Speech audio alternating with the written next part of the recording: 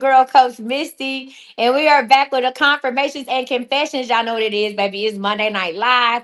We have a secret sale going on. We got a $10 and $20 hollers going on exclusively at I'mCoachMisty.com. We have reading questions. Black Magic is on sale. You can get Black Magic as low as $10, y'all. We have our new energy. We got a new oil, an energy reset oil, and it glistens. And it glistens all over your body. We got a new energy reset oil you can try out for $20. You can try the body wash. We're gonna have a good time, right? So if you don't know, I, Uno Nuno, will be off for about 10, 12 days. No, I won't be back until Easter. So today is the what? That's a long time. I'm gonna go live one more time tomorrow, and then y'all won't see me again until Easter Sunday. So we gonna have a good time. I'm gonna make sure. Listen, we are over here working overtime all the time. Y'all should know I want one. I'm not one of them Erica Badu girls. I don't know how to do this. So we are over here working all the time and overtime tonight to make sure whatever you order from the $10 or $20 holla, go ahead and get sitting out before we leave town. So without further ado, I want to say this before we get started with the confirmations. Let me apologize. If you were watching my live last night and you felt you were accosted, if you were watching my live last night and you clutched your pearl, I want to apologize from the deepest part of my heart. I do. When I went back, I had Taylor. Taylor hit me up. Marshall, turn that goddamn heat off. Hold it and got hot. Marshall, turn that heat off. Hold it got hot. It got hot. Turn that heat off. It's hot as fucking here. You're gonna have to eat some cornbread or something. You're gonna have to eat some cornbread. Girl, it's hot. Girl, fuck you. Whew. I'm gonna say this to say that. Listen, to God be the glory for the things he has done. When I tell you, I watched that doggone. Hold on, y'all. I'm gonna have to close these doors because I know they talking and you can hear them. 1 second, y'all. Well, she got to still bring my coffee. Never mind. Let me tell you something. The fucking way. The fucking way. When I tell you that hold on, let me block this bitch because I don't have it's time to play with no fucking body. You dozed off. You thought it was an advertisement for Eat 'em Up. I did have on Black Magic Mist. I did have on Black Magic Mist. I was rocking Black Magic Mist last night, this morning. Let me say this to say that. I apologize. That was ridiculous. That was crazy. The way, the truth, and the light. Marshall, when you leave out, go ahead and close them doors behind you. Thank you. Go ahead, put it down. Oh Lord. Oh Lord. Thank you. Is Black Magic Mist gone for good? Hold on. No, wait, is it? Wait a minute, where is it? Oh no, I thought I put it on the $10 sale. Y'all want some Black Magic Mist for $10? Does anybody want Black Magic Mist for $10 tonight? You turn that heat off, Marshall. You said I was laughing my. You said I was laughing my ass off when Cookie was tickling me. When did he tickle me? Did you turn the heat off? Yes, the heat is off. Okay. He wasn't tickling me. When did Cookie tickle me? He was doing more than tickle. Okay, you know what, Marshall? There was no tickling involved. Are we using the code word tickle for something else?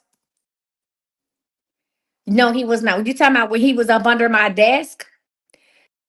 That's what you mean? You mean when Cookie had got up under my desk and pushed my chair back? Is that when I was laughing at that time? Is that what we're talking about? He wasn't tickling me. Huh? You can call it a tickle if that's what you want to call it, but he wasn't tickling me. The office chair need to be sanitized. The way I hate y'all. He wasn't tickling me, y'all.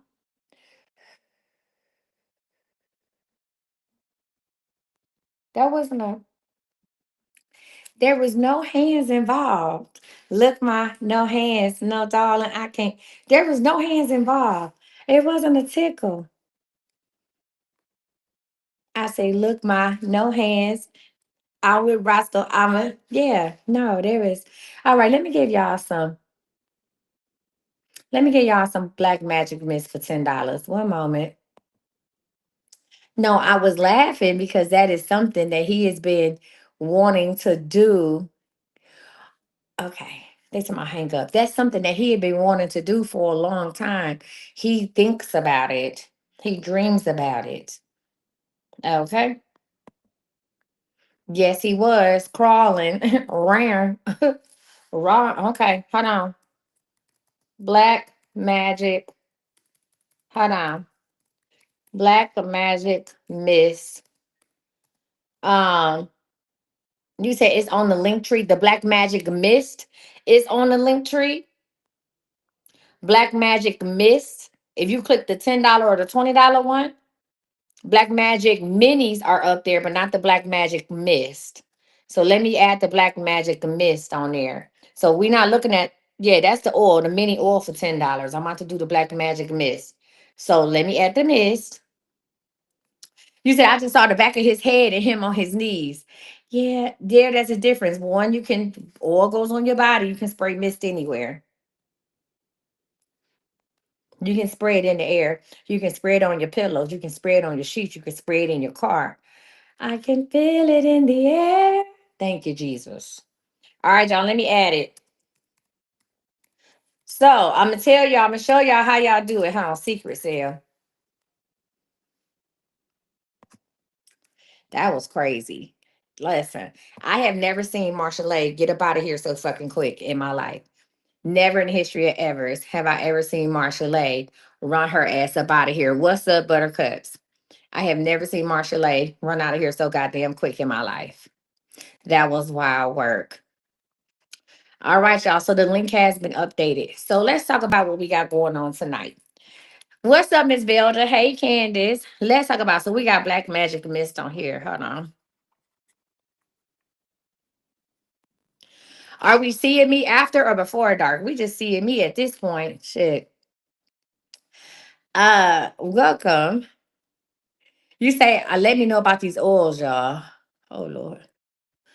All right. Somebody said they want to know about the oils. First of all, please allow me to reintroduce myself. My name is Coach C to the OACH. Y'all, there's no me. So here we go. First of all, I want to give honor to God who's the head of my life. Without him, through him, all things are possible. Okay, that's number one. I want to give an honor. Listen, I want to give a shout out and an honor to the mods today. I want to give a shout out and an honor to the newbies. I want to give a shout out to Miss Brenda and Marsha Lay Crochet, who is here to slay. They about to do these orders. Lord, I want to give a special shout out. A special shout out, Lord, to your son, huh? To our brother in Christ. I want to give a special shout out to the cookster. And I never would have made it. Let me tell you something. I ain't got no sleep that good in a long time. Shout out to you. You the real MVP. Okay, shout out to you. Shit.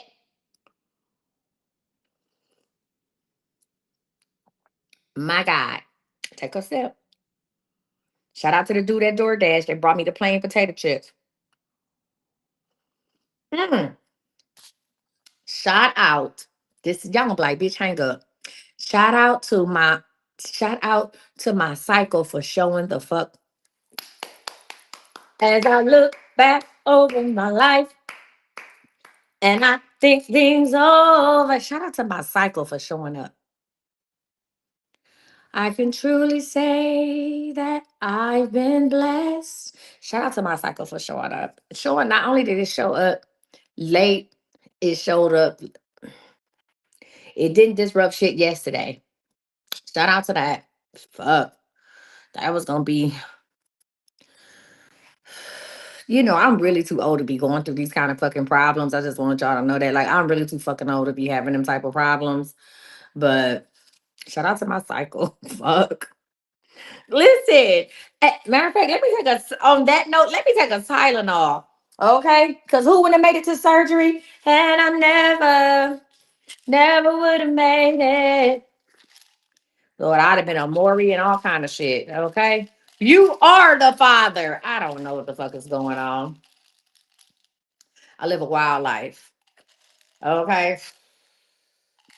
Shout out to you, baby Jesus. Shout out to you. Mm, listen. Woo! That was gonna be awkward. That was gonna be an awkward conversation. Okay. Mm-hmm. Could be premenopausal. Premenopausal what? Premenopausal who? Oh, you say why my shit came late? Nah, I play reindeer games. I play reindeer games every goddamn time. Okay, baby. Mm-mm. Your girl eggs is still fertilized. I know. Okay. We had a little situation last year, player. Premenopause on my ass. Okay. That shit, that shit is pre-baby. Okay, let's get this happen. Roll the dice.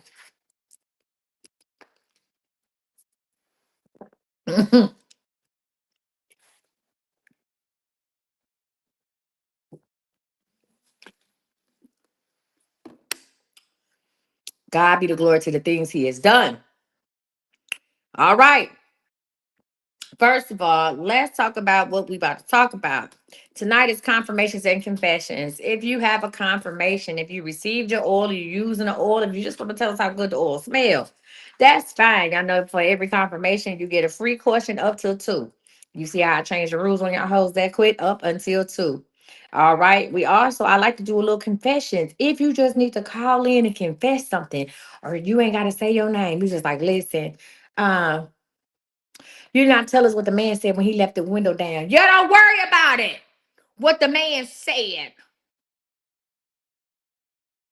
You want to do a little story time? If I do story time, I'm gonna put this book on sale.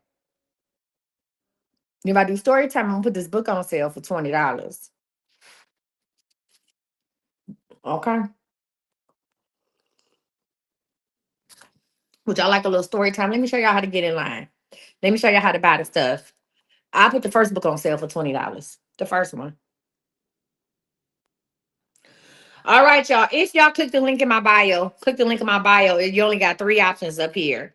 If you click the link in my bio or go to iamcoachmissy.com, you only got three options. You got the $10 sale and you got the $20 sale. And then you got if you don't want either specific and detailed questions or April 2025, it ain't on sale yet.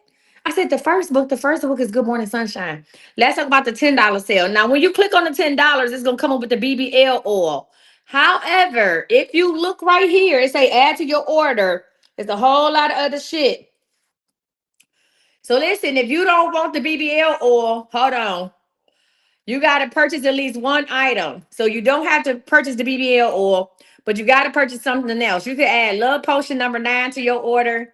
So let me show y'all. It's a little tricky. You can add Love Potion number 9 and take the BBL oil off. So you don't have to purchase BBL oil. You can go ahead and do that. So listen, you got the Black Magic minis. You can order as many of those as you want for $10. The little minis, they look like this. Black Magic. That's our conjuring oil. Black Magic. This is your super manifestation. It's your manifestation booster oil. And it smells a fucking amazing. You can get one specific and detailed questions or one lucky number reading.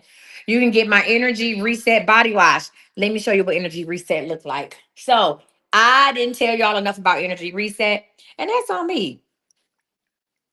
That's on me. That's energy reset.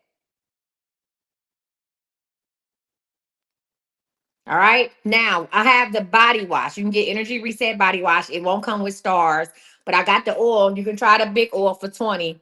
You just put it on and add some good energy. And it's kind of pretty. All right. Pay you, right? So you get this big bottle for 20. That's under the $20 special. All right. Energy reset oil. Shake them up. And it smells amazing. It has a very soft. How do you reset the energy? I almost said something stupid. All right.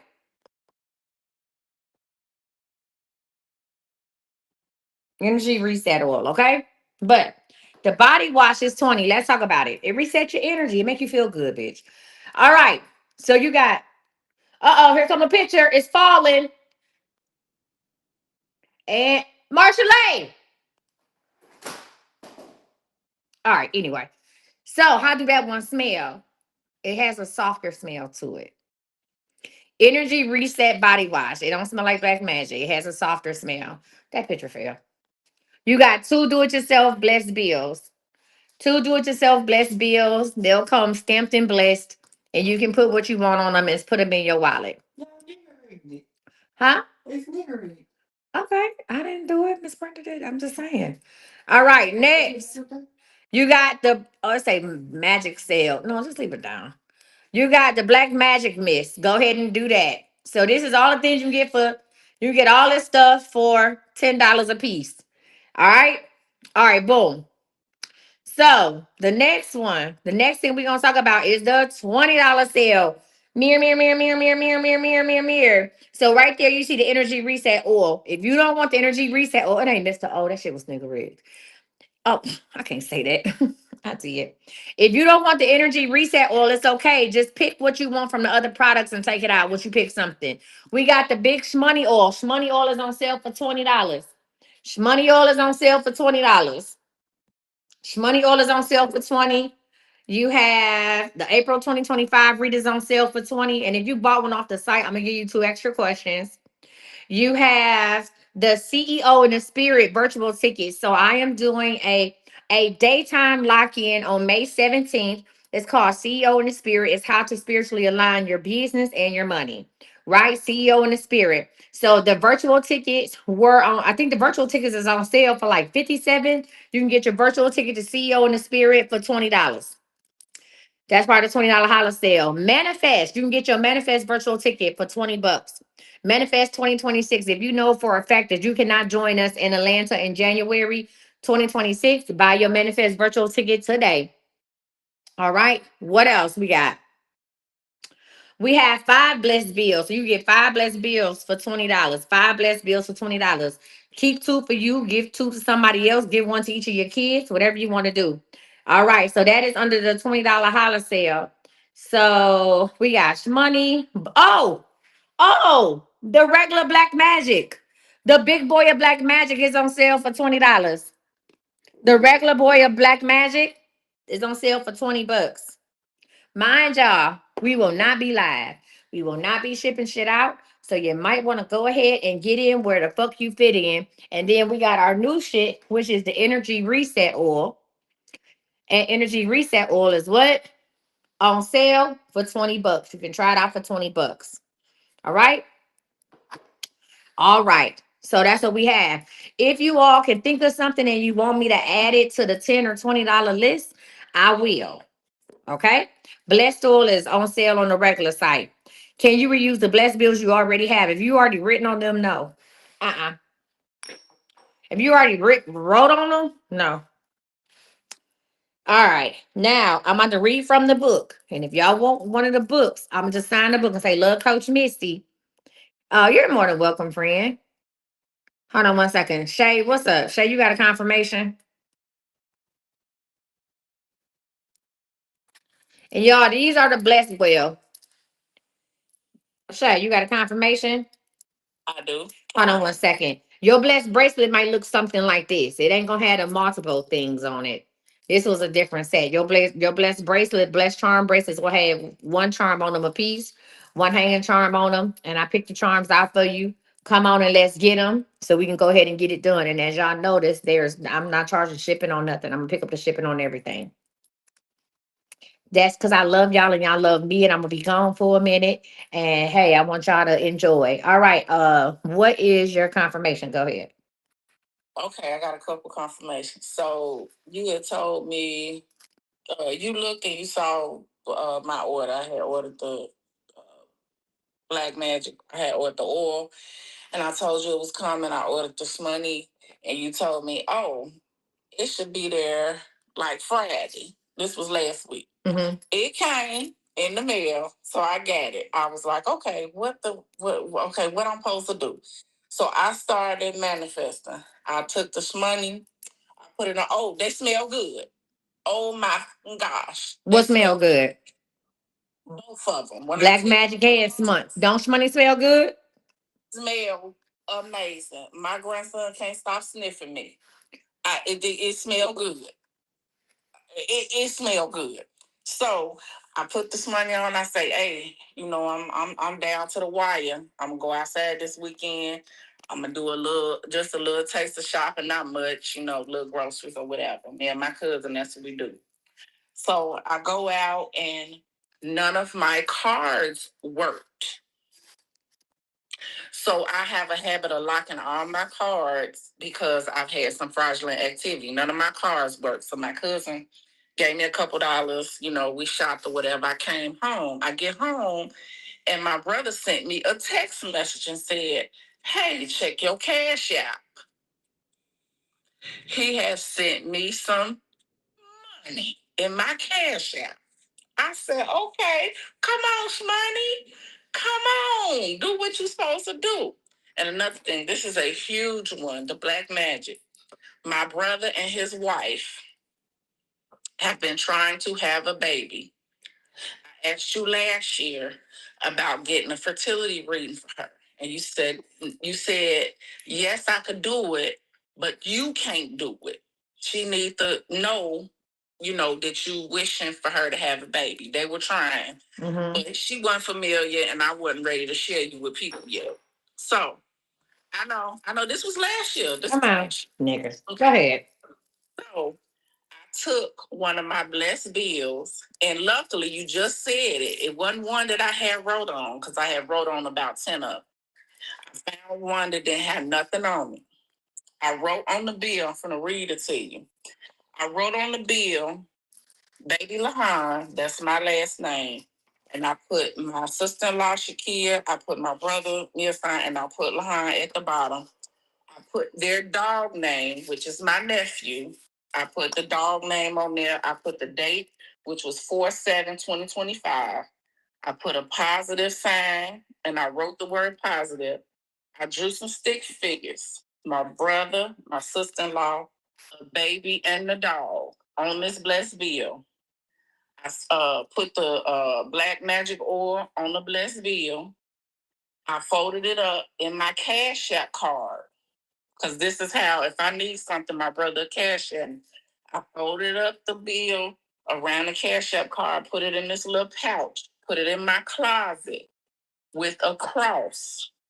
And I said, please, Lord, bless them with a baby. When did you do this? When did you do this? On the 7th. Oh, this year. Yeah. Is yesterday? Today is the 7th. Oh, well, shit. I must have did it last night. Okay. After we got off here. Mm-hmm. They got the results. I didn't know that she was going for no test. They've been going through IVF for a couple years. I didn't know she was going to get no results today. My mother called me this morning, probably about 10 something, mid-morning, and said, they pregnant. I'm around here hollering. I'm screaming. Yeah. I'm like, oh my gosh, I can't believe it. I called her. I'm hollering, screaming. I'm like, oh my gosh, I can't believe it. Because my brother has a 32-year-old daughter. Mm-hmm.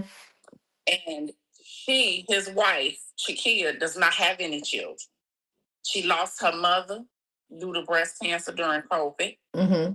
Well, it was due to COVID. She lost her brother in a drunk driving car accident. So she don't have nobody. Mm-hmm. When I tell you the black magic oil,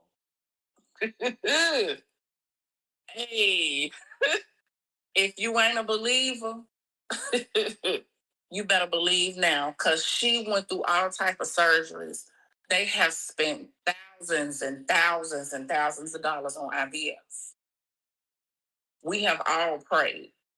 But I said that prayer. I put it on this bill. I wrapped it up. I wrote their names on it, wrote the dog name, wrote a date. No, the date was today. And somehow, I don't know how I wrote today, because I didn't do this today. I did this on freaking last week. I don't know why I wrote the 7th. I don't know why. I don't know why I wrote today on this bill. I wrote this date on this bill, and she got her results today. Went to go get a test. And when I tell you this is freaking amazing. This is amazing. I've been crying all day. I feel so awesome.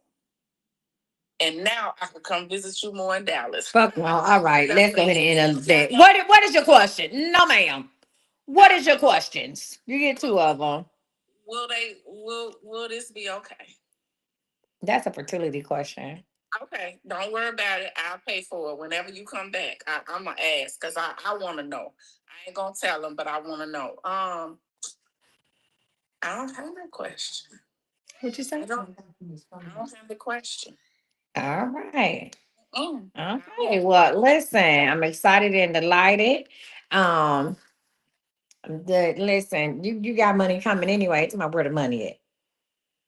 No, this is no. This was just me needing. I know it's coming. I know it's coming. I got some answers.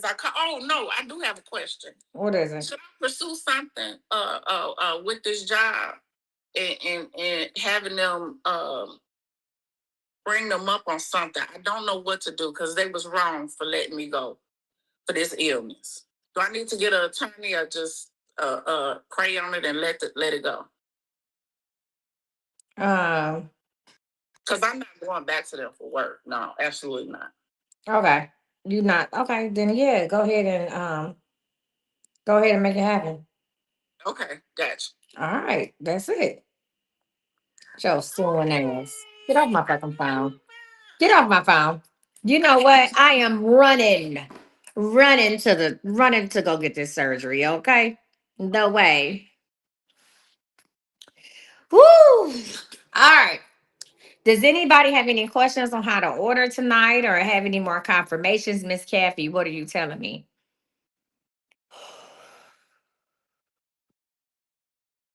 What are we doing? Because if not, I'm about to start calling people. Does anybody have any more confirmations? I see a lot of people saying, hey, I got my oil. Do you have any questions on how to use the oil? What are we doing? What's up, Carisha? What question do you have? If anybody asks you, what's the matter with me?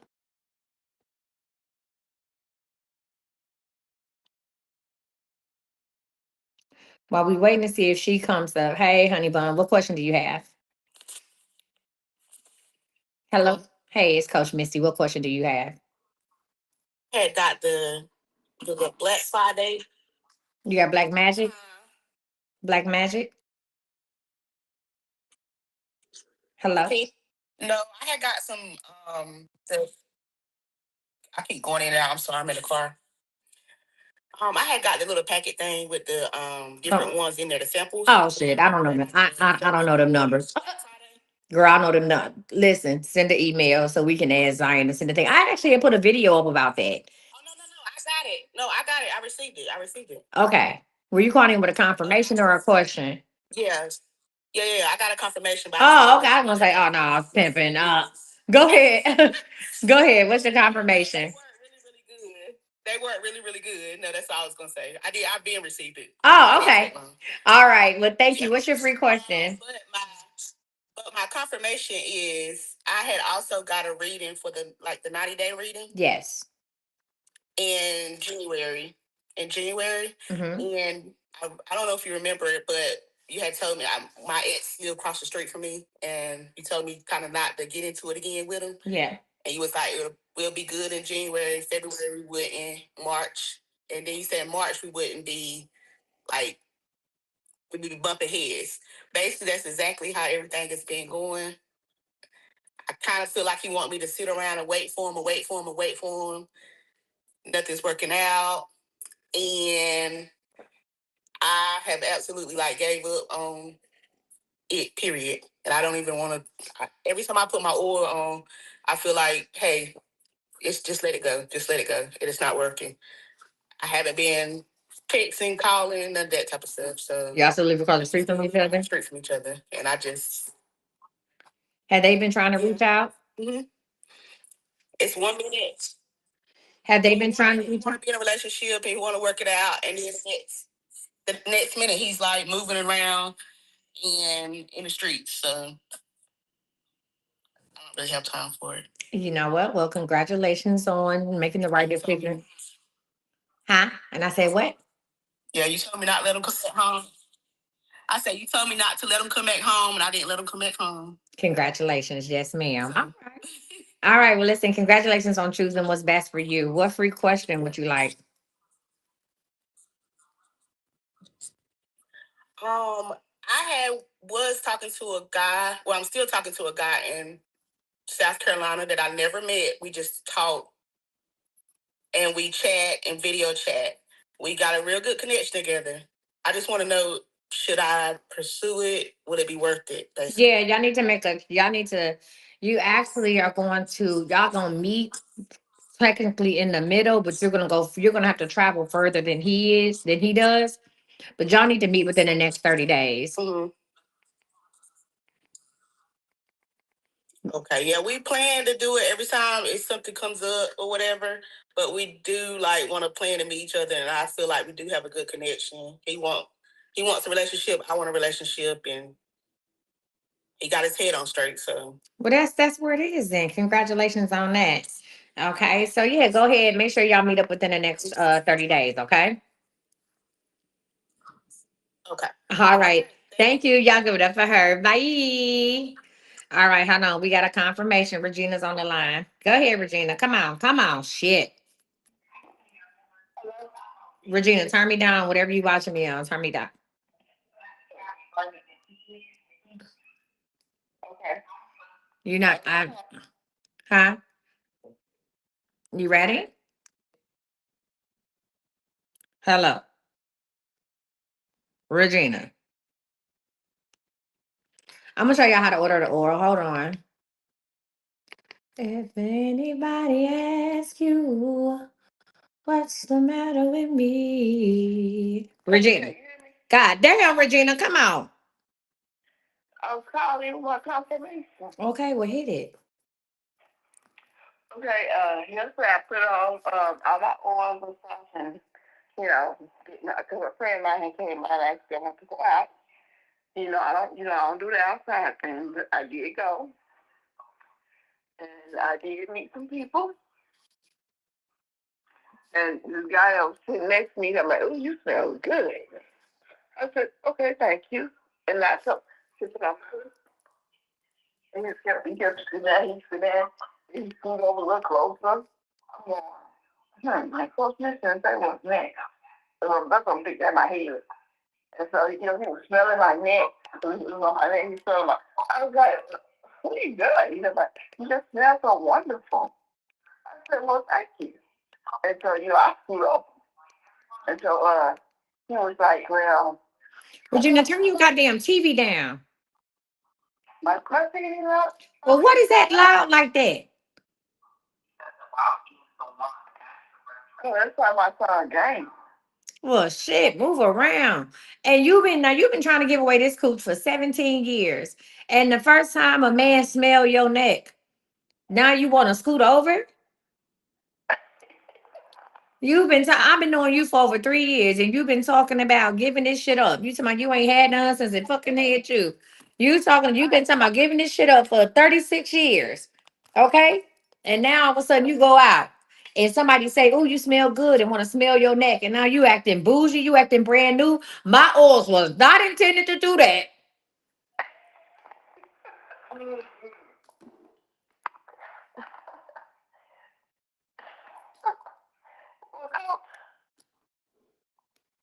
What? I'm trying. They talking about not 17 years. No. Virginia, how long has it been? My son is 25. How long has it been, Regina? 24 years. You ain't had nothing in 24 years? Mm-mm.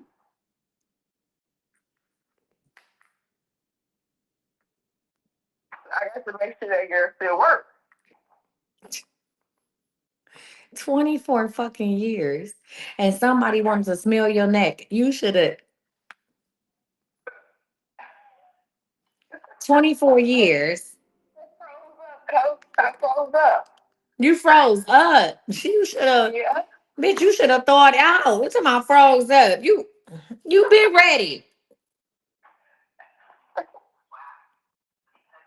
Not somebody said you're gonna need surgery because her cousin's closed up. I'm about to I'm about to leave. I'm about to hang up. Regina, what you want to know if I hang up? They say your shit is closed up for sure, like physically closed. Giving it away between this one and next one. I'm giving it away. You giving it away? Yeah. I'm gonna do it. All right, Regina. They talking about what is you holding it for? I don't know. 20 something years. I'm about to hang up, Regina. I just want you to know that, okay? Stay blessed.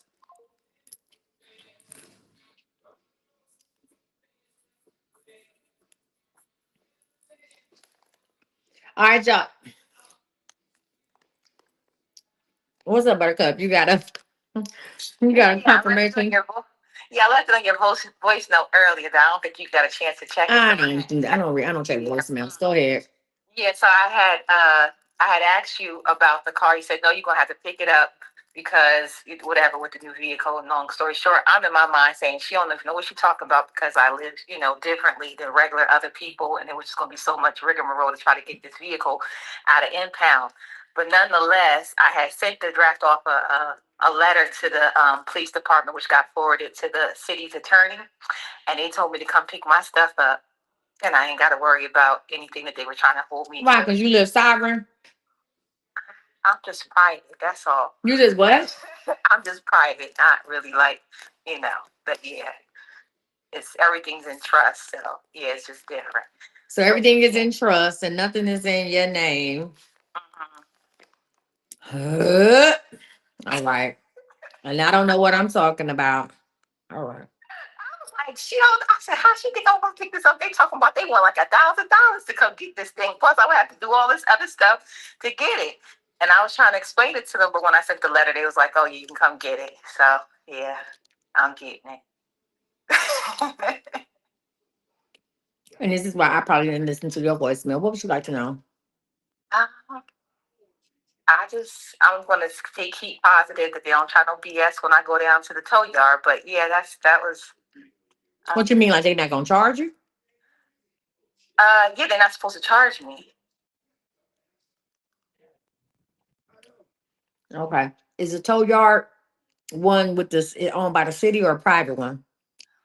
I don't know who it's exactly owned by. It's they list four that they actually use. I gotta look up the actual owner for the tow yard, but it's not like it's on the same street as the police department though. I'm not sure if it's owned by the. I don't think it's owned by the police department. Okay. Well, good luck with that. You saying good luck because you see that they're gonna try to charge me? Is that your question? Yeah. Good luck with that. They don't go fuck about no letters, no trust, no none of that. Owner of the tow yard want their money. They pick that car up. Okay. What you gonna do? Sue them. That's all. You gonna sue them?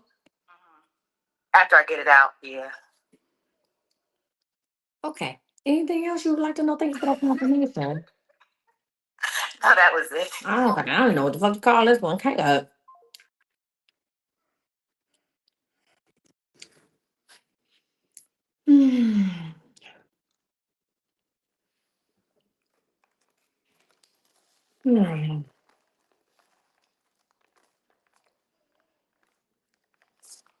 Again, I apologize about last night. Shit got a little crazy. It's a lot of cocoa butter and shit. It's a lot of cocoa butter, and it's just a lot going on. Okay. Mm. You said I look white tonight. Thank you. Super white. Thank you. Yeah, it is part of my heritage. Y'all ain't got a blocker. Y'all can unmute her. Unblock her. You can unblock her. She said I look super white tonight. Thank you. Y'all can unblock her. I ain't doing no tripping. Hmm? It's fine. Looking super. Thank you. Thank you, Tamla. I'm looking super white tonight.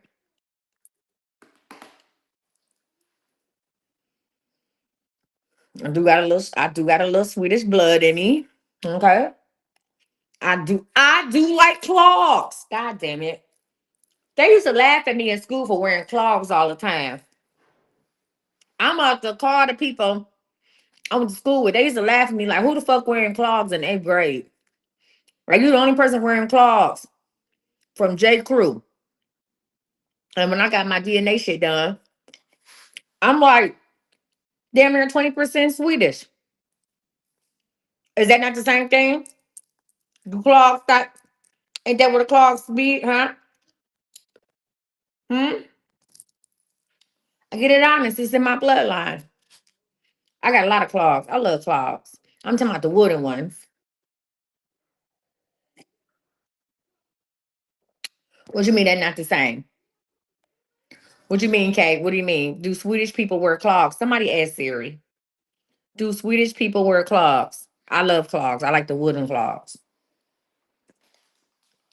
And if I am, they said all of the DNA test says the DNA test said that all of my Swedish cousins was white. All of they be like, hey, this is your family tree. Yes, it is the same fucking clogs. It's in my fucking DNA. Okay. I don't wear that bullshit y'all wear. I ain't talking about no fucking Crocs. Okay. I wear clogs. The wooden ones. Okay. My ass sound like a Clydesdale coming down. When I walk in my clogs, I sound like a fucking horse coming down the street. Okay. I.e., I'm Swedish. Therefore, that's what it is. Huh? They hurt my feet, but I love them. You said Kathy Jean clogs back in the day? Baby, clogs is still fire. And don't give me the clogs. Don't let me get the Eastland clogs that had the strap around the back. Don't tell me shit. The clogs with the strap? Hmm? The clogs with the strap around the back? Shit. You can tell me nothing back in the day. With a jean skirt? Hmm? Yes, sir. I was staying bow-legged in my jean skirt and my clogs and my ankle bracelet. What? Okay. With a split in the front? No, that's your fast ass. My split was in the back. Okay. Or I had on a trumpet skirt. I had on a trumpet skirt. With a French roll? Girl, fuck you. What up? Hmm? With the French roll?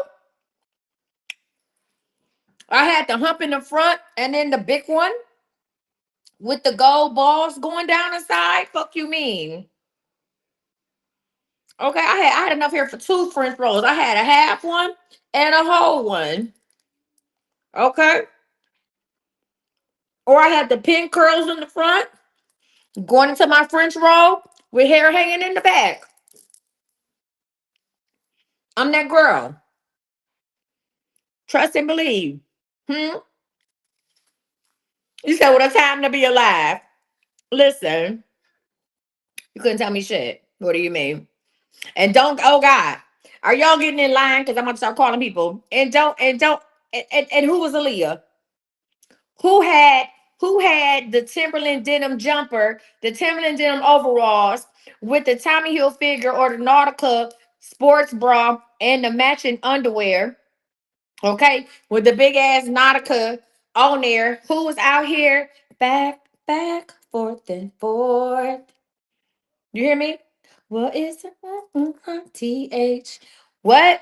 Who was standing outside like they was Aaliyah? Me. Huh? Who was 125 pounds and the coldest? Who had one strap on, one strap to the back, with a gold chain, standing outside with a thousand bangles on? Me, baby. I was 15 years old with enough gold jewelry on. I looked like I worked for social services. Baby, I looked like I was, listen, I looked like I was the way, the way I was grown and shit. Okay. At 15 years old, I had all the gold on. What do you mean? With my gold hoops. I did. I did. I had regular gold hoops, polished ones. I didn't do all that bamboo shit. Huh? I had a gold necklace, I had a herringbone and a rope. I had three gold bangles. My dad had bought me a 1 carat gold a diamond ring. He said, "Don't ever let nobody give you no foolishness. If I gave you a carat, what he gonna do?" At 15 fucking years old. At 15 years old. Wow. You hear me? Hmm? With a small Fendi crossbody. Play with somebody else. Don't play with me. All right, y'all. I'm gonna give y'all time. Let's go over what's on the $10 list. How many people want to take? How many people want to get something for $10? Me. How many people need to know how to get this stuff for $10? Let me show you. If we are on TikTok, let me see. Did anybody else call me for a thing? And no. Let's go to TikTok real quick. Let me show y'all. All right, y'all. We got a $10, $10 to $20 holla sale going on because, baby, that's just why you said mood lipstick. Oh, you's a wild girl. All right, y'all. So if y'all go to my profile, if you go to my profile, that's my profile. That's me, Coach Misty. Do eat 'em up oil is not on sale. Eat 'em up oil is on thisiscme.com. No, ma'am. So here's the deal. I'm only putting stuff on sale that we ship out from this location. If I put eat 'em up oil on sale for $10, Zion will lose his shit. So we are getting this shit out from this location and shipping it out to you. Boom, boom, boom. You said you ordered your black magic oil today. You sent the email address change. Oh shit. I don't know if we got that because I wasn't checking emails. Peaches, did you get a thing? Peach, oh God. I gotta look and see where it's at. All right. Well, and please don't start putting stuff in the comments about orders because then I'm just gonna log the fuck off. Okay. So here we are. We're on the this is where you go. All right. So you're going to go ahead and click where it says the links. You see the links? It's okay. You see the links? Go to the first one. You see the links? You're gonna press the first one. And it takes you where? To my link tree. To my link tree. Right? And you're going to have a $10 sale and a $20 sale.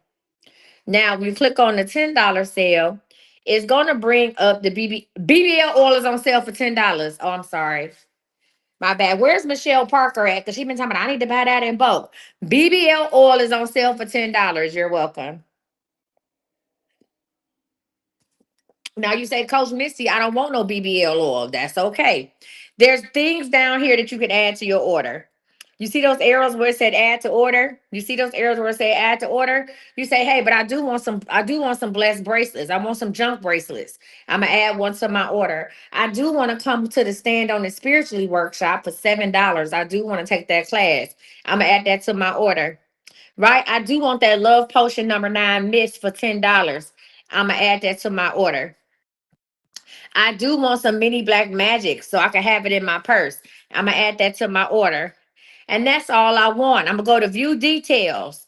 I don't want that BBL oil. I'm gonna go ahead and change the quantity to 0. And I'm gonna remove it.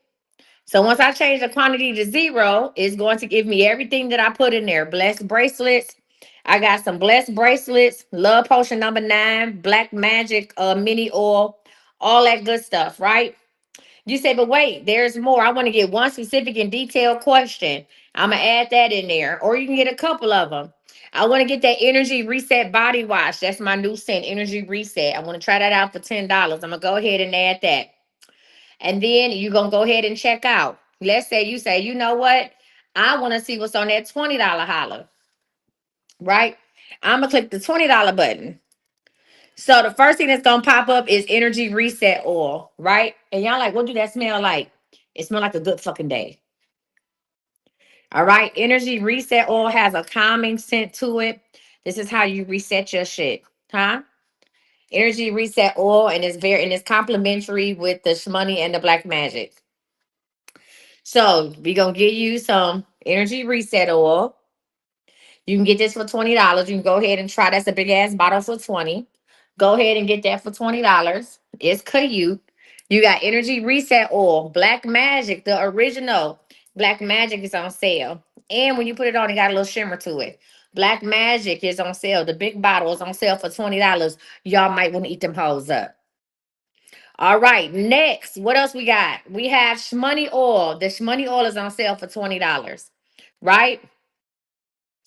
The April 2025 readings are on sale for $20. We have a CEO in the Spirit virtual ticket for May 17th. That's my workshop to teach you how to be spiritually aligned with your business and all that good stuff. That's on sale for $20. Y'all can shoot me some gifts. What are we doing? Y'all just sitting here, clap, tap, tap, tap in. Y'all can send gifts. What are we doing? All right. If you want to come to Manifest 2026 virtually, that's on sale for $20. That ticket is normally $57. If you want to get 5 blessed bills, we just heard an amazing confirmation about blessed bills. These are 5 do it yourself blessed bills.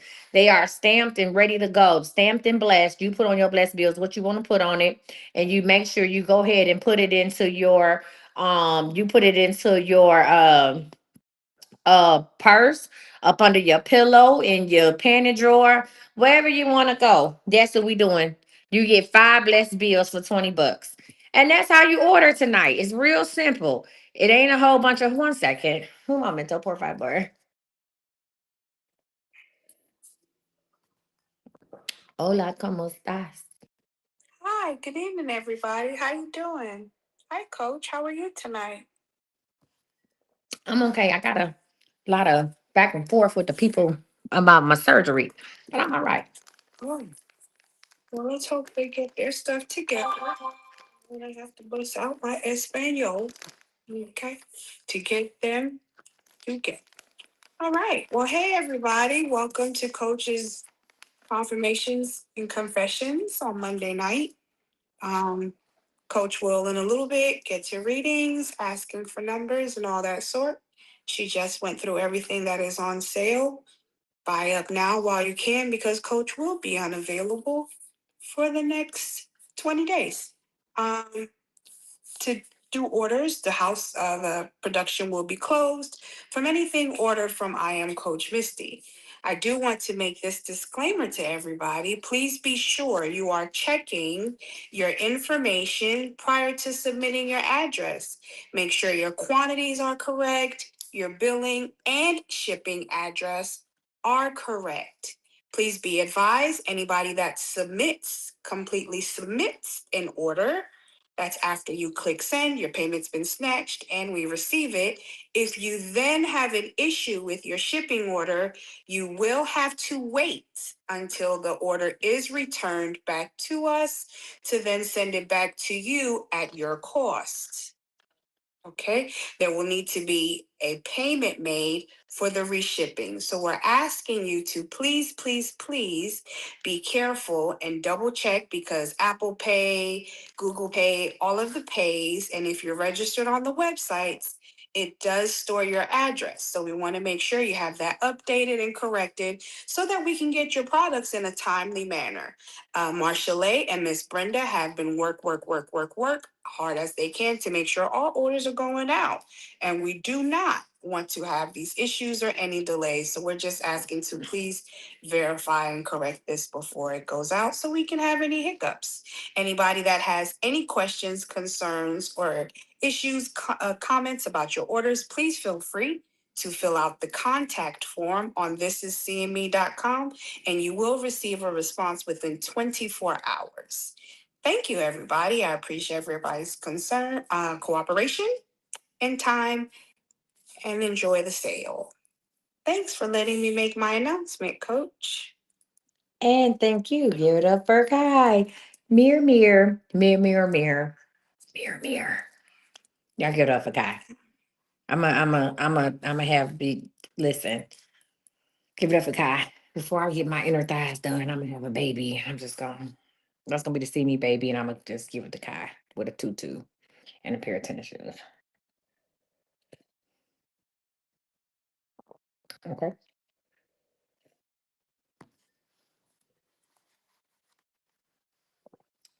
Now, what was I about to say? All right, y'all. So what I'm gonna do is I'm gonna start calling people. I know a lot of y'all do not have order numbers for your readings if you bought them online. I'm just gonna open up the shit and start calling people, and we're gonna do a shipment shout out and see what happens. Okay. Now, how many people y'all want to read from book one or two? How many people would like a good story time? How many people know I wrote books? Because I know we got a lot of new people in here. How many people know I write books? How many people know I write books?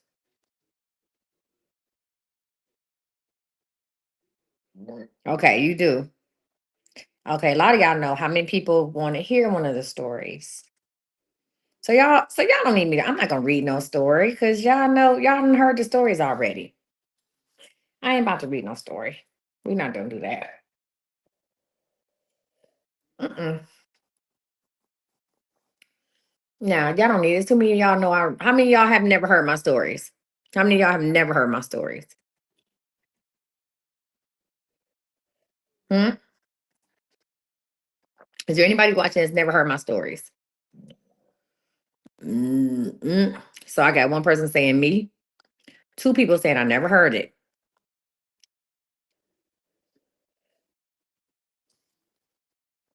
You ain't never heard my stories, Tyrone. All right, since Tyrone ain't never heard them, if you need help placing the order, please let somebody know. If y'all like this story, I will put this book on sale under the $20 list, and I will autograph it for you.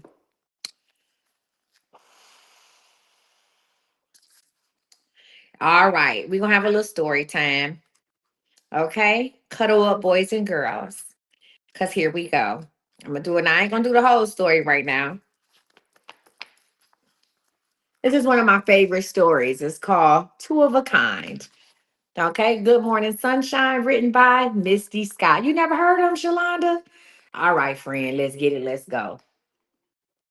Y'all ready? All right, boys and girls. Today we will be reading from story number 3. No, not this is CME.com. Okay. We're not doing that. I got some $10, $10 and $20 hollers. I mean, they can if they want to, but it's a better deal on the site. On I am Coach Misty. Okay, boys and girls. This is my first book that I ever wrote. It's called Good Morning Sunshine, Volume 1. By who? Misty D. Scott. All right. I'm gonna write them. This one was written in 2021. Okay, when I had COVID and I thought I was going to. Okay. All right. So story number 3, Two of a Kind. I started the story earlier, so if I did, just bear with me. What do y'all want from the store? I asked my kids. They was always begging for snacks I didn't have. If we had brownies, they wanted fudge rounds. And if we had fudge rounds, they wanted brownies. But I didn't mind my kids asking because they were good kids. And it kept me laughing. So I tried my best to oblige them. I headed out the door and the crisp fall air was refreshing. So I walked past my suburban and decided to walk to the store.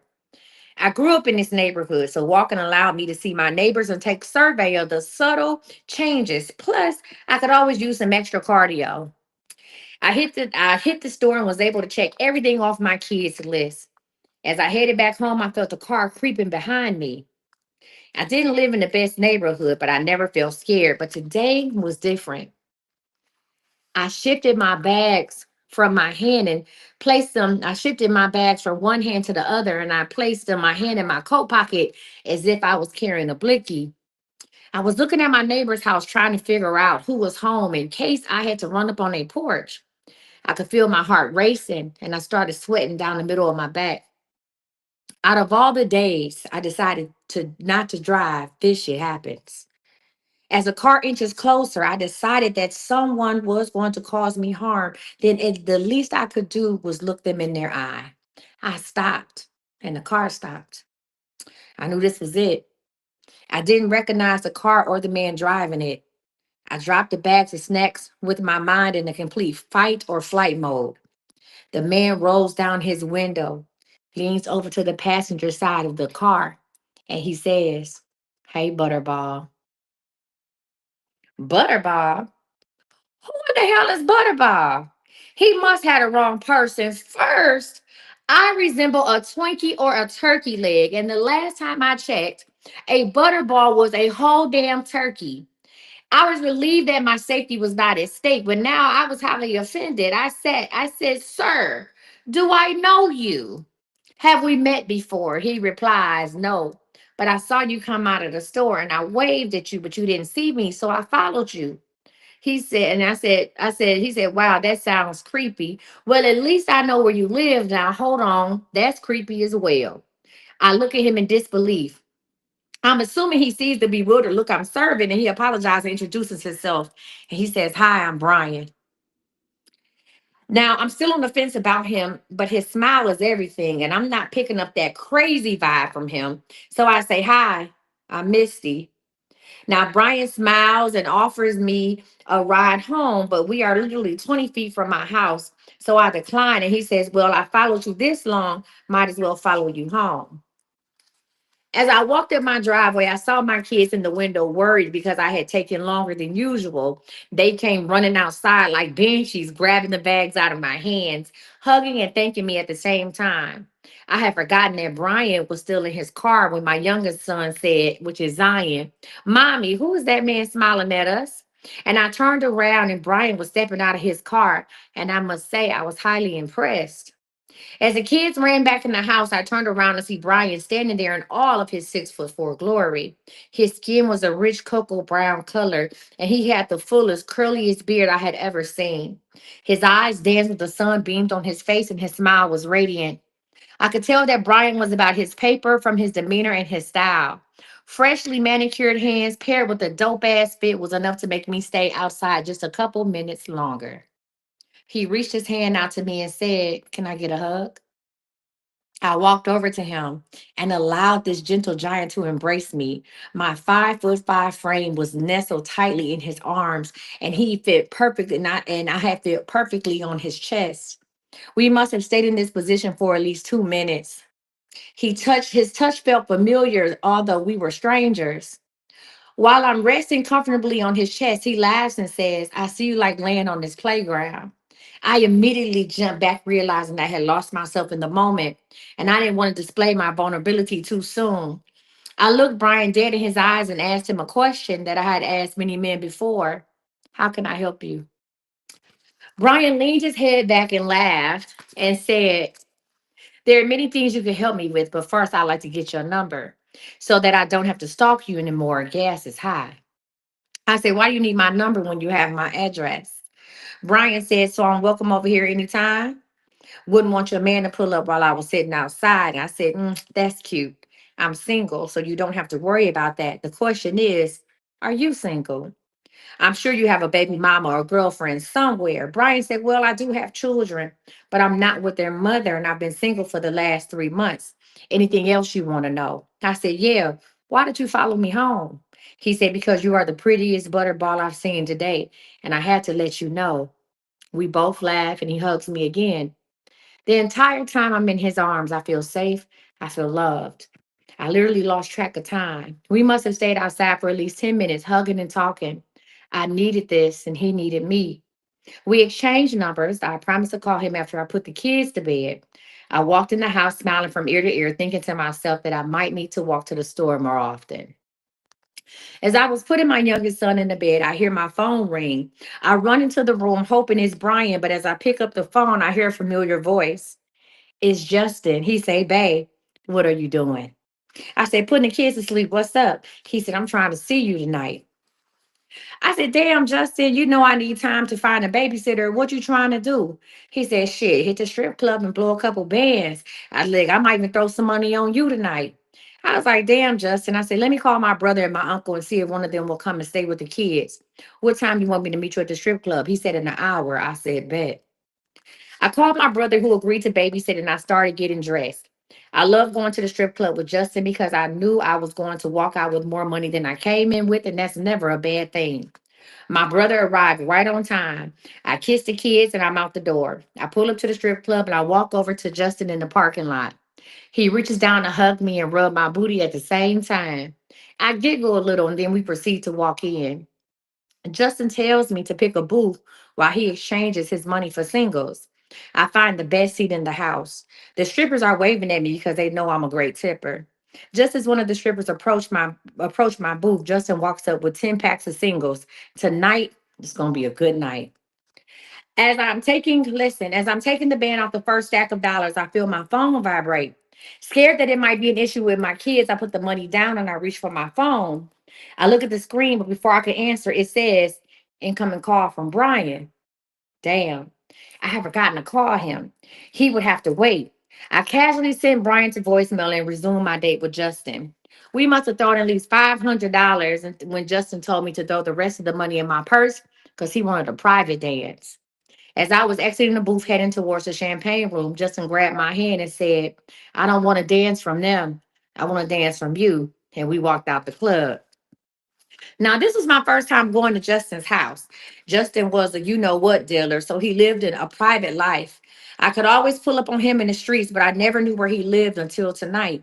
Now, in all fairness, he didn't know where I lived either. For the most part, we were just hanging out. See, I had met Justin my ninth grade year, but he was a junior and a bad boy, so I kept my distance.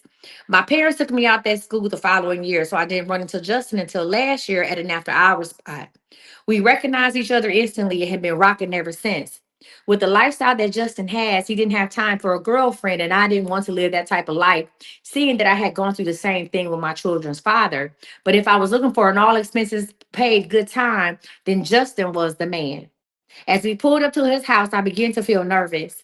I didn't know what to expect. Justin and I had never did anything before. All of our dates were in with a hug and a kiss, and that's it. Wasn't sure what he expected, but I was determined to give it all I had. As we entered his home, I was surprised by the warm feeling I experienced. There were family pictures everywhere. His son's toys were still in the living room. I knew he had invited me to his safe place, and I was honored. Justin saw me looking at the family pictures and he came over to explain whom everyone was. I saw his mother with his sister, nieces, and nephews, and his kids. I felt as if Justin was opening up to me and I liked it, but soon that warm, fuzzy feeling was gone when he grabbed my hand and he led me upstairs. Justin's room was just as I expected, something straight out of Scarface. His bed had to be the biggest bed I had ever seen, but he was a big guy. He was 6'5", weighing 250 plus pounds.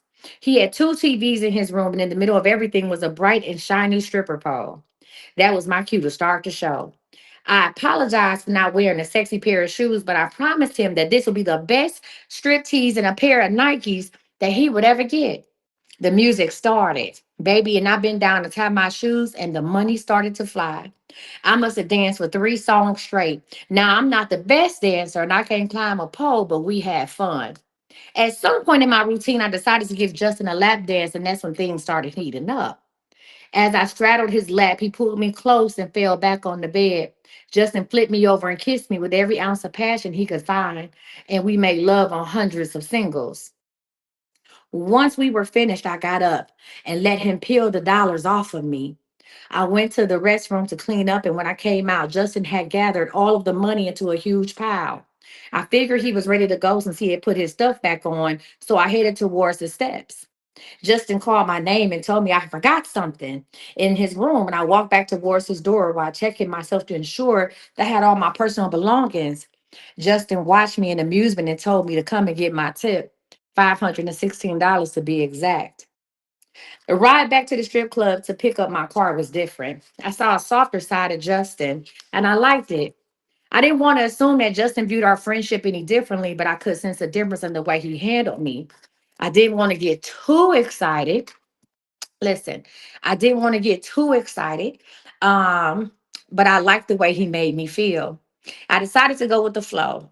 Once we arrived back in my car, Justin kissed me on my lips and opened my car door. I promised to call him as soon as I walked in the house. On the way home, I laughed to myself and thought, what a day. Had a bomb ass date with Justin and I met Brian. Damn, Brian. I was supposed to call him back, but it's 2:43 a.m. Maybe I'll text him if he's up, he'll answer. I'll act like I fell asleep early. It's worth a try. All right, y'all. So pause. There's no blessed oil on the sale. Blessed oil is on thisiscme.com. So you can't add blessed oil to this sale. You'd have to order blessed oil off our regular site. Y'all want me to keep going or no? Y'all want me to stop? Yes, no, maybe so. Uh okay, I'm gonna keep going just a little bit. Okay, I'm gonna keep going. All right. So as I walk in my home, I see my brother knocked out on the couch. I cover him up and check on the kids. The kids were a mess, but I wasn't concerned with that tonight. I called Justin, and when he picked up the phone, I heard a lot of commotion in the background, so I knew he was at the off after hour spot. I let him know that I was home, and he promised to call me later on once he came back out. I jumped in the shower and slipped into bed. Now it's after 3 a.m. I know damn well it's too late to text Brian, but I do it anyway. I text Brian. I say, hey, it's Misty. I fell asleep early. I'm so sorry. Call me when you wake up. To my surprise, I get a text back and Brian said, hey, I'm up. I said, hey. I was so excited that Brian was texting me back at 3 a.m. I asked him about his day and what he likes to do. After a couple texts, he decided to call me and we talk until the sun comes up. Before we hung up, Brian asked if he could stop by later, and I happily said yes. The next day, Sunday, I woke up around 11 a.m. My brother had woken the kids up and made them clean up so that I wouldn't blow a gasket. Little did my kids and my brother know that I was on cloud nine. I handed my brother $100 for watching the kids, which is a far cry from the normal 30. Once my brother realized that I had paid him in all singles, he laughed and said he didn't want to know anything else. Around 2 p.m., Brian called and asked if he could come over. He also wanted to know if my kids were home, which is not an uncommon question. I replied, yeah, the kids were outside playing, so we had some time to chill. About 30 minutes later, Brian pulled up. I unlocked the door and was waiting on the couch. To my surprise, Brian walks in behind my kids carrying grocery bags. I was confused, but the kids were smiling from ear to ear. I said, Brian, what is all this? Brian smiled and gave the bags to my kids, and he simply said, snacks. Brian had literally gone grocery shopping for my kids. I was amazed that he would show this level of kindness so early in the game. After my kids put the groceries away, Brian reached into his pocket and pulled out four crisp $5 bills and handed them to my children. My kids were ecstatic. They ran out the door and promised to give us space. I heard my oldest daughter tell the other kids that she liked this one and hoped that he was my main boyfriend. Brian and I laughed, but secretly I was hoping the same thing. The kids kept their word and stayed outside for 2 hours while Brian and I sat on the couch and watched a movie while getting to know each other. The whole time I wanted to jump on Brian and kiss him in the mouth, but I didn't know when my kids would come back in, so I had to keep my composure. I could tell that Brian wanted to touch me as well, but he was respectful. Listen, just as my kids were coming in, I received a call from my grandmother asking if the kids wanted to walk down to her house and spend the night. I agreed to let them go and even let them take the groceries that Brian had brought. Brian offered to drive them down the street, but my grandmother had already started walking towards my house, and the kids love walking with my grandmother. Life was good. Within 15 minutes, the house was clear, and Brian and I moved our conversation to the bedroom. We sat on the couch. We sat on the edge of the bed in silence, unsure what was going to happen next. So I lowered my head to avoid looking in his eyes. I hadn't felt this vulnerable since I was a teenager. Brian slowly reached over and touched my hand before I could make a move. He had kissed me on my mouth. It was soft and subtle kiss at first, and then he laid me back on my bed and stuck his tongue down my throat. He had the sweetest smelling breath. His mouth tasted peppermint and mouthwash. His neck smelled of Burberry's men cologne. I sucked on his bottom lip while he placed his hand gently on the small of my back. I felt like a delicate flower in his arms. He laid back and pulled me on top of him. In seconds, I was seconds away from licking his face. While I was on top of Brian kissing him, I could feel him kicking his shoes off. So I stopped kissing him, and while straddling his lap, I unbuttoned his pants and he adjusted me by removing my shirt. Brian and I were in seconds.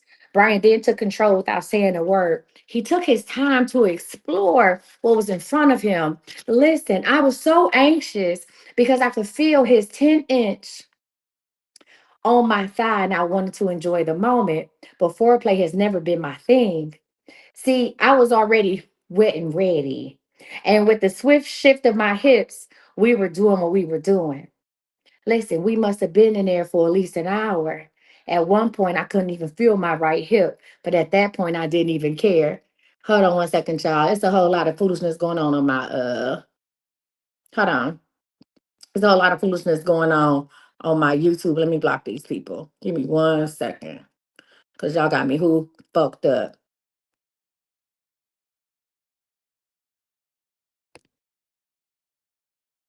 So, give me 1 second. All right. Y'all want me to keep going or do y'all want me to stop? Y'all want me to keep going or are we stopping? What we doing? We going? We going? Uh, They said keep going. Okay. Now, I'm not sure what time Brian and I fell asleep, but the sunlight woke me up and I jumped up once I realized we had slept the night away. I was hoping that Brian would not be upset since we did fall asleep. I admit that I watched him sleep for 5 minutes before I awoke the sleeping giant. I had prepared myself. You said the story seems real. It is real. This shit really happened. If my boy Lafayette watching, Lafayette, if I tell you the real names, you know exactly who these people are. She said, but the story seems so real. It is real. This shit really happened. All right, y'all. I'm gonna add this book. Hold on, before we go any further, I'm gonna go ahead and add this book to the $20 holler. I'm gonna add the book to the $20 link. Hold on 1 second. Jesus, my feels it sounds so real. It was. All my books are real. That's the crazy part. I lived a hell of a life. Hold on, y'all. Let's add this. She said, I was thinking the same thing. This book seems so real. It is, because this shit really happened. Hold on. I'm gonna put book number one. Hold on. Book number one. And I'll sign it for y'all.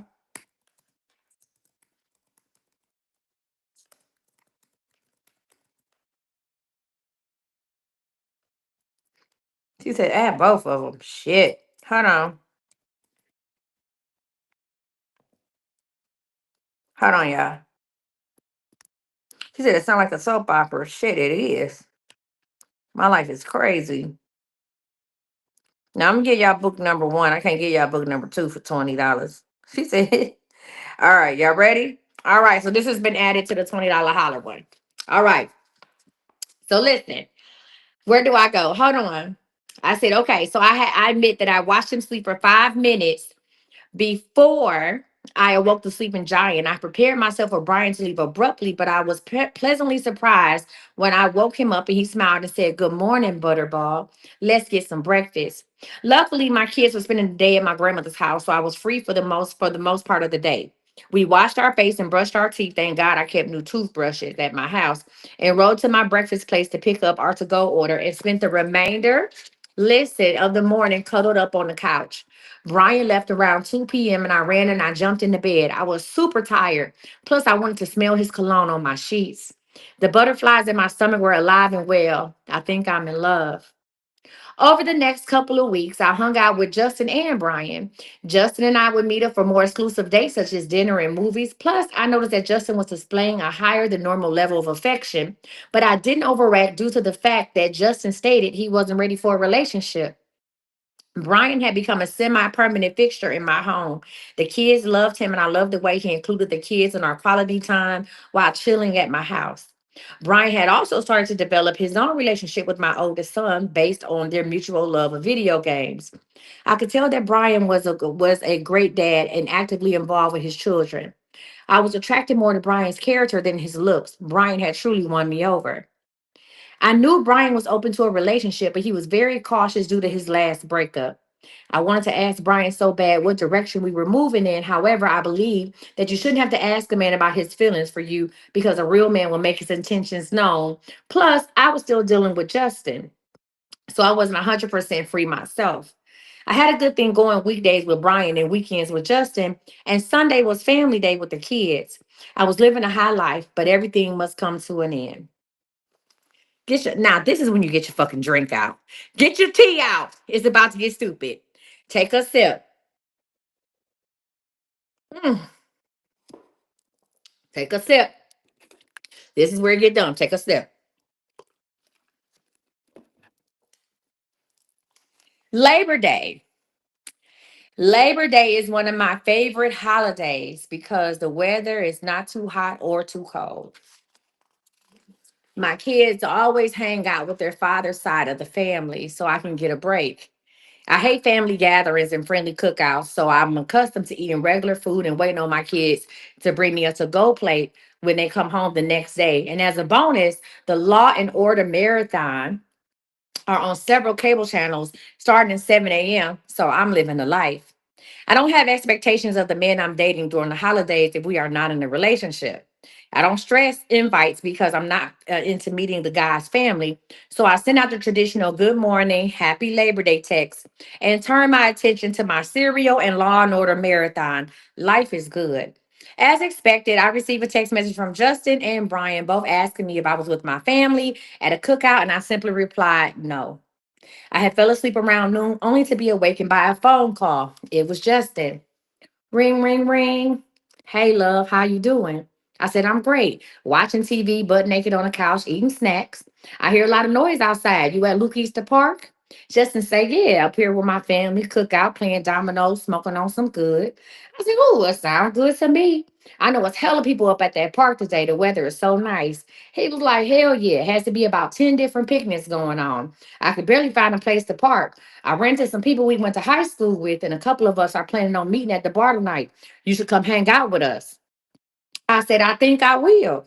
I will think about it. I must see when the kids are coming home. Justin said, oh, I understand. What you eating today?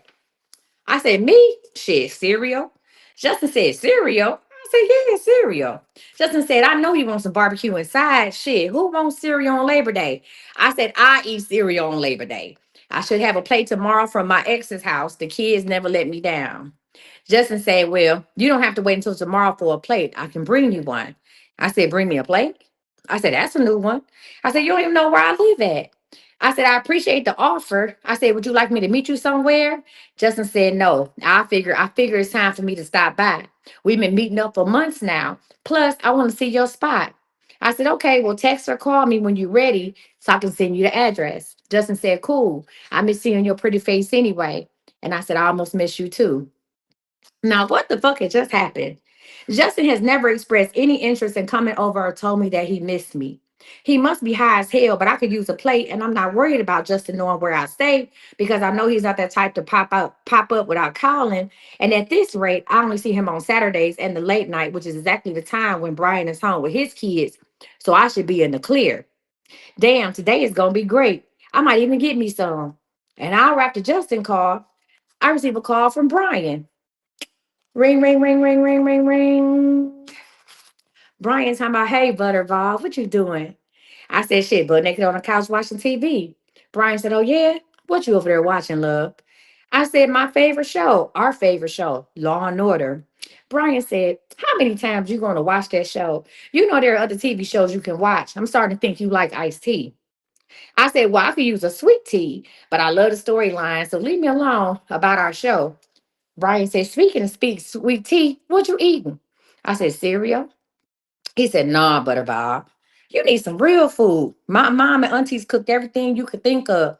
I'm going to bring you a plate, okay? I said, oh, Daddy, that's so sweet. You always look out for me. When do you want to come by? Brian said, give me about an hour. I said, bet. Brian said, you miss me, Butterball? I said, all the time, sunshine. He said, I'll call you when I'm leaving. I said, cool. Okay. This is easy. Justin needs my address, and he's in the middle of a domino game. And I know Brian isn't going to stay long because his kids are at the park. Two plates, two hugs, and two possible, you know what, appointments in the same day. Your girl is winning. Nothing can go wrong. Meanwhile, at the park, Justin, say, bro, get off the damn phone. We trying to finish this game. Who are you on the phone making love to? Brian, man, sit your hating ass down, Justin. You need a girl in your life, and maybe you'll stop running the streets. Justin says, fool on you, I might have a girl. Brian looks at Justin and say, who? You know damn well you got a stable of hoes, and started laughing. Justin says, actually, I got a little chick across town that I've been chilling with, and she's starting to grow on me. Matter of fact, I'm going to fix her a plate and slide through later. Brian said, what? You fixing a chick a plate and talking, taking it to her? Oh, she must be a bad bitch. Where you meet her at the strip club, the after hours spot? Justin said, nah, she a good girl. What about you? You said you was done with dating since you and Sharice broke up, and now you jump up every time your phone ring. What's going on with you? Brian said, you ain't the only one with a good girl. Matter of fact, let me fix my bay of plate before your greedy ass come to pack up everything. Justin said, well, do us a favor and fix two plates and hurry up so we can get back to this game. Brian said, boy, I swear, if you wasn't my brother.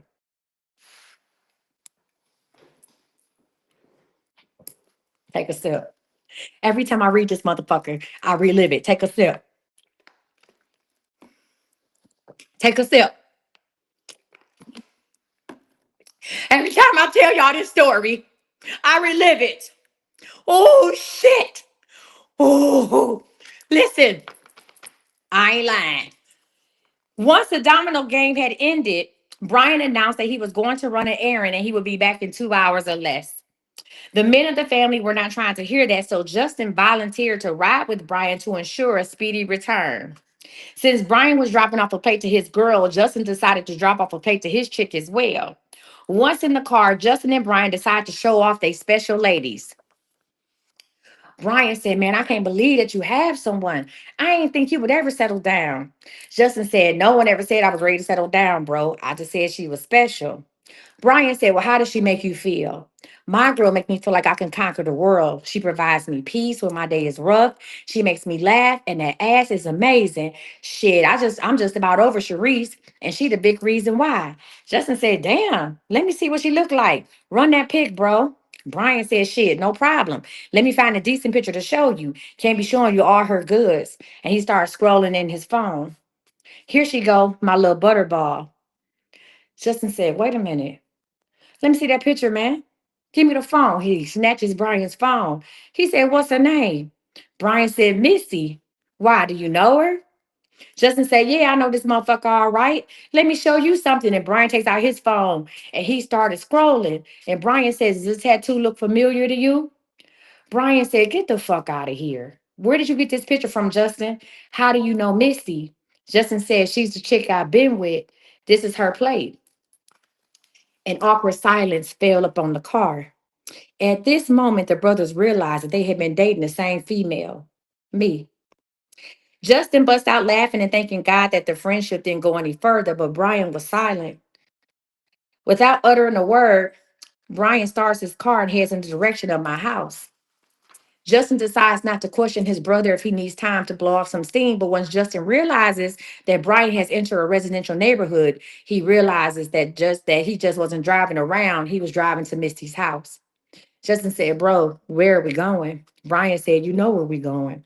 Justin said, so you just gonna pop up over there? That's crazy. Just let that shit go. She couldn't have known. Brian said, all the time I spent with her and her kids, spending the night, spending my money, and she laid up with you when I'm not around. She got me fucked up. We going over there.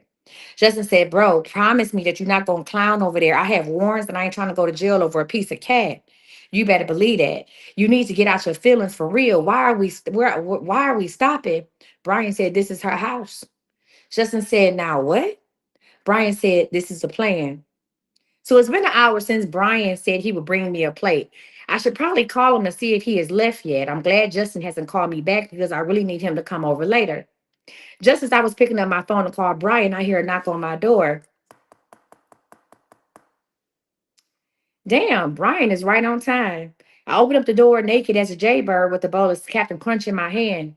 As I'm looking for a place to sit my cereal down to hug Brian, I hear a familiar voice and I realize it's not Brian, it's Justin standing at my door.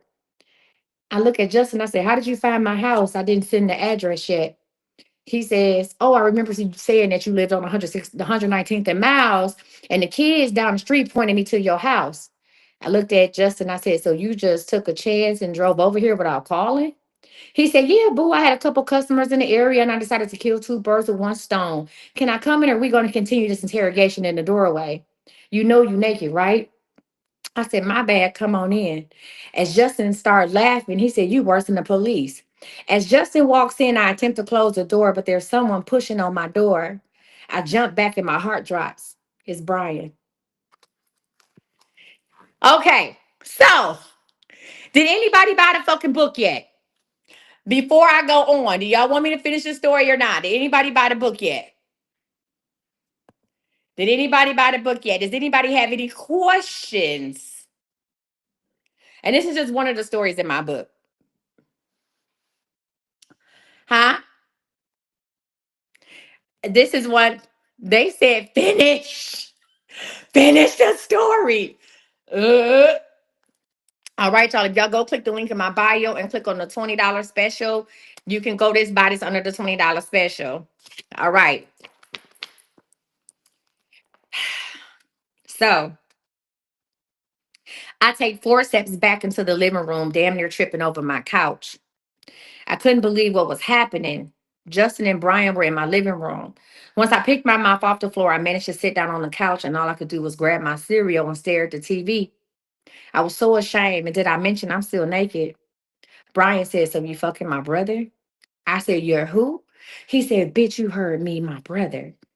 I said, Justin said, B, chill. There's no need to call out her name. That's not why we here. You said you wanted answers with no drama, so ask her what you need to know, and then we out.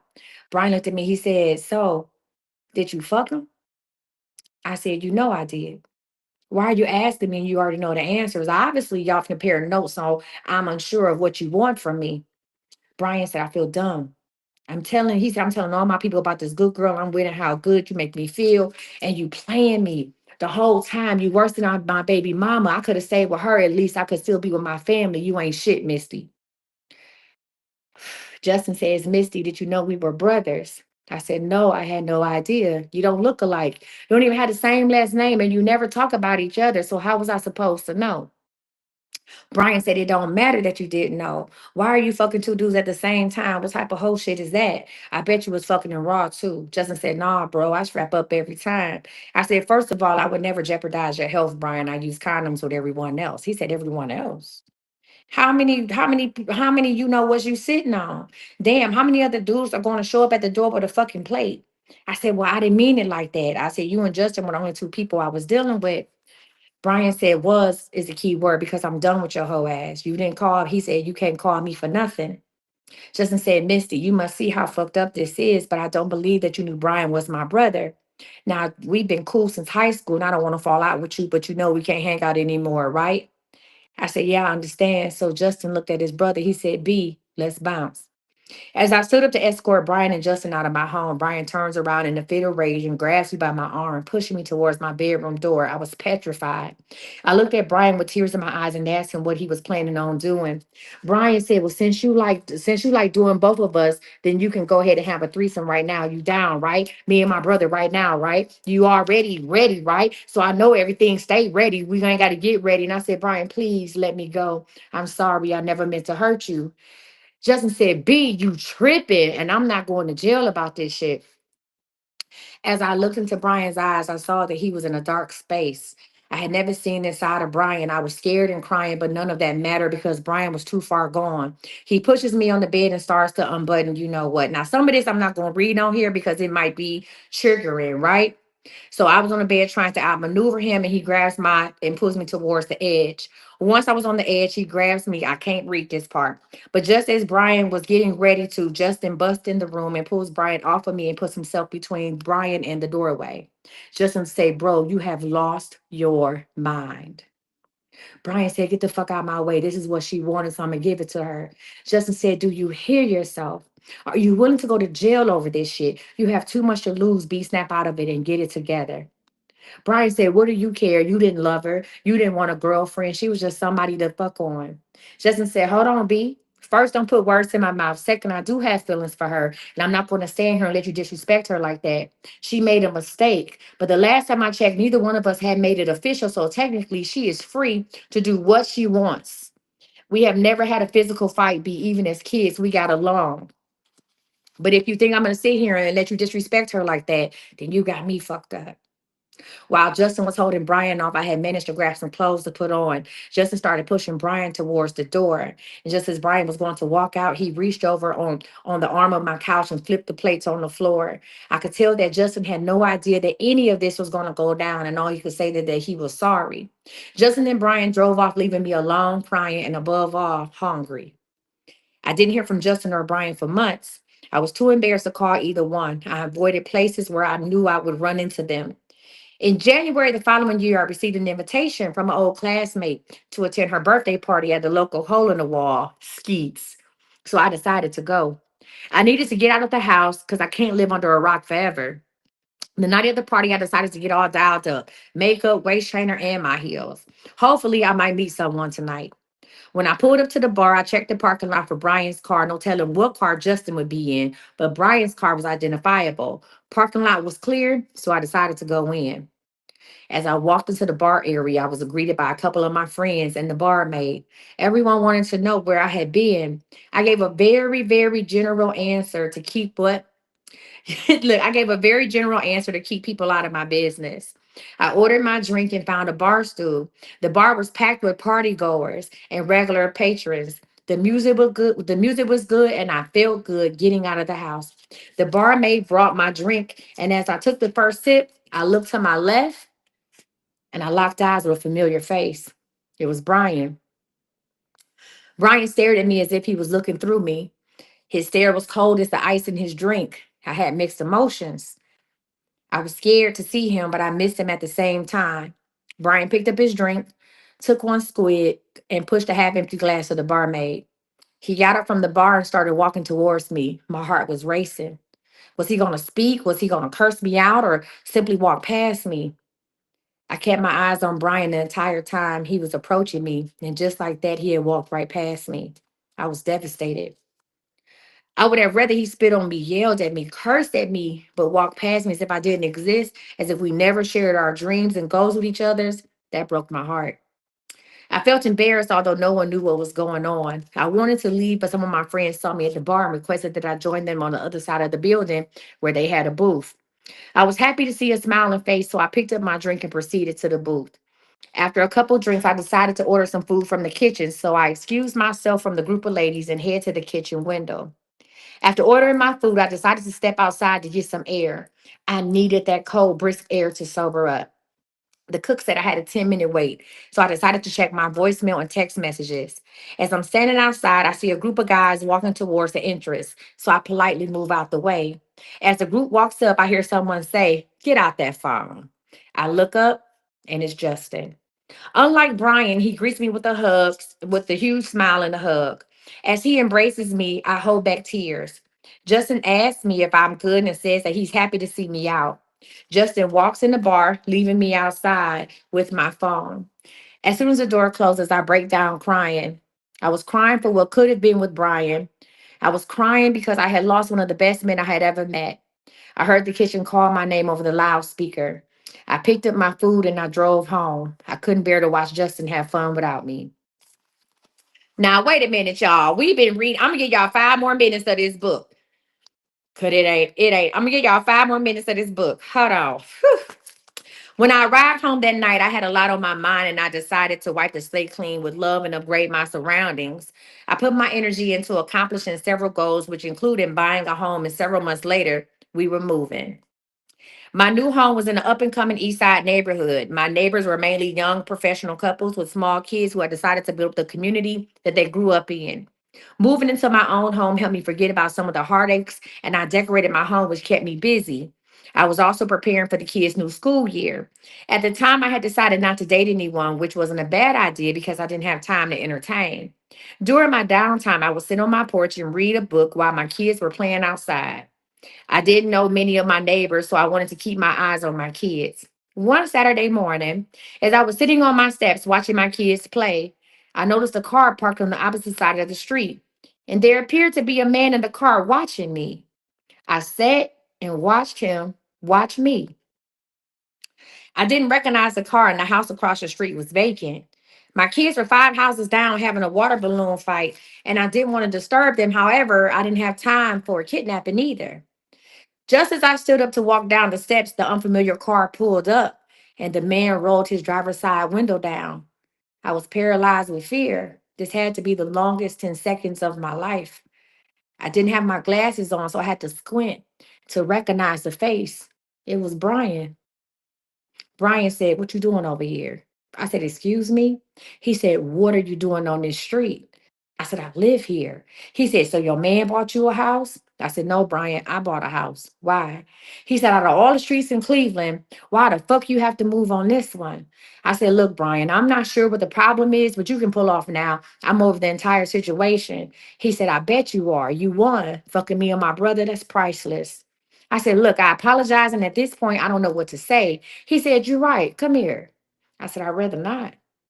He said, I said, "I'd rather not." I said, "You're more than welcome to park in my driveway." He started smiling. He said, "Man, come here and stop playing." I said, "Brian, this some weird shit. I think I should stay on my side of the street." He said, "Damn, Misty, can you just come here? Like, I don't need everybody in my business. I own several houses on this street and I don't need to have my tenants in my business." I said, "Okay, Brian." I said, "Here I come." As I was walking towards Brian's car, I noticed that his smile transformed into an evil look, and I could see the hatred in his eyes. This was a setup. So I stopped dead in my tracks. Brian leans back and he spits in my direction. I jump back, avoiding his spit, and he says, "F you, B. Every time I see you, I'ma spit on you. You broke my heart and with my own brother." I ran back to my porch ashamed and hurt by what had just transpired. Luckily for me, it would be 4 years before I come face to face with Brian again. A couple of years later, I ended up moving to Texas and renting out my house. At least I wouldn't run into Brian there. Now, while in Texas, I started my comedy career and I would post my show flyers and comedy clips to Instagram. I had a lot of friends from Cleveland on my IG who were liking and sharing my content. So I decided to book a show in my hometown to show some love. I let everyone on social media know that I was coming back home for 3 days for the show and I wanted to hang out. The first night I was back in town, I got a message from Justin with a new number asking me to call him. It had been 6 years since the incident, and Justin was always so nice. So I called. Ring, ring, ring. Justin says, "Hello." I said, "What's up? It's Misty." He said, "What's up, superstar? I see you doing big things in Texas. I was trying to get an autograph." I said, "Justin, you wild." I said, "How you doing?" He said, "Shit, I'm good. Just had a new baby. Thinking about settling down." I was like, "What? Congratulations, Justin. You come a long way. I'm so proud of you." He said, "Yeah, me and my old lady are going to try to come to your show. She a nurse and she get off 2 hours before the show starts. So if her relief shows up on time, we will be there. But just in case we don't make it, I want you to stop by and see me in the morning. I'll text you the address is one of my spots." I said, okay, cool, Justin. I'll stop by around 9 a.m. to find me some breakfast. He said, bet. I said, see you tomorrow. Now, hearing from Justin made me feel good. I had no idea he was following me on Instagram, and I was happy to hear that he was settling down. Our conversation made me think about Brian for a moment, but I soon snapped out of it when my friends pulled up. The next morning, I got dressed, and as promised, I had a text message from Justin with the address. I let him know that I was on my way. When I pulled up, I knew it was a trap house, but I wasn't scared because Justin was about that life and I knew that he would protect me. I knocked on the door and an older man let me in and took me to the room where Justin was playing a video game.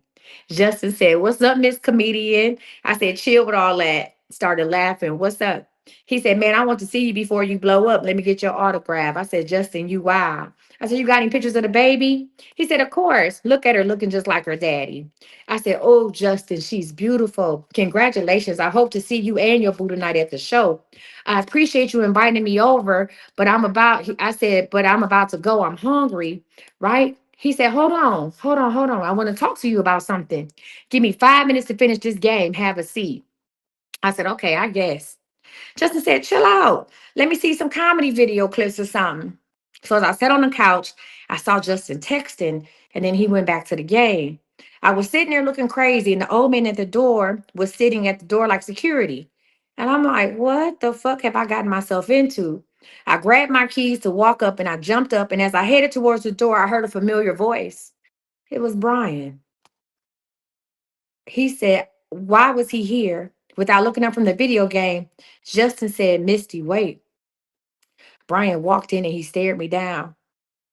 Just Brian said, "What are you doing here?" I said, "Yo, I'm just leaving." Brian said, "Justin, is this why you called me over here? What is this about?" Justin said, "Say, bro, this shit has gone on long enough. Y'all need to work this shit out today." Brian said, "Bro, I'm out." I said, "Yeah, me too."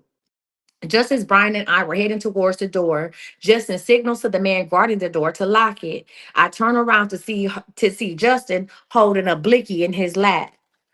Justin says, "I said, y'all need to talk. Now, you can talk here or over breakfast, but the conversation will happen today. Brian, she hurt you, but you didn't tell her how you felt, so she was free to do what she wanted to do." Brian said, "Justin, you can't make me talk to nobody. Now get your mans off the door." Justin then cocked the gun. He said, "That's not an option."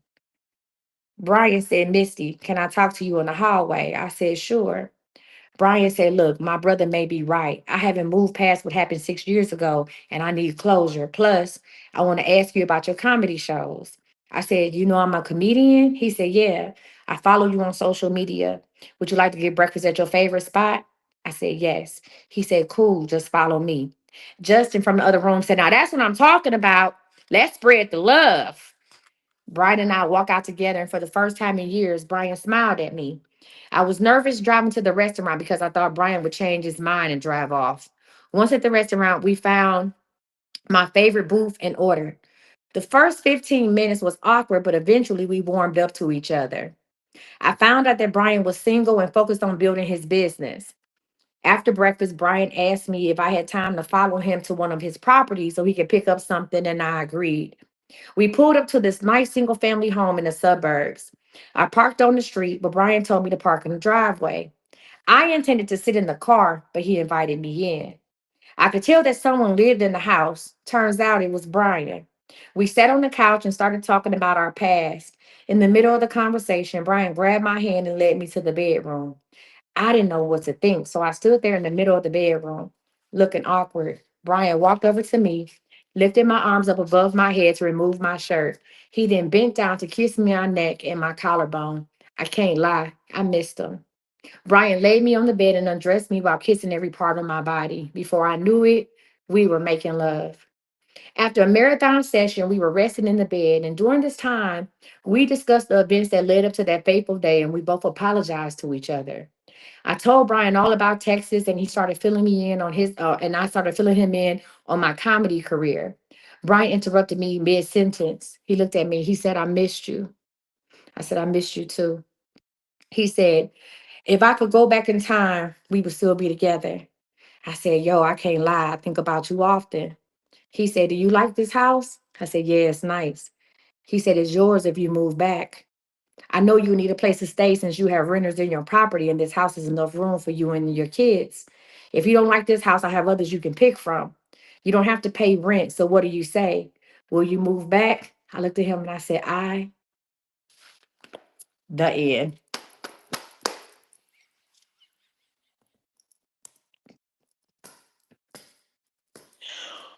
Woo!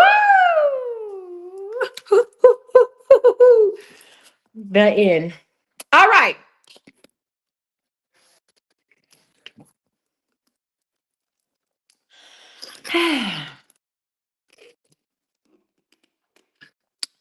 You don't know my name, baby. What you mean I ain't right? What I do? And if it that's literally the end of the story. That's the end of the story. What do you mean? Listen, I am petty as hell as an author. Look, look, look. I'm gonna show y'all the last page. That's story number 3, two of a kind. Right? Hold on. I'm gonna show you the last page of the story. Listen. What you mean tell y'all the rest? That was the end of the fucking story. Listen. Right now, I'm offering book 1. That was the end of the story. Look, it says the last thing. It says me. I said I. Dot dot dot dot dot. Dot dot dot. That's the end of the story. The question is, did I move back to Cleveland? Did me and Brian work it out? What you mean? What I really said? And I'm not giving y'all the extended version of the fucking thing. You gotta wait until the shit come out on Netflix. You gotta wait to see it on Netflix. Tell me, give you the I will. Fuck will not. So Joy, you said I didn't move back to Cleveland? So you mean to tell me I never moved back to Cleveland? Because I there was a time I did. So I stayed in Texas. You said y'all they said you won't be at. I never moved back to Cleveland. I did move back to Cleveland. The question is, did I move back with him? I did move back to Cleveland. I moved back to Cleveland in 2017 and 2019. I was in Cleveland for 2 years. The question is, was I with him? I moved back to Cleveland. Remember, I did. The question is, was I with him? Y'all, listen, I wrote this book while I have COVID, so there are a couple words that are misspelled. Sometimes the names change. I was out my goddamn mind.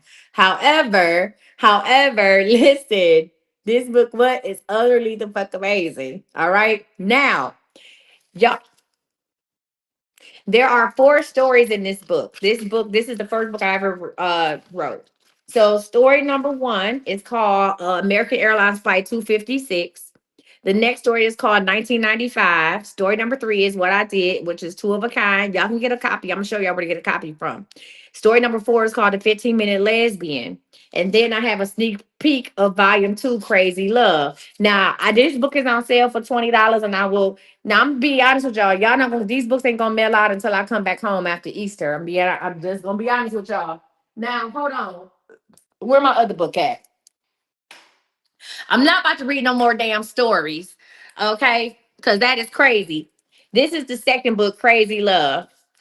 Yeah, I had it copywritten. I'm not no damn fool. All my shit copywritten. This is the second book, Crazy Love, right here. Y'all saw Cookie last night, right? Y'all saw Cookie last night. Cookie story is story number 2 called Going Up. That's the story of Cookie. Cookie story is number 2. If y'all was here last night and y'all saw Mr. Cookie do, Cookie is in my book. In the second book, Cookie got a story. It's called Going Up. That is the end of Brian's story. It's other stories in here. Listen, story number 2, Going Up. That's the story of Cookie. Baby, that's the story of Cookie do. Listen, Going Up. Yeah. I'm not listen. Listen, that's why y'all need to come to this book writing class. That's why y'all need to come to this book writing class. You understand me? When I listen, book number 3, you need book number 2.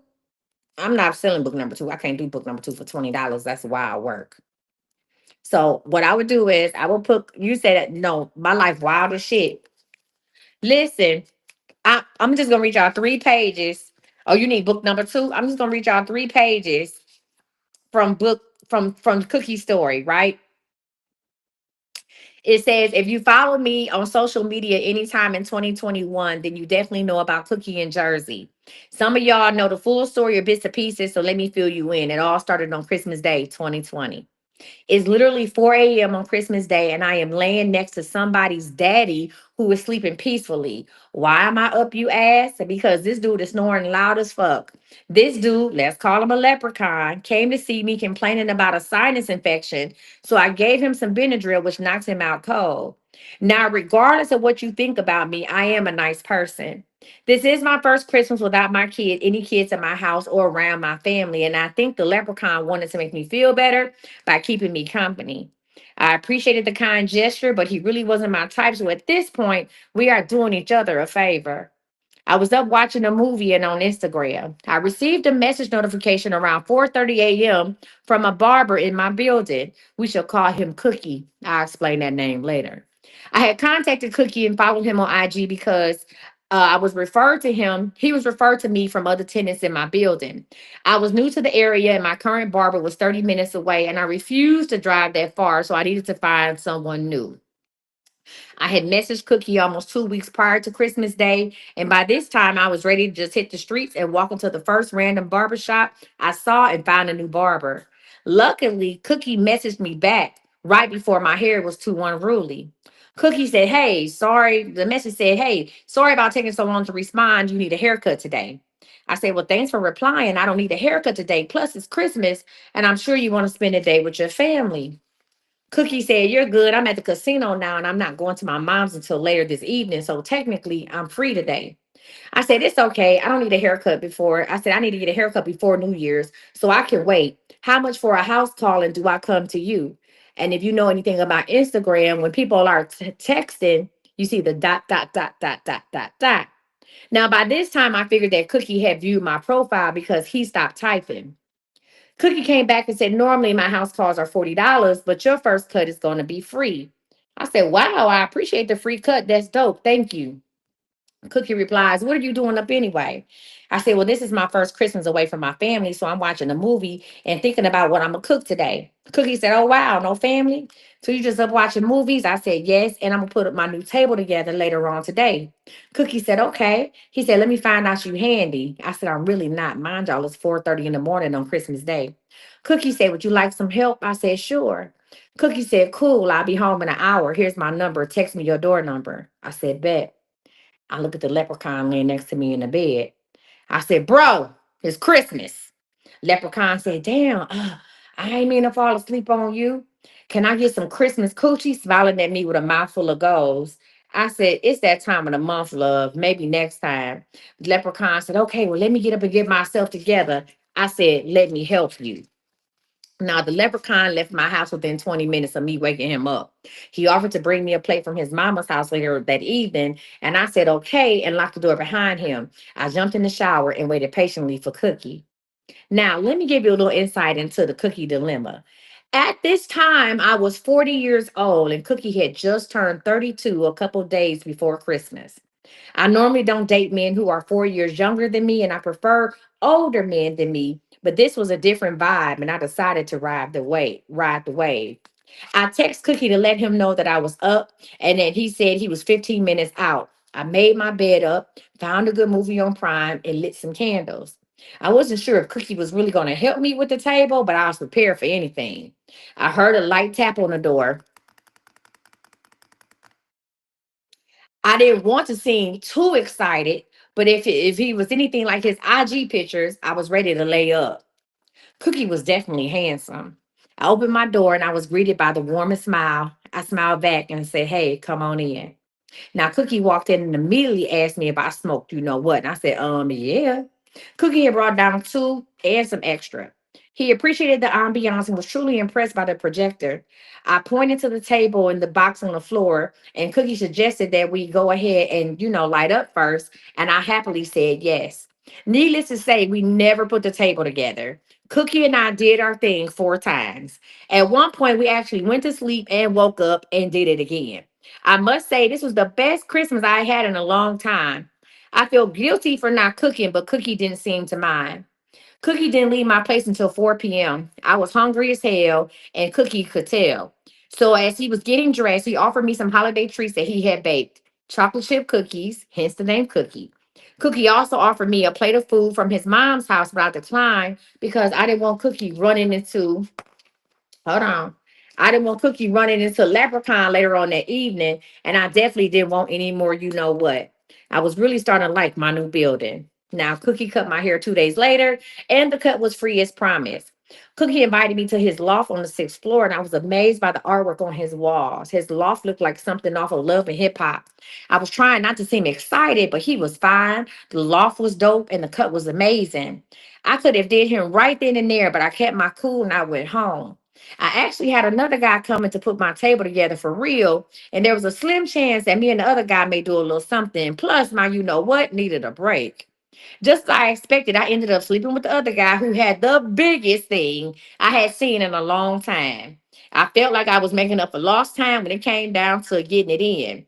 Over the next couple of weeks, Cookie would come down to my place before he went to work, and I would take a break from my work from job at home, and experience all that he had to offer. I never looked at Cookie as a boyfriend material, but I was definitely having a good time. Then the storm came in February and things changed. This is my second book. It's called Crazy in Love. My second book. Valentine's Day 2021 was very difficult for me. I didn't mind having a date on Valentine's Day, although I had several visitors, including my ex Six Chains, aka Dante. Yes, bitch, Dante is in this book. Well, we go by his pseudo name, Six Chains. So I have several visitors Valentine's Day 2021, including my ex, Six Chains. But they were coming over to console me. My grandmother was taken off of life support, so it was a matter of time before she transitioned. I was on high alert every time the phone rang on Saturday. On Sunday, February 15th, my grandmother made her way to her heavenly home at 6 a.m. My mother called me, and I felt selfish for being stuck in Dallas while my family mourned in Ohio. I knew a major storm was heading our way, and the probability of me flying home for the funeral was slim to none. Most of the people in my building who had family in other areas outside of Dallas were leaving to stay with their family, including Cookie, and I couldn't blame them. I would do the same thing if I had family nearby. Monday morning, I received a call from my friend Chase. He'll be in the next story. And he wanted to know if I was okay, or so he says. But I knew better than that. Chase wanted some ass. But that was the dynamic of our friendship. And I was okay with that arrangement. Chase and I were too much alike, and a relationship was out of the question. Chase literally slid over to my house in his car, and we did what we needed to do. I can honestly say that if Chase was the last person that I laid down with, if the world had ended, I would be okay with that. After Chase left, I was left with my thoughts and the pictures my mom was able to secure my grandmother before she passed away in hospice. I sat in my bed crying over moments missed with my grandmother since I moved to Texas, but I had to snap up out of it because I had to prepare for the storm. Then the lights went out. Now, luckily, I had prepared food and water before we lost power. I had charged my phone up before also so I could entertain myself with Netflix and Facebook. One thing I can say about my neighbors is they believe in a sense of community, sometimes a little too friendly.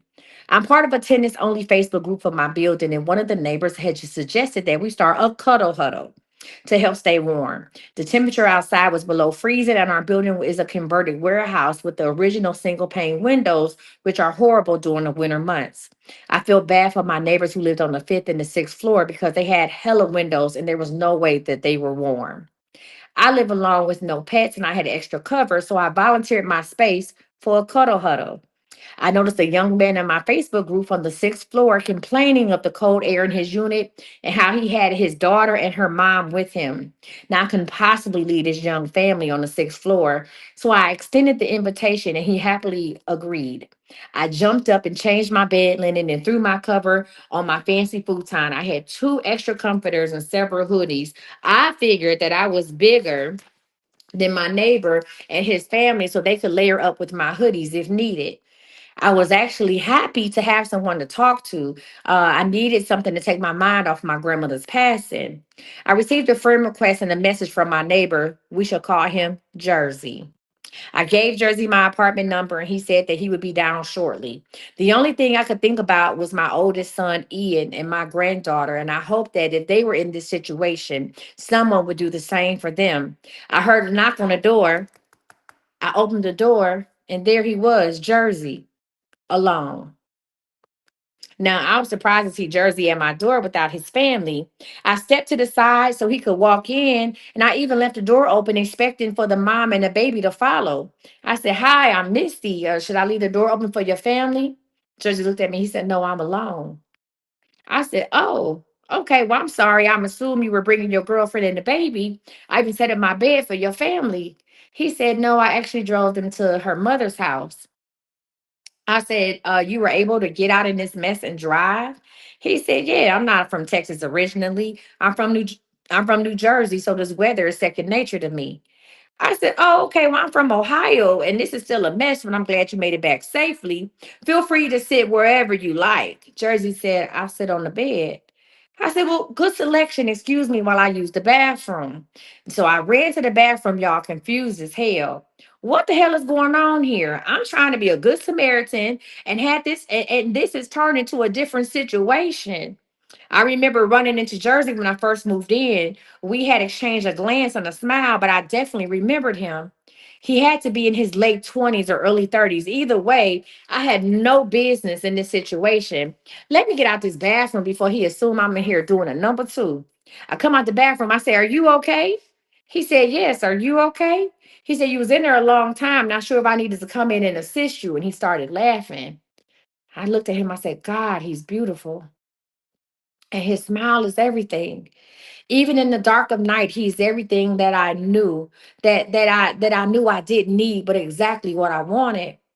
Jersey was on my bed, so I decided to sit on my fancy futon. Jersey looked in my direction, smiled, and motioned for me to come sit with him on the bed. Jersey said, "I thought we were going to cuddle to preserve heat." I said, "Well, we can cuddle. How would you like to go about this?" Jersey said, "Well, I heard the best way to stay warm is to take all everything off." I looked at him. I said, "So do you want to?" He said, "Yes." I said, "One moment. Is this really happening, y'all? Are we really going to get naked?" I don't know him, but when did that ever stop me, right? I can't sleep with two people in the same building. That's crazy. But what's even crazier is that I haven't heard from Cookie at all. Since he left me on my own, I was free to do what I needed to be done. I stepped back into the bathroom and I took everything off. I thought about slipping on a nightgown, but Jersey clearly said he wanted everything off. I opened up the door to see how far we were going with this, right?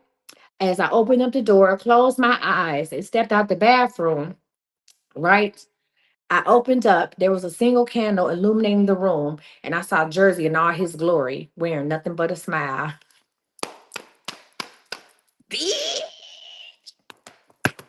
Huh? Huh? Huh? What? Listen. Now, I'm not about to sit here and read this story to y'all. What I will do, I put book number one on the site for $20. What I can't, what I can do is do. You said this is one of your favorite stories about going up, baby. Listen, the way I want to reach all this shit is wild behavior. The way I want to read this shit, and we do these readings tomorrow is crazy work. You say you need both of them. I swear to God. Okay, this is what we gonna do. I'm going to put book two. This is what we gonna do. I'm I'm going to put, I'm gonna put book two. Hold on, we're gonna do story time.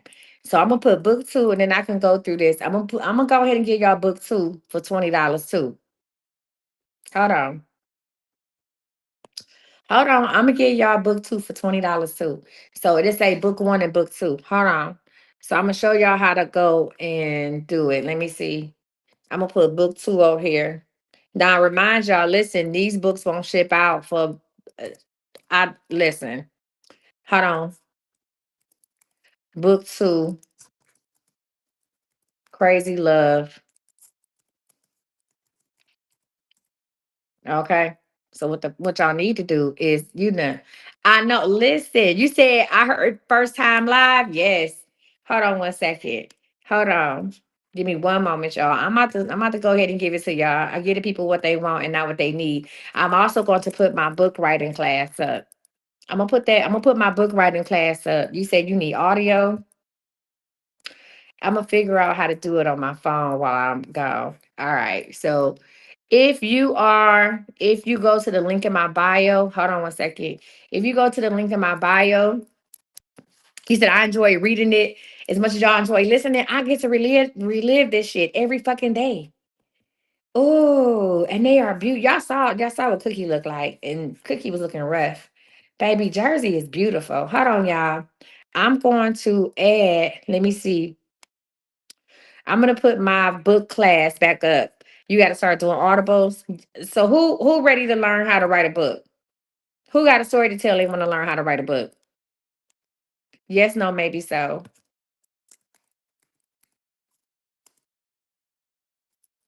Hold on. All right. Oh shit. Hold on a second.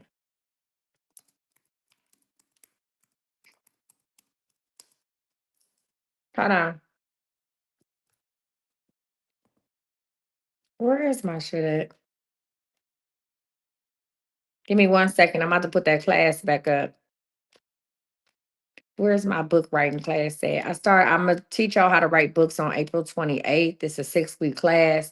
Y'all, these books don't take that long to write. Hold on one second. And I'm gonna teach you how to tell your story and change up the names so can't nobody sue your ass. Change up some of the stuff so can't nobody be like, that's what this and the other. No, we not doing that. Think. Knock it off. Knock it the fuck off. Hold on. You said you got a paragraph done earlier? Okay, good. Good. All right. So what I'm going to do is I'm actually going to highlight the class portion. Hold on, y'all. And we about to do a little story time. Okay. So if you go to my link tree, I am coachmisty.com. What do my leagues mean at the top C3? So the higher the league go, the more exposure I get. That's I be telling y'all to send gifts and stuff like that. So I can climb up the ranks. If you are when the people who be having like all them folks on their shit, they be in the league A, that's when they push your shit out to everybody. So I'm trying to get so thank y'all. We was in League D, so I'm in League C3 now. So my goal is to get to C2 by the end of the month. So if you what oil did you have on that day? Oh, what day about what? When I was talking about these men? None. I am. Listen, I make that oil in my likeness. Does anybody need to know? Does anybody need to me to show them how to buy stuff? We got a $10 and $20 sale going on. The books are on sale. I'm about to go ahead and read the book to y'all. Let me show y'all how to go ahead and do the sale. She said, "What oil you have on?" None. I am her. I am the oil. All right, y'all. So if y'all click the link in my bio or go to imcoachmissy.com, it's gonna take you here. If you want to buy either one of the books, you're gonna click on the secret sale for $20, right? However, y'all see energy reset oil, but there's other things you can buy, add to your order. Click on these links, y'all, and it's gonna let you add all this other stuff to the order. You can click on these arrows. Once you add something to your order, let's say you want to get this. Let's say you want to get the CEO and the Spirit virtual ticket. You're gonna see the details. Go ahead and click view details and whatever. If you do not want the energy reset oil, just delete it. Just delete the energy reset oil. We're gonna remove the energy reset oil. Remove it. Hold on. And whatever it is that you want to buy will be the only thing in there. There's a lot of other things that you can buy. I got Blessed Bills on sale, book one, book two, all kind of stuff on sale. We also got a $10 sale that has most of my oils, the best selling oils on sale. And we are gonna start shipping shit out tomorrow. So if you buy tonight, It'll get shipped out tomorrow. Now, the only thing that won't get shipped out is the books. The books will get shipped out when I get back. But I might get the people one of my stories from book three. I might send y'all one of my stories from book three via email because I'm nice like that. Y'all ready? So here we go. Are y'all ready? Let's get it. Let's go. I sat gently on the bed and Jersey pulled me to him. I gently caressed his chest and ran my fingers through his beard. I wanted to ask him how old he was, but I was scared of his response. So instead, I told him that I was 40 years old so there wouldn't be any confusion. Jersey simply looked at me and he said, And then he proceeded to lay me down and use his body to warm mine. We didn't do it at that particular moment. I just wanted to lay in his arms. I remember drifting off to sleep and the lights came on. I jumped up, excited, trying to figure out what to cook since the probability of the power staying on was slim to none. Once I realized that if my power was on, Jersey's power was on, and the grim reality that he would leave had sunk in.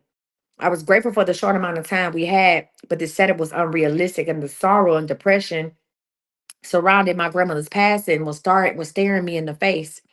I started picking up Jersey's clothes and handed it to him for preparing for him to leave. Jersey said, "What are you doing?" I said, "Well, I'm handing you your stuff. I'm sure you want to go home since the power is on." He said, "Do you want me to go home?" I said, "No." He said, "Me neither." He said, "I came down to cuddle and that's what I intend to do. Is there anything I can help you with?" I said, "No. Would you like some hot chocolate?" He starts laughing. He said, "Sure." I said, "Marshmallows?" He said, "I wouldn't have it any other way." So I warmed up some food and made us 2 cups of hot chocolate. I felt weird offering a grown ass man hot chocolate, but I was excited that he stayed. The power went out shortly after that, and that's when the real electricity happened. Jersey laid me down and made sure the cover was wrapped snugly around the two of us. He put his right arm under the middle of my back to bring me closer to him, and he parted my you know what with his knee. I was surprised at the level of care he possessed. I can't read all this. Normally, I would examine a man's you know what thoroughly before we lay down, but due to the circumstances, I didn't get a chance. I was hoping to do it, but I wasn't going to be upset if it didn't happen, seeing that I had just did it with Chase that morning. As Jersey slid into my darkest and sweetest spot, I was pleasantly surprised by the width and the length. This young man was working with something. Now, his thing wasn't as big as cookies, but he was definitely more sensual and sexy, and I'll take the experience any day of the week. If I had to rate Cookie, Chase, and Jersey on size alone, Chase would be the king coming in at 9 to 9.5. Cookie was second with a strong ass 8 and a hook. And Jersey was probably 7.5 to 8 with decent girth. But experience wise, Jersey was leading the pack. I felt like Jersey had an old soul and I was down for the ride. I could tell how long we I couldn't tell you how long we were doing what we doing, but I do know that we did it multiple times. See, that's the thing about dealing with younger men. They can go ahead, they can get there and come right back. I fell asleep in Jersey's arms, and at some point, we were awakened by the projector turning on. The power was back on, and this time, Jersey was going to go home. Jersey said, "Wake up, sleepyhead. The power is back on." He said, "This is a great time to take a shower since we don't know the next time we'll have hot water again." I said, "Well, you're absolutely right. I guess you're leaving now." He said, "Well, yeah, I'm going home and take a shower and turn my oven on and try to heat my place up." I said, "I get it. I appreciate you coming to hang out. That was dope." He said, "Why the sad face?" "I'm just going upstairs to freshen up. As soon as the power cuts back off, I'll be back. We have a great setup going on. Plus, I'm not going to leave you down here alone. What kind of neighbor would I be?" I said, "I appreciate your company, but I don't want to wear out my welcome." He said, "Impossible. I want to be here." And with a couple quick movements, Jersey was dressed and out the door. It took me a minute to get my thoughts together, but I had to snap out of it quickly if I was going to take advantage of the power supply. I charged my phone, texted my family back home with an update, jumped in the shower, and made another meal. As expected, the power stayed on for a hot 30 minutes, and then I was thrust back into silence. I decided to lay down and cover up, and just as I was falling to sleep, there was a familiar knock on the door. It was Jersey. Now, over the next 72 hours, Jersey and I talked about everything: politics, the weather, past relationships, his baby mama drama, our professions, favorite movies. Name a topic and we covered it. I hadn't had this much fun with the man in years. I must admit that we did do it a couple more times, but that didn't matter at this point. I was simply enjoying him. On the fourth day of the storm, the power was restored and the temperatures returning to normal, which means there was a lot of pipes that were bursting all over the city, which caused a major water outage. So now we had lights and no water. Couldn't get no better than this. I didn't have a lot of containers to hold water in before the city shut the water off. So Jersey volunteered to drive me to a grocery store to secure additional water and food. Now Jersey drove my car and it felt damn good sitting in the passenger seat. Once at the grocery store, Jersey held my hand as I walked across the icy parking lot and pushed my cart in the store. I could swear that a couple older women were giving me a dirty look, but I didn't care, baby, because Jersey made me feel good, and I didn't give a damn that I was 14 years older than him. I didn't give a damn that I was 14 years older than him. Y'all do the math. Jersey carried my groceries back to my loft and made sure I was good before leaving to get dressed to go to a gig. I couldn't believe that he was going out after everything that had happened with the storm, but he said that money was money, and as long as the promoter was willing to pay, he was there. Jersey decided to wear all black and stopped down to visit before heading out. I can't lie, he was sexy as hell. He kissed me on the forehead and said that he would call me when he came home just in case I was up. Needless to say, I never received that call, but I really wasn't expecting it either.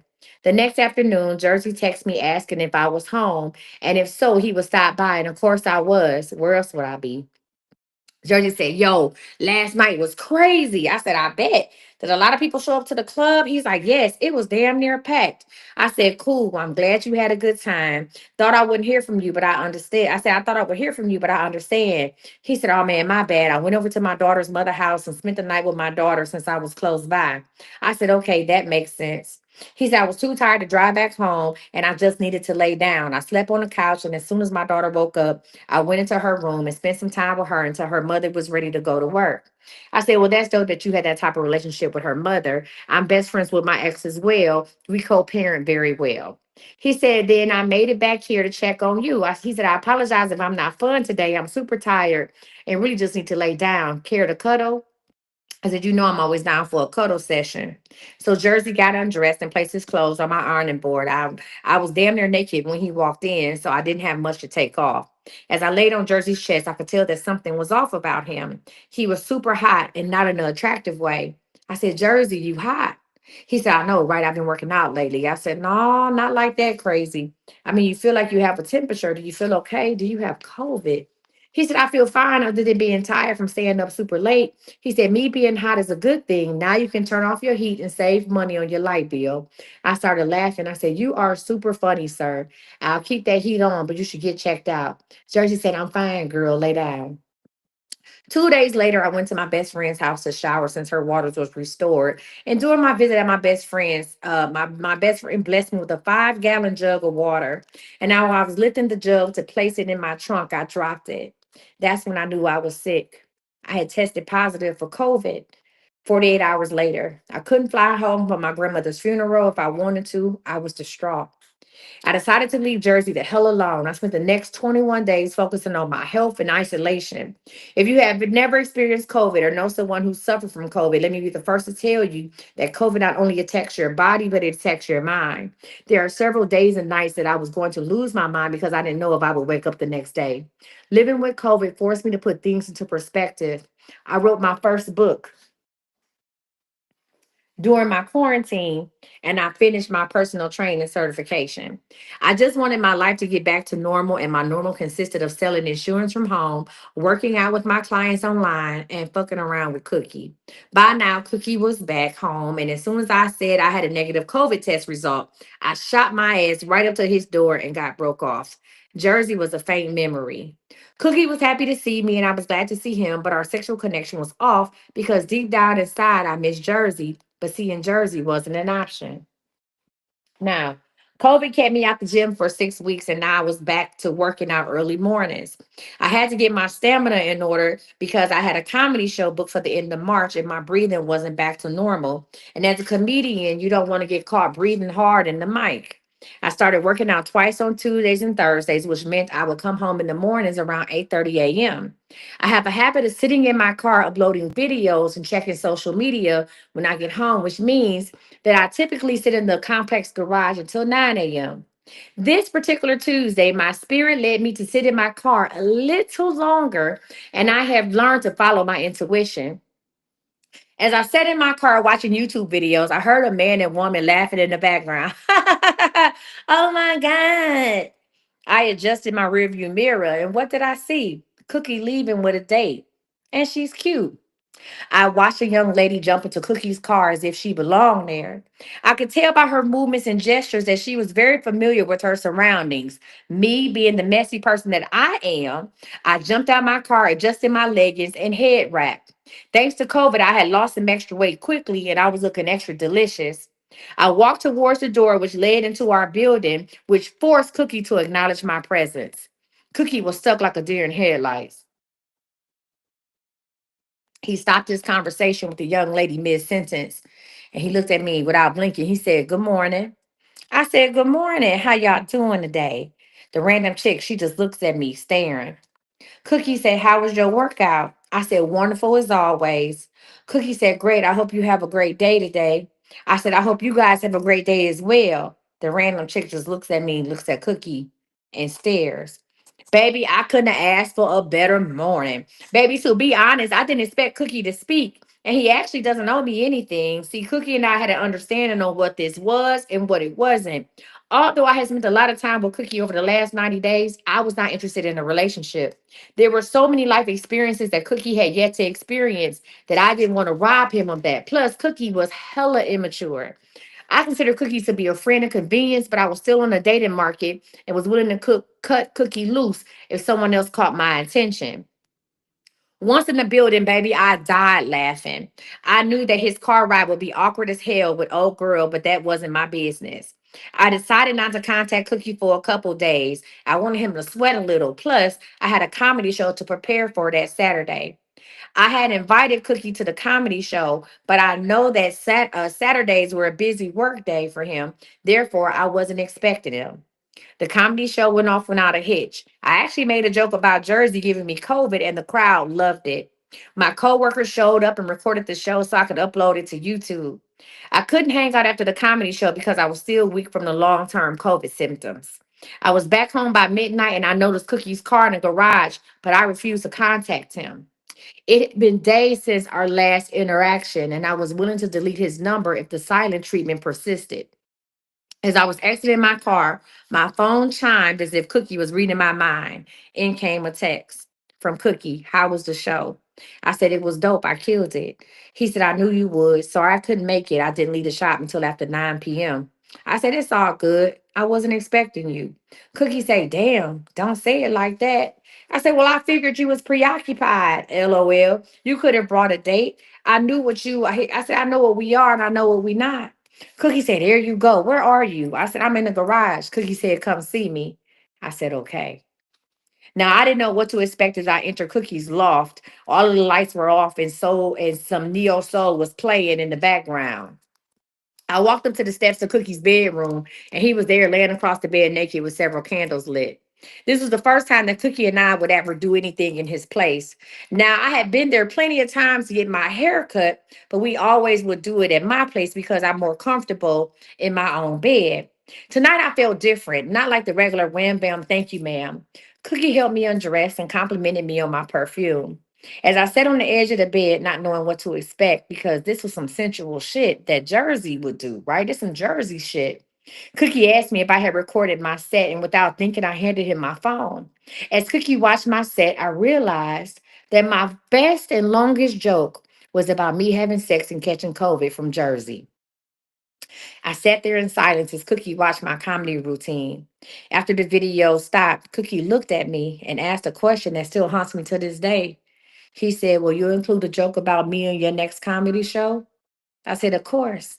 But I said, "But I talk about you all the time. Everyone knows about you, Cookie. Everyone." And with one maneuver, Cookie was on top of me, kissing me and doing me like his life depended on it. This had to have been Cookie's best performance to date. We did it 3 times. Once Cookie was drained, I reached for my clothes. We had never spent the night with each other, and today was no different. Cookie jumped up and offered me a bottle of water and something to smoke. I accepted the water and started getting dressed. Cookie looked at me with a serious stare and he simply said, "Take that shit off." I said, "Why? I thought you were done." He said, "I am, but you're not going nowhere." I said, "What?" I said, "We don't do this." Cookie said, "Well, times have changed and I want you beside me tonight." Now I had my reservations because if I don't know anything, I know this. Feelings are developed before and after sex. That's why I've always made it in my business to put men out after sex. No cuddling, no feelings. I was hesitant about staying. I literally had one shoe on and one shoe off. As I reached for my other shoe, Cookie raised up from his pillow with bass in his voice and he said, "I said, lay your ass down." And on that note, I laid my ass down. Now that night, y'all still with me? Yes or no? Y'all still with me? Yes or no? Yes, no, maybe so. Y'all still with me? Yes or no?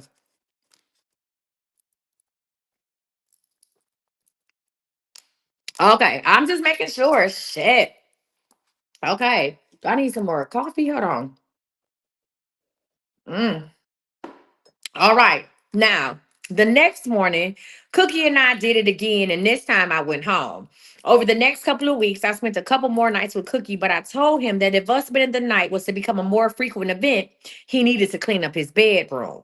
I couldn't sleep with the dust bunnies. I offered to organize his space, and I ended up with a key to his place, which was not the plan. Now, I assumed that the key was for a one time usage thing only. And after I organized his space, I attempted to give him his key back, but Cookie declined.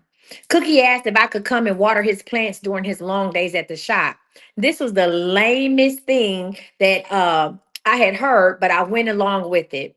I asked Cookie for a watering schedule, which I never received, but I did get was an increase in communication. Out of nowhere, Cookie started calling me during the day, discussing his everyday interactions at his shop, asking me what I was cooking, requesting that I let his customers into his loft, and informing me about his whereabouts.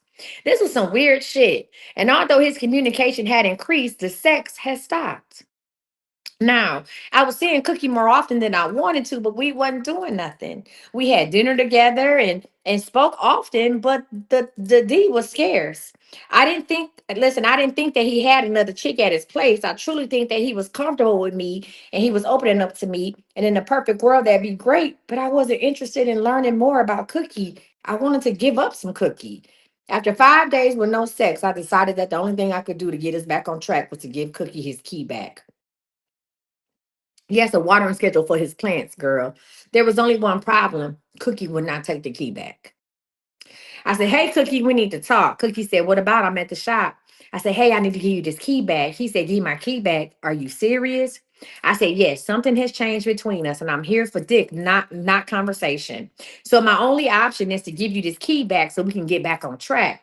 Cookie said, "I wish the fuck you would." I said, "Hey, look here, Cookie. I didn't sign up for this. I'm here for the D and the D only. I'm trying to figure out what the disconnect is." Cookie said, "I don't have time for this right now. I'll call you when I'm on my way home." I said, "Really?" He hung up. Now, y'all, I had to get his key back because this situation had gotten out of hand. So I slept on the situation that night and woke up the next day knowing that my only option was to return the key without returning the key. So the next day, I carefully placed Cookie's key under his windshield wiper. And once I was in my car, I text Cookie to let him know where to find his key. Needless to say, Cookie cursed me out via text. I was done with Cookie, and obviously, he was done with me.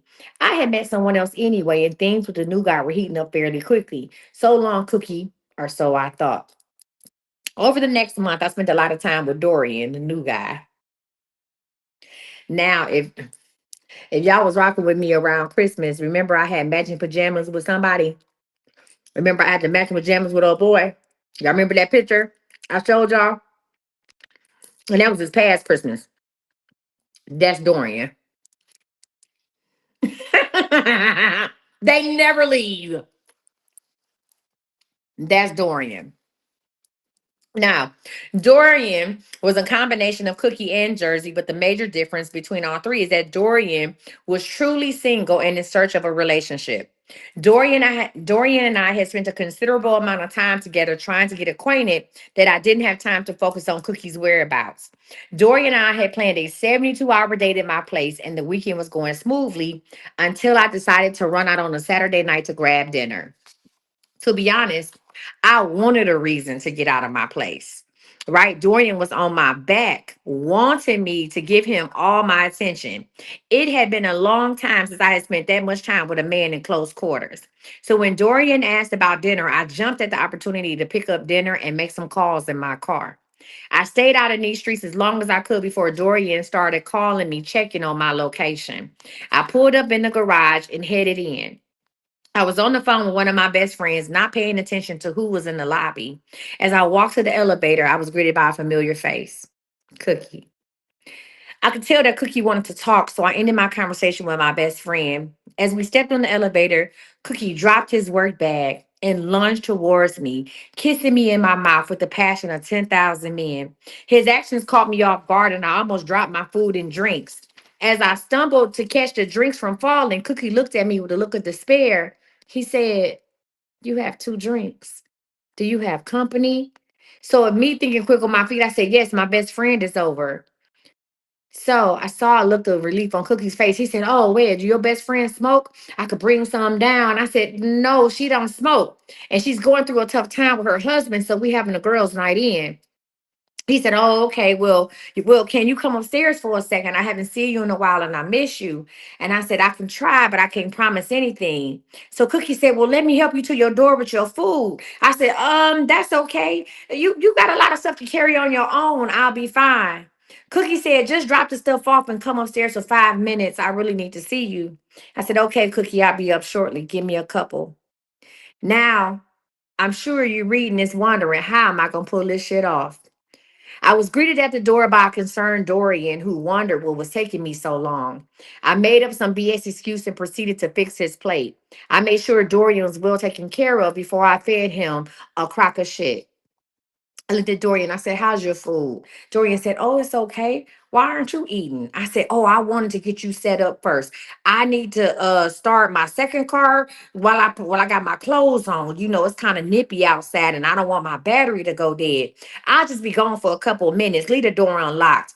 Dorian said, "Girl, sit down." He said, "I'll start your car when I get finished eating. It's too late for you to be running outside." So I started thinking quick on my feet. I said, "Dorian, you don't even know what my second car looked like. And there's no sense of you wandering around in the dark looking for a gray Kia. Sit back and enjoy your food. I'll be right back."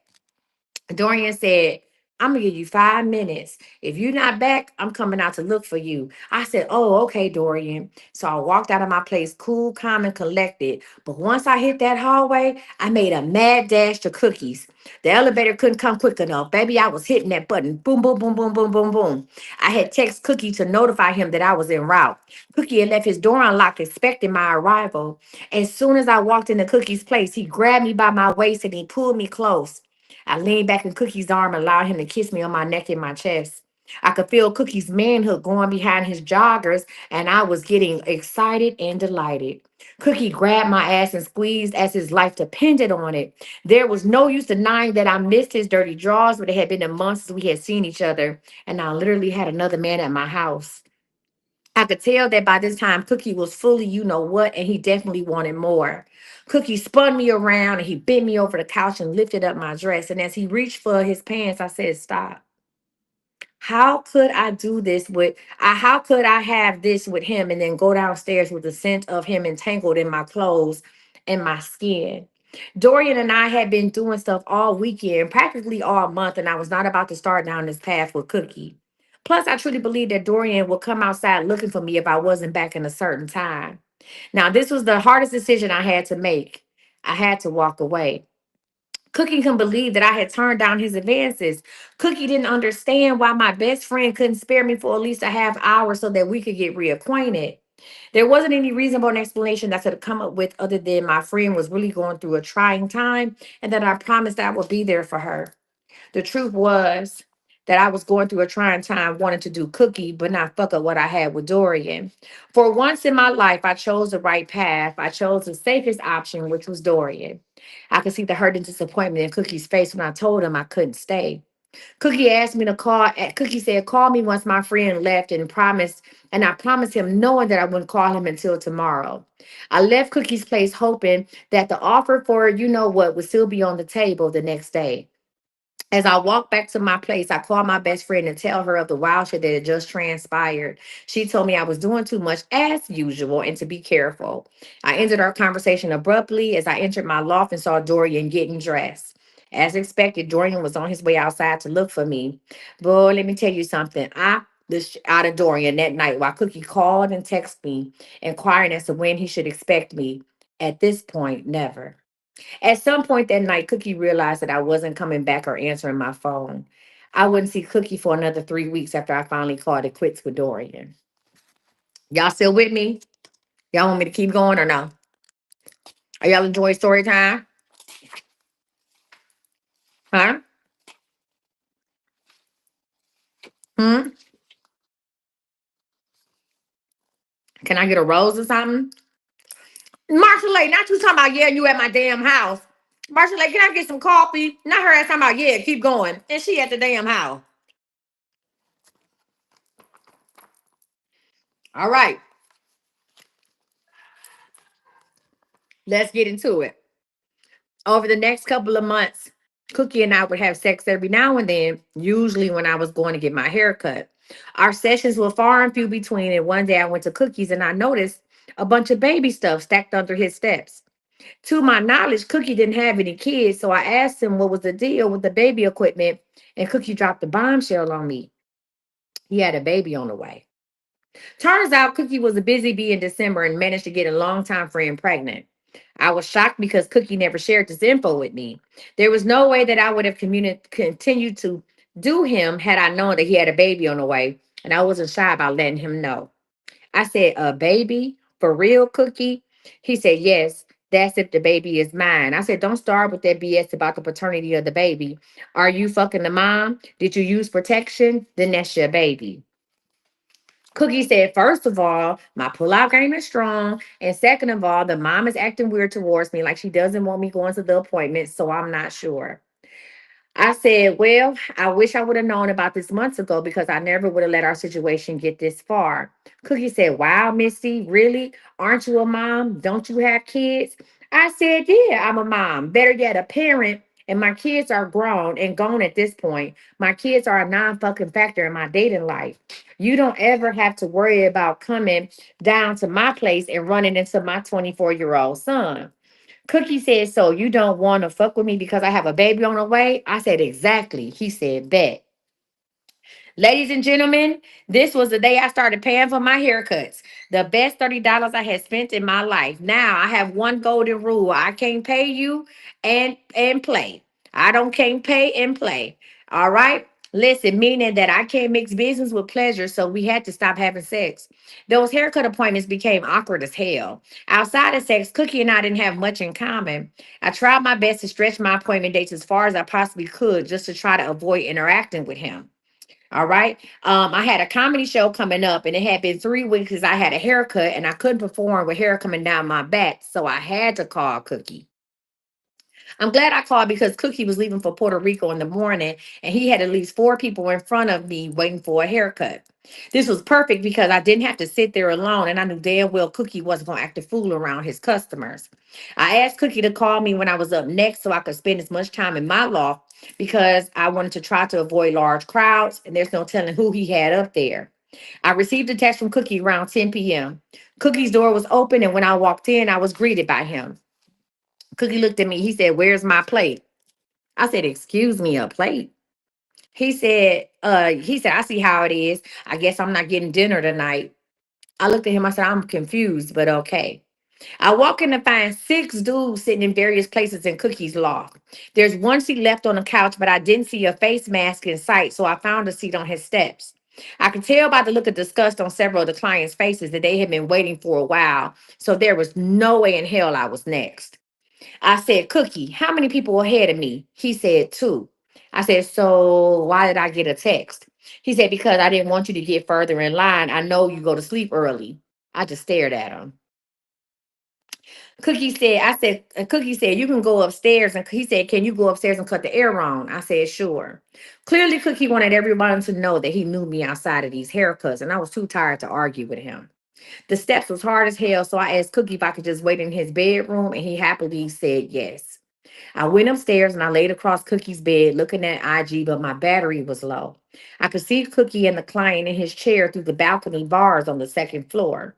Once my phone was dead, I entertained myself by listening to Cookie and his clients talk about nonsense, and soon after, I drifted off. I was awakened by a silence. When I fell asleep, there was music playing and men talking about, but now all I could hear was the sound of the Clippers. I raised up to look at Cookie's television to see what time it was, and I was startled by a familiar voice. I heard someone say, I had no idea that there was a barber on my floor. It was Jersey. Cookie said, well, there's actually two of us, but I don't see the other barber that much. Jersey said, thank God for the Facebook group. I had no idea you was cutting hair this late. Do you always take late appointments? Cookie said, nah, I'm going to Puerto Rico in the morning. So a lot of my clients wanted to cut today since I'll be gone for a week. Jersey said, oh, you taking a chick or traveling with the guys? Cookie laughs nervously. Jersey said, oh, okay, you must have something nice waiting on you in Puerto Rico. Cookie said, nah, I'm actually going on a spiritual retreat with my best friends. Jersey said, oh, that's dope. I plan on going to the Dominican Republic soon, but I don't consider it vacation. I promised my daughter's mother that I will pay for her to get her body done, and I'll go assist with recovery. Babe, these women are something else. I can't believe that your girl is okay with you going to Puerto Rico. I wish my girl was that understanding. Cookie, silent. I'm upstairs in disbelief. Out of all of the nights and all of the neighbors in this building, how did I end up upstairs in Cookie's bed while he's cutting Jersey's hair? And then I needed to use the bathroom, which is downstairs. I couldn't breathe. The only thing I could focus on was my bladder and what would happen if I had to go downstairs to the restroom or if Cookie called for me. I was so focused on staying quiet that I fell back to sleep. The second time I woke up, there was another guy in Cookie's chair getting a cut, and by now I was convinced that Cookie had let me sleep for a reason. He wanted me all alone. Once the last guy left, I heard Cookie lock the door and he started heading up the stairs. I was laying in Cookie's bed facing the wall, so I didn't see him coming up the steps. When I turned over to see what he was up to, I was greeted by a tired and naked Cookie. I said, Cookie, what are you doing and where is your clothes? He said, you know what this is. I said, no, I don't. I said, we haven't did nothing in a while and I really did come here for a haircut. He said, then why are you in my bed? I said, Cookie, I don't want to sit downstairs with 100 other people. And you said it was cool for me to come up here. I'm still confused as to why you cut everyone's hair before me. You could have woke me up. So Cookie started walking towards me. He said, shut up and take that shit off. We both know why you in my bed. I miss you just like you miss me. Now take them pants off so I can get some of that. I can't say all this online. I said, I promise I didn't come up here for that. I have never seen this look in Cookie's eye. He was looking at me, but somehow looking through me. The last time I saw a look like this was when I was locked in Dion's house. I started to think that Cookie may not take rejection well. He laid his body on top of mine. I could smell the hair products and barbicide on him. I was experiencing a feeling of conflict. I was disgusted yet turned on. I was not interested in having sex with Cookie, but here we are, and he thrusted his fully. You know what? I closed my eyes and I arched my back. Cookie was a talker during sex, which have elevated our experiences. This session was different. I felt like Cookie had a point to prove. I felt like, can I get some Oreos? I'm sorry. You're going to kill me. I felt like Cookie had a point to prove for. I felt like he may have known that Jersey was the guy from my joke and he was punishing me in his own sick way. Our session lasted a couple of minutes, but it felt like a lifetime. I climaxed and Cookie did as well. Cookie rolled over and exhaled while I lay there in the daze. Cookie motioned for me to come downstairs and get my hair cut. I started putting my clothes on. He said I didn't need them. Cookie grabbed a towel and placed it in his barber chair and instructed me to have a seat. I felt the coldness of the barber clippers as Cookie prepared to cut my hair. This butt naked haircut was a first. After Cookie finished cutting my hair, I put my clothes on and headed towards the door. He stopped me. He said, you want to blaze? I said, not really. He said, well, help me pack. I have to be at the airport by 4 a.m. I said, sure. Just let me know what you need me to do. He said, well, I'm going to go ahead and roll up just in case. I'm hungry. We should go to the Waffle House. I said, it's pretty late, Cookie, and we don't have that kind of time. Light it up and let's get you packed. It's 2 a.m. by this point, and Cookie has clothes everywhere, and I'm confused as to why I'm here. Cookie has passed me the thing, and then so this roll up was different from usual because I was what? Zooted and booted. Now Cookie had stopped packing and he picked up his guitar and started singing a song about how good my you know what was. He said, Misty with the good, how I miss thee. Don't you ever withhold it from me. Oh, Misty, which is funny because I think Cookie sang that song to me last night too. Now, mind you, this was, I believe Cookie sang that same shit to me last night. Okay. Now, this song goes on forever because I am what?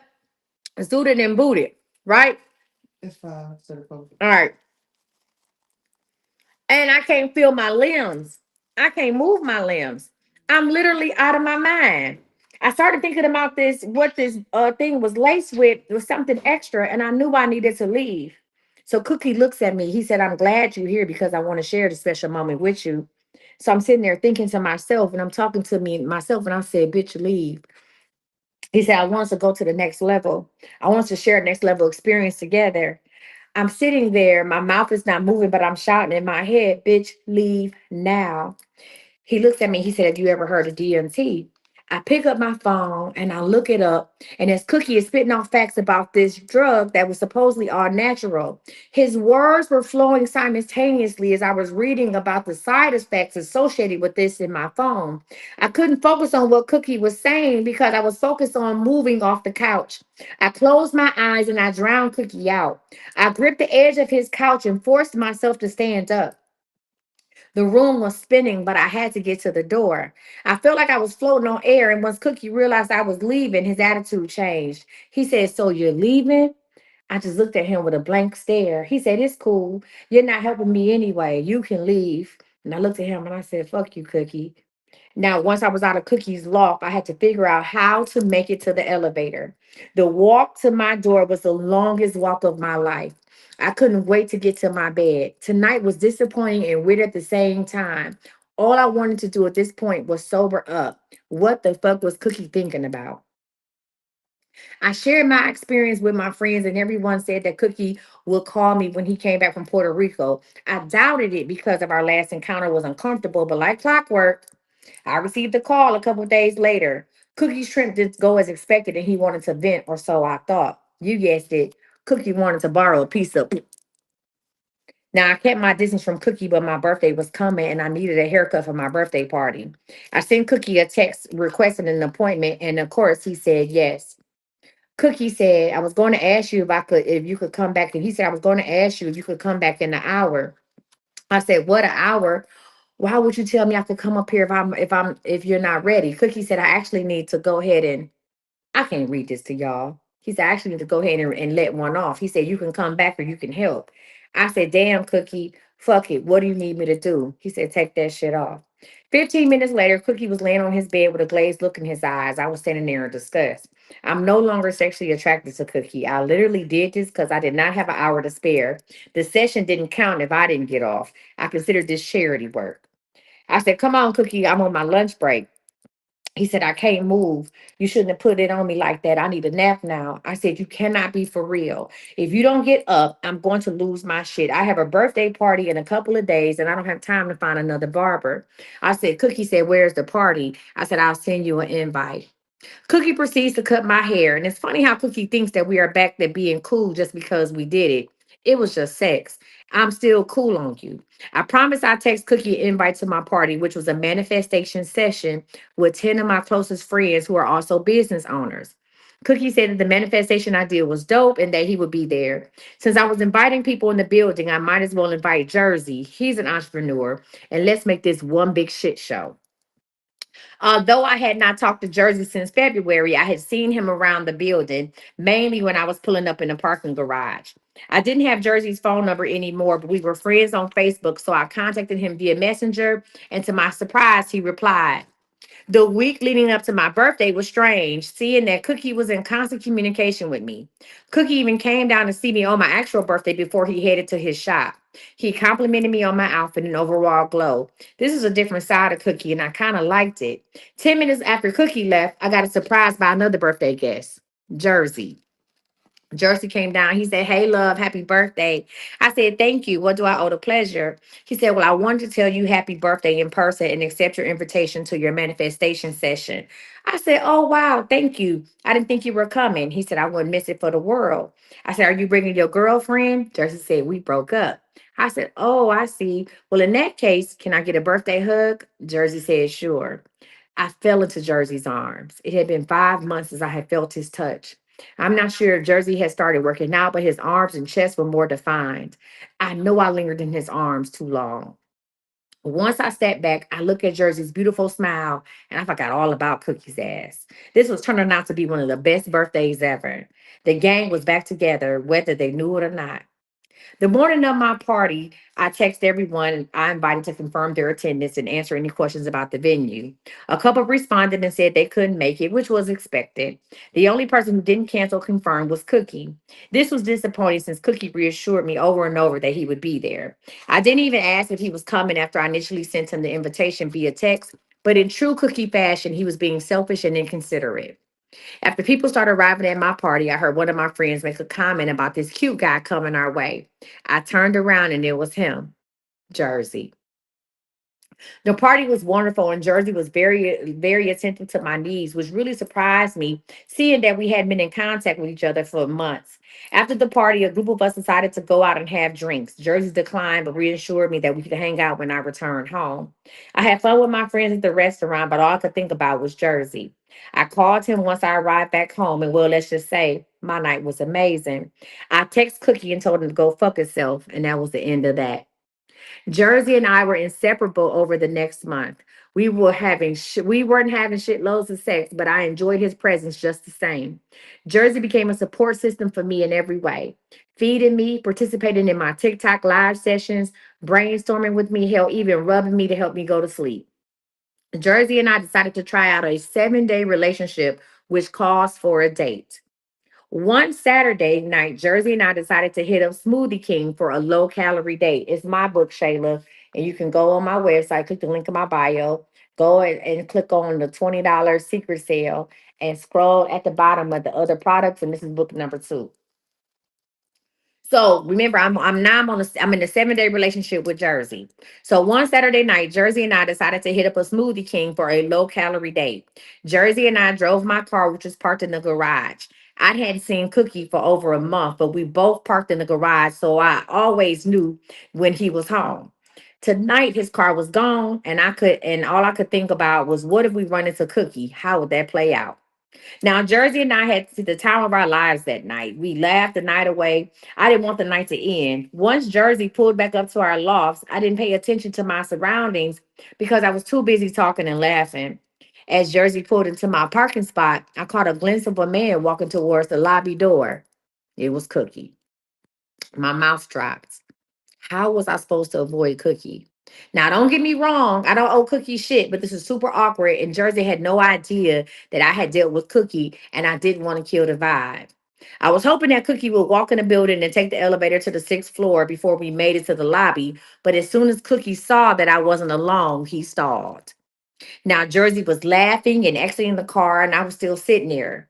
Jersey asked me if I was okay and I told him that I had dropped something in the car. Jersey started walking towards the door behind Cookie, who had seen all he needed to see. Once Cookie disappeared into the lobby, I stepped out of my car and I walked behind Jersey. As I walked in the lobby, I saw Jersey standing by the elevator alone, which means Cookie had taken the elevator, or so I thought.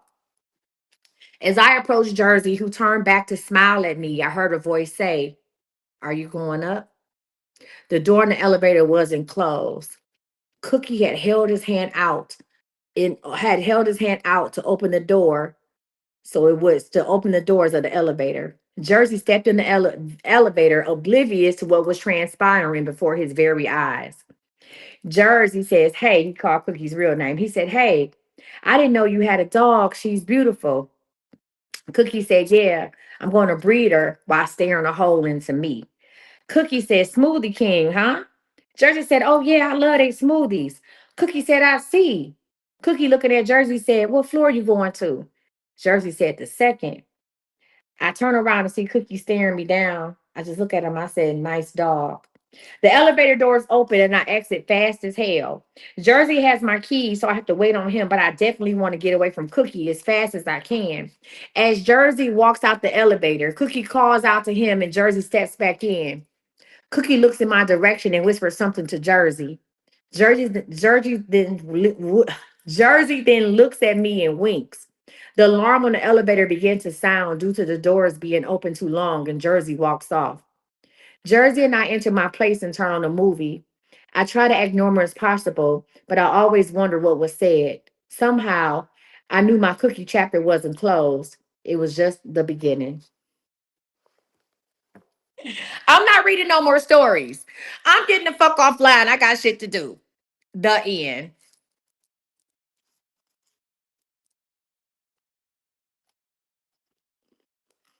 What questions y'all want to ask about it? What questions y'all want to ask about the story? What do y'all want to know? Huh?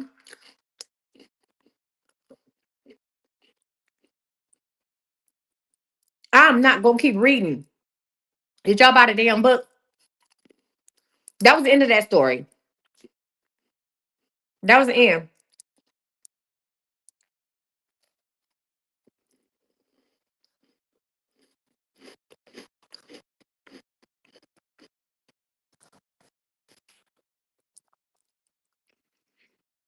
Has Cookie read my book? I gave Cookie a copy of my book. I don't know if he read it or not.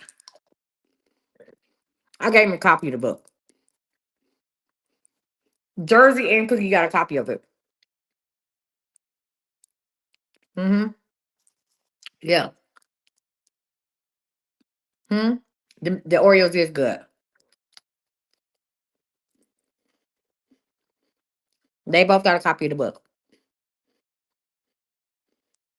Mm-hmm. She said so. Cookie is still in the picture as of today. Cookie was up here last night. Wow, wow, wow. Where is Jersey now? What do they think about the books? They think they dope. Oh yeah, she knew. Cookie was just over here last night. She says, "Cookie in the story, girl." Cookie was bow, bow, bow. When did Cookie resurrect? Cookie ain't never left. Cookie ain't never left. And when did he resurrect? He came back. Right, listen. That ass came back more than Michael Myers. Okay. Now I'm gonna tell you a story that I'm gonna start in. What about Jersey? Um, when Jersey ended up moving from the building, we had lost communication, and then I moved from the building. But I actually invited Jersey. Jersey actually came to a game night at my old house. Jersey actually, so I had a game night. This is before Dante moved. Dante moved in November of 2023. I moved into my old house in August of 2023. So this had to be September, October 2023. I had a game night and Jersey actually came. The only reason Cookie came after Jersey came. It was crazy. Jersey came, Dante came. Luckily I had 3 floors. Jersey came, Jersey got there early. And Jersey, when I say little ground I walk on, like all my friends was like, "Oh my God, the way he look at you is amazing. The way he loves on you is blah blah blah, blah. Super duper dope." I want to find some pictures of Jersey real quick and show y'all. Um, of me and Jersey back in the day. Y'all want to see the people? Y'all want to see me and Cookie and me and Jersey? Yes, no, maybe so. Okay, hold on. Now I'm gonna have to go back far to go find a picture of Jersey because I ain't had no picture with Jersey and forever. Hold on, Jesus. Hold on, y'all. I'm gonna have to go back to shit past 2023, and then I'll show y'all. I put the picture of Cookie. Hold on. Oh no, that's kneecap. Hold on. I'm gonna go shit. Probably the 2022 to get a picture of Jersey. Hold on, y'all. I can't. If y'all putting writing something down, I can't see it. Oh no, I don't. Here go a picture of Jersey right here. That's Jersey. That's Jersey. That's Jersey right there. Damn, that's his real name. That's Jersey. And then here go a picture of me and Cookie. Y'all should know who Cookie is. Hold on. Y'all go follow Jersey on social media. Shit. That's me and Cookie on Christmas.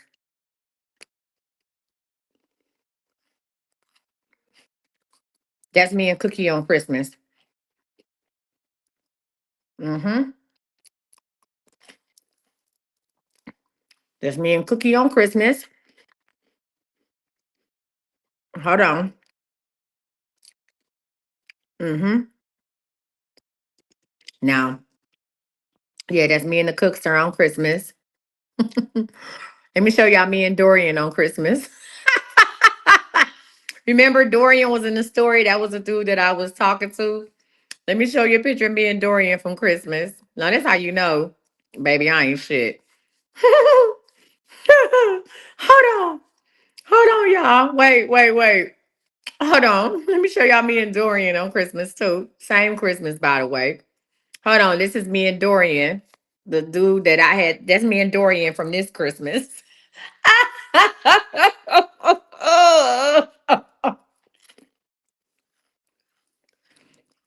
Oh, shit. That's me and Dorian.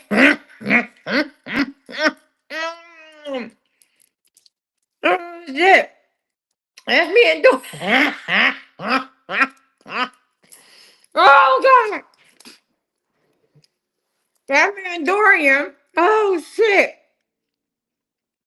Hold on. That's me and Dorian on Christmas. Oh, shit, me. Hold on, y'all. Oh, my God. Jesus be a fence all around me every day. Oh, shit, me. My God, tis of thee. What are we doing? So there's, oh, shit. Oh, I took the pictures out of here. I ain't got them in here because, baby, I was going to be like, I got some other pictures from Christmas too. But I think I took them out of my, I took them out of my main thing and I hid them because it was too painful. Yeah, I don't have them pictures in here no more. That's good. Y'all don't need to see that shit no way. Oh, shit. Oh, my God. Let me see. Nah, y'all need to see that shit. No way. Good. I'm glad I took them pictures out. Oh, my Lord. Tis of thee. Mm-mm-mm-mm-mm. Yeah, we don't need to see that shit. No way. All right. Um, you saw me doing my thing. I'm just doing my job. I'm just doing my job. Listen, I be doing a little razzle dazzle. All right. So listen, I'm about to tell y'all the story of me and Six Chains. Now, this is a story that's going to be in my third book. It's part one and part two. Part one and part two. Which one do y'all want? Part one or part two of the story of Six Chains? Let's vote on it right now. Do you want part one or part two? Which one y'all want?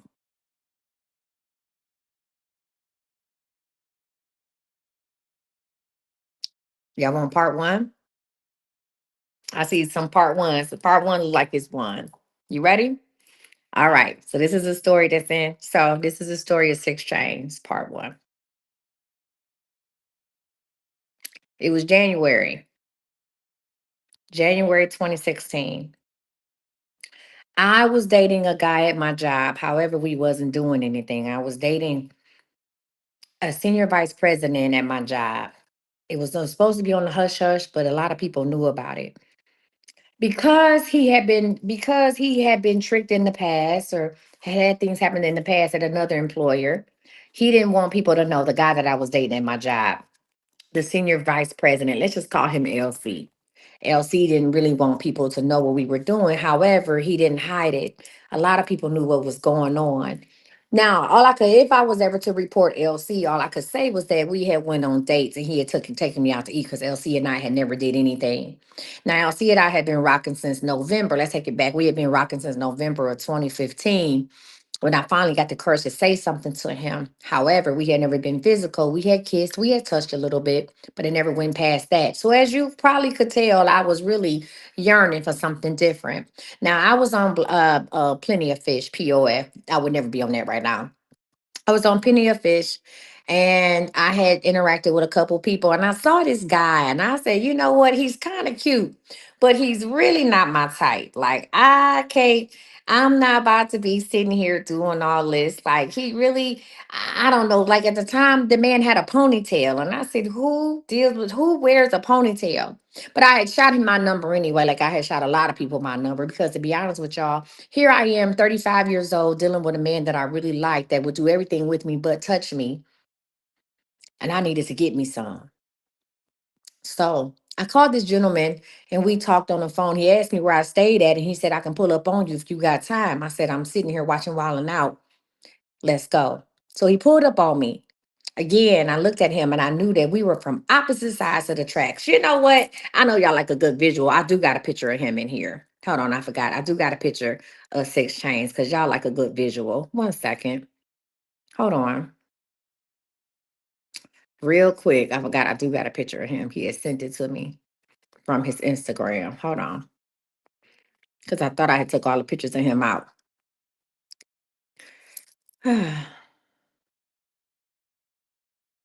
That's the story of Six Chains. So that's him.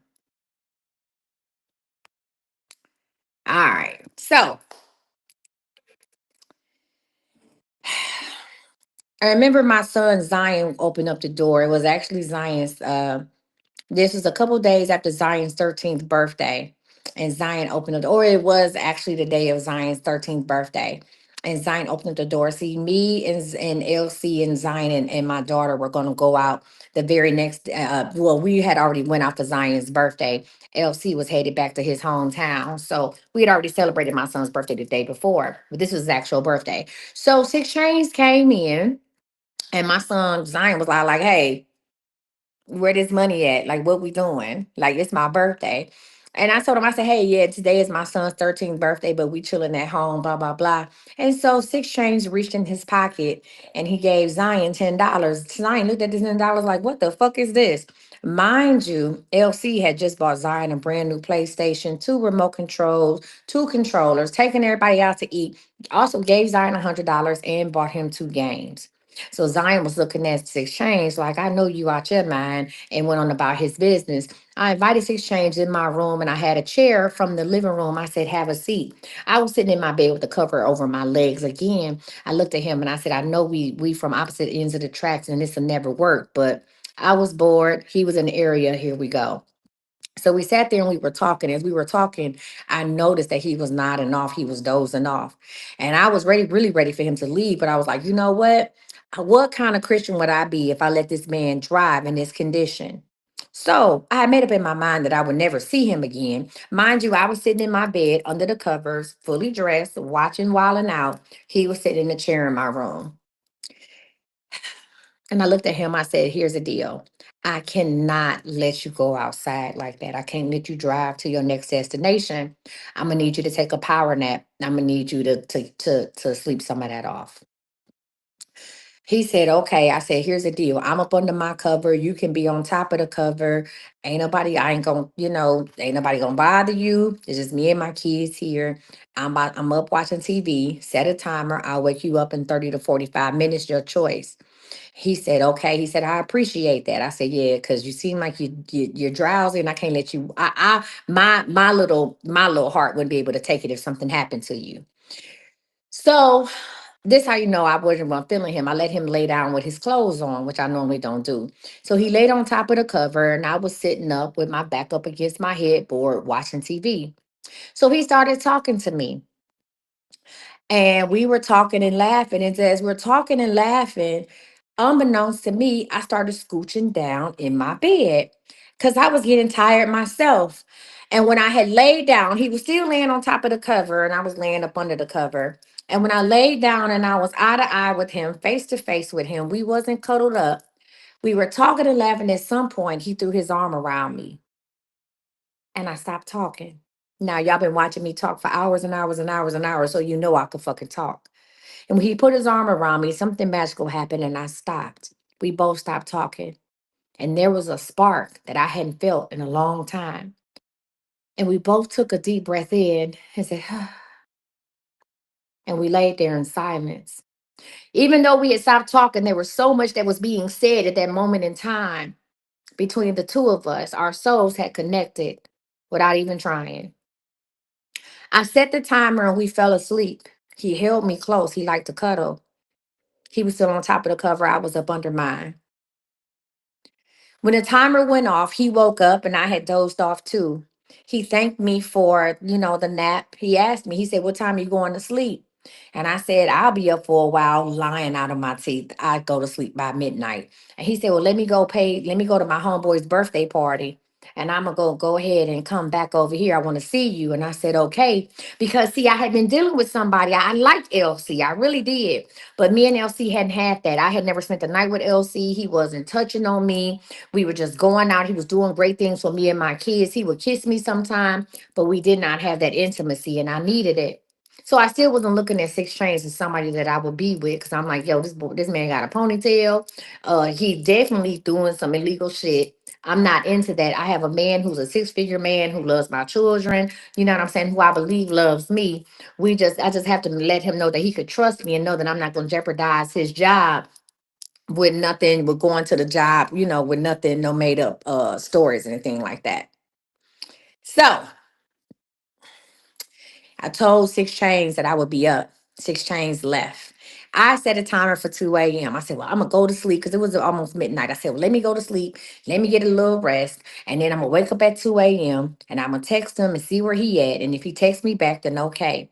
Again, I'm looking for it to be a one night stand. So I do just that. I set an alarm at 2 a.m. I text Six Chains. He texts me back. He said, wow, perfect timing. I was just getting ready to walk out the club. I said, okay. He said, my GPS say I'll be there in 16 minutes. I said, okay. And I got up and I started making sure that my room was tidy. And I don't know where I fell back to sleep. I don't know what happened. I was literally sitting on the edge of my bed waiting on this man to pull up. He was 16 minutes away and I fell asleep. The next time I woke up, it was 6 o'clock in the morning. The sun was shining bright. My TV was playing the first 48. And I said, damn. I looked at my phone. I saw that he had called me twice. And I said, shit, he probably went over somebody else's house, probably hooked up with another girl, it's whatever. I didn't think nothing of it. Right. So I woke up and I started adjusting my blinds. And my phone rang and I looked down. It was him. I answered the phone. I said, hello. He said, open up the door. I said, open up the door. He said, open up the door. As I opened up the door, I saw him get out of his truck. At that time, it was a new white Infinity truck. And he got out the truck and he walked in with his 6'3" frame, slender yet muscular build. He got out. He didn't say a word. He walked in my room. He took his clothes off. Money was falling out of his pockets. It was so much money, I had to go get a bag to put it all in. There was money everywhere. I said, I've never seen somebody go to the strip club and come back with more money than when they left. He looked at me. He said, go get in the shower. And so I did. Y'all, I was in the shower and I was excited as hell. I was like, oh my God, this man slept in front of my house. This man fell asleep in front of my house. And at the very time that I was waking up and adjusting my blinds, he called me and told me to open up the door. So, y'all, I got the shower, I get in the bed with him, and I was so excited, and nothing happened. I mean, nothing. We tried, but nothing happened. And so I came up with a theory. I said, you are allergic to protection. I said, you must have a girlfriend somewhere, somebody that you're sleeping with, and you don't use protection. And I said, because you clearly excited and delighted. But when we go to that portion of the game, that's when the shit changed. And so I could tell that he was a little embarrassed and he was like, well, let me just lay down for a minute. I could be tired and blah, blah, blah. And I said, you know what? It's okay. Let's just cuddle. Because really, I really wanted that feeling. I wanted that feeling when he put me in his arms. When he wrapped his arm around me, he pulled me close. That's the feeling that I wanted. I didn't care about nothing else. That's the feeling that I needed. And that's the feeling that I got. So now the person that I said I wasn't going to talk to had a point to prove, right? So now he said, well, I got to come back again because I owe you. He came back a second time. Nothing happened. And at least the second time we went out and got something to eat. We came back. We had went out to Buffalo Wild, no, not Buffalo Wild Wings, Hooters, because he loved wings. We went to Hooters, had a blast, laughed and talked. Came back to my house. Same old thing. Was excited and delighted. As soon as we got a chance to put on, you know what, it went down. Nothing happened. Now this is two times in a row. I said, okay. Now LC still ain't giving none up. I done met somebody else. I'm like, you know what? I'm gonna take a chill on both of y'all because I'm gonna go see what person number three is talking about. And I had my good old standbys. Now, 6 Chains and I kept in communication. He worked a daytime shift at his job, mainly an early morning shift. And we would call and check on each other. And he would come over again and again and again and again and again. And nothing happened. But by this time, I found out that I enjoyed his company. I found out that yes, he had a ponytail and he grew up with a pimp as a father and a mother that was a colorful person, but we did have a lot in common. And I liked being around. And somehow he had formed a little relationship with my children. Right? Right. And so by this time, 6 weeks had went past, and I was talking to him every day, and he was coming over 2, 3 times a week, and we were going out, and everything was amazing. We still had not did what we were supposed to do. Now I realized that something was happening here. I said, oh my God, I think I like you. So let me have a conversation with you. And I sat down and I told him, I said, listen here, I am dating somebody. I've been dating somebody since the day I met you. I said, this man is a 6 figure player at my job, and I can't let that go to waste. I said, my children adore him. He goes to the PTA meetings with me. He goes to my son karate practice and karate matches with me. I said, the people at the school think that's their father, and I cannot mess them up. I said, I see you are connecting with my children at an unbelievable rate. And they like you and you like them. I said, but I had to let you know that you can't expect to go with me to none of their events. Don't be upset if I say, hey, is somebody having an award assembly and I can't invite you to it or I don't call you. I say, because we're going to be with him. I just thought I should let you know. He said, well, I appreciate your openness. He said, and okay, he said, I'll take that into account. And I was ready for him to stop dealing with me, but he didn't. He stuck around. And one day we actually did it without thinking about doing it. It just kind of turned up and it went down. And I must say, it was pretty decent. It was better than what I was getting from LC because LC was giving me nothing but time, attention, and money. But physically, he was giving me nothing. Now, once we had did it, then 6 Chains started paying attention to certain things, and 6 Chains realized that I was a shoe fanatic. I love tennis shoes. I love Chuck Taylors. So 6 Chains and I were talking, and I was on one of my health kicks, and I told 6 Chains that I needed me some new walking shoes. I know he would go to the outlet a lot. I said, you know, some new running shoes. You know where I get some new running shoes from. Now, mind you, up until this time, LC, remember LC is the guy from my job. He had been buying my kids and I clothes, shoes, paying for football fees, whatever we needed, he was doing that. So most of the time, the shoes that I wore to work, LC had bought them, right? LC had figured out, hey, if the one thing she ain't gonna buy herself is no shoes. So guess what? I'm gonna buy whatever shoes that she need. Moving on. 6 Chains, let's call him his name named Dante. Dante bought me, surprised me with this loud ass pair of orange Nikes, neon orange Nikes. They were so comfortable. And he said, "You told me you wanted some running shoes." Because he asked me what size shoes I wear. He said, "Here you go." That was his first gift that he ever bought me, was some Nike running shoes.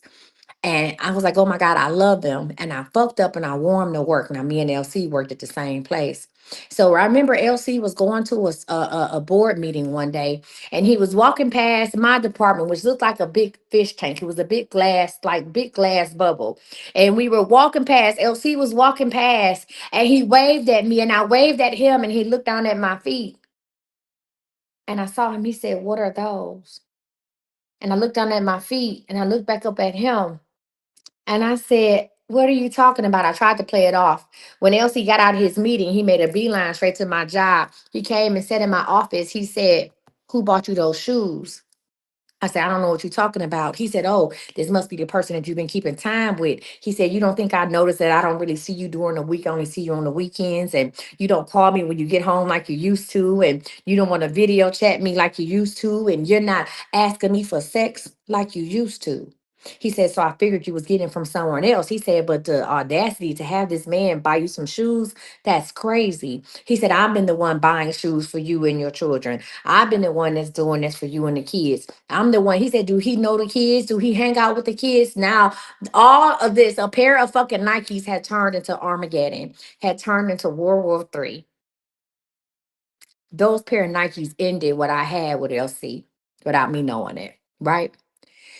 So I remember telling Dante about it. I said, "You and these goddamn Nikes, you didn't cut off my supply." Now LC basically stuck around until my daughter graduated from high school, because he told her he would come to her high school graduation. But after that, we really stopped talking. But by this time, me and Dante had become friends. Now Dante and I decided to go to the spa one day. We were going out on dates, and I said, "Hey, we need to do something. I'm going to take off a half a day. You get off at noon. Listen, you get off at noon. I get off at this time, and we're going to meet up and we're going to go to King's Spa." And he said, "Okay." Something that happened at my house. Let me take a sip. Let me go back before King's Spa. Let me go back. Hold on. Let's talk about before King's Spa. Now, before King Spot had happened, Dante and I was very happy together. I didn't ask him any questions. He didn't ask me none either. We just enjoyed each other's time. One day I needed a haircut. Now, y'all have seen this DJ. Listen. Hell, no, I wasn't insurance. No, this is way back when this happened. No, I was a supervisor for the transit authority here. No, I was not in insurance at all. I was a supervisor for the transit authority. This happened back in 2016. So there was an incident at my house. And it's funny because y'all know the guy, the DJ Elijah that comes in my lives, the one that got the real deep voice, the real nice voice.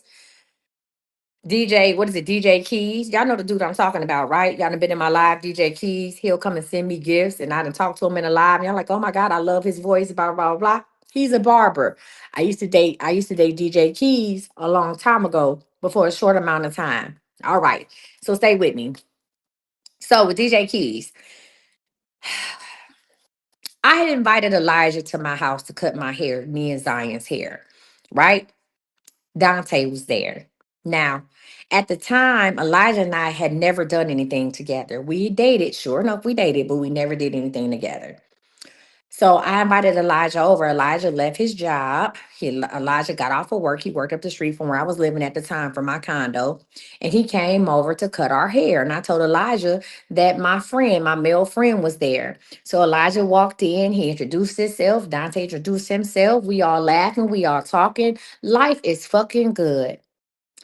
Elijah looks Dante up and down and decides to let Dante know, like, "Hey, I know them outside of haircuts. I know her outside of haircuts." So Elijah makes a comment to Zion. "Zion, remember when I used to take you to your football practice?" So Dante was sitting on the couch, and Dante looks at me, take Zion to his football practice. He's like, "Yeah, Zion, remember when I used to date your mama?" Now Dante is sitting there. Now, because this is the first time I found out that Dante was an eye for an eye type of nigga. So Dante figures, so you're going to have me in the presence of a man you used to date and not tell me what's going on. So now I'm about to make you feel uncomfortable. So Dante picks up his phone and he calls some chick that wanted to invite him to a party, some chick that likes him. He calls, I'm getting my hair cut. And I'm sitting there and I wanted to just die. I want to melt in the chair. Dante calls this girl. Listen, Dante calls this girl and he talks to her about her birthday party in my face, in my house. And I'm sitting there. And as I'm sitting there, the tears are rolling down my face. And Elijah's cutting my hair. And he was like, Are you okay? I said, You know, I'm not okay. Now, Zion was still there and I didn't want no commotion. So I just sat there quietly. And I sat there and I listened to Dante talk to this girl on the phone and tell her how he was coming to her party and what does she want for her birthday and da da da da da. So after that, I walked Elijah out. I told Elijah, I said, you were dead wrong for that. And Elijah was like, so this is the kind of dude you want? We couldn't be together, but you want to do with a ponytail and you want to da da da da da. I said, it don't matter. You was dead ass wrong for that. And now I can't even fuck with you on the business tip because you took it personal. So when I came back in the house, I'm expecting for Dante to go ahead and leave. I actually had some cake to do. I used to have a cake business back then. And I'm looking at Dante and I was like, you still here? Don't you have somebody to catch up to a party with? And he said, I'm just doing what you doing. You sat up here, you had me sitting up here laughing and talking to somebody that you used to fuck with. I'm just, you know what I'm saying, since we cool with talking to other people, since we doing that, I decided to go ahead and return on girl phone call while I make her wait until tomorrow when I could have a conversation tonight. So he said, Don't you got some cake to do? I said, No, I'm gonna go to sleep. Because at that point I was distraught. I got in the shower, I got in the bed. By the time I got out, Dante was in the bed and I laid there and I said, Don't touch me. And he said, Oh no, we gonna cuddle, we gonna touch. He said, I don't care if we do nothing but lock ankles, we gonna touch. And when he noticed I was crying, he said, Don't you ever let nobody take you out your hookup. He said, Even if it's me. I said, what you're not gonna do is give me a pep talk, and you the one that fucked up. What you're not gonna do is give me a pep talk about you. That's wild work. Now we already had this date plan to go to King Spa here in Dallas. We already had a date plan to go to King Spa. I had already took off a half a day of work. He was gonna be off anyway because he got off at 12, and I had made up in my mind that that would be our last date. That would be our first and last major date. So I want to say the date might have been the next day or 2 days later, but it was that same week. So he called me about King Spot like nothing had ever happened. Like, hey, what's going on? You want me to meet you there? You want me to pick you up? I said, no, just meet me there. And he knew it because I knew that I was going to go, have a good time, and then stop talking to him. So we meet up at King Spot. He trying to hug on me, kiss on me. I ain't doing none of that. Like, come on, let's just go in here and let's just hang out. I want to get relaxed, get in the pool, get in the sauna, whatever the case we're going to be, and going on about our business. So in my mind, that was gonna be our last date, right? I'm through with this. I ain't got time for it. I'm done with you, Elijah, with everybody. I'm going about my business. I done lost out on LC. Me and LC ain't talking like we used to. Elijah done pissed me off of all festivities, and you done did the All American most. So I'm just gonna cut everybody off. I'm gonna leave everybody alone. So we get in the King Spy, and I decided to have a good time. And so the last, if you ever been to King Spy in Dallas, like the last thing you probably go to is the pool. You kind of work your way around. And so we had a good time, and I put bygones aside, let bygones be got bygones, and we get to the pool. So now this was during a weekday, and there wasn't that many people at King Spa, but there was a group of women in the spa. And I don't know, and I'm gonna say this to say that at the time I was over 300 pounds, right? At the time, I was over 300 pounds. And sometimes society doesn't think that women that's over 300 pounds are women who are morbidly obese or plus size or whatever you want to call it, super plus size, SS, BBW, whatever letters you use, that I should not be with a man who is attractive. Or maybe I'm with this man and he used me, or whatever the case may be. Either way, there was a group of women there, maybe some girls that played hooky or whatever the case may, and he was the only man that was in the pool outside of the guy who was working the bar. So of course he had his shirt off. He had a nice body or whatever. We get in the pool. I'm 300 and some pounds. I'm still have my swimsuit on. It's whatever. And so we were talking. And I had told him, I said, thank you. I looked at him in the pool. I said, thank you. I said, thank you for an amazing day today. And he was like, yeah, no problem. I really had a good time. I said, I'm going to have to stop talking to you after the day. I said, this is it. And he looked at me. He said, what do you mean this is it? I said, this is it. I said, the shit that happened at my house, nobody's wrong, nobody's right. I just can't do it. I don't think we meant to be together. I don't know where this is going. I'm going to go ahead and bid you adieu. I've already taken a half day off. Why ruin the date? And he just looked at me. He said, really? And so he started opening up to me and telling me about his past. And that's when I learned about his father being one of the biggest pimps in South Dallas. I learned about his uncle. I learned about his mom. I learned a lot about him that I didn't know before as we were sitting in that pool. Now, these women, these group of women are looking at us as if, what the fuck is she doing with him? Or what the fuck is he doing with her? And he's telling me all this stuff. And I was just like, I thank you for opening up to me. However, that's not going to change the way I think or my decision. He said, well, what about the kids? You know, I like the kids. The kids are attached to me. You just gonna yank everybody. I said, the kids will be okay. I promise you that. It's just best that we go our separate ways. So he said, so you're telling me there's nothing I can do to make this right. Now, one of the things that he had told me is that he had a problem with public displays of affection. He had told me that ahead of time, that he was not into PDA, right? Like he wasn't really a hand holder, kissing in public. That's a no. So I told him, I said, if you want to make this right, if you want us to start over from scratch, because he had invited me to a card party at his grandmother's house, which was the gambling house. And I declined all that too. I said, if you want us to start off on a fresh note, if you want us to start off with a clean slate, you're gonna kiss me in front of all these people. Because again, it was a crowd of women who was watching us as if we was on TV and and life was their remote control. And they was looking at us like they had lost their goddamn minds. And I said, you'll kiss me right here, right now in this pool. So he leaned in towards me and he kissed me on the cheek. Listen, and before I could know it, I said, bitch, please. And he looked at me. He said, now I don't get into all that name calling shit. I know you upset. And I said, I'm sorry. I never should have said that. I said, but I feel like you playing in my face. I said, and that being said, I'm going to go ahead and go. So as I went to walk away, he grabbed my arm. Mind you, we in the pool, the jets, they got the jets going and all that stuff. He grabbed my arm. He turned me around. He pulled me close and he kissed me like nobody had kissed me in a long time. I forgot anybody was there. I forgot where we were. I forgot that them women was there. I forgot about the girl he had called. I forgot about Elijah. I forgot about all of it. And it wasn't just a mwah. When I tell you, when he kissed me and sucked on my bottom lip and put his tongue down my throat and held me around my waist or what should have been my waist and held me close to his 6'3" body, slip with a medium muscular build.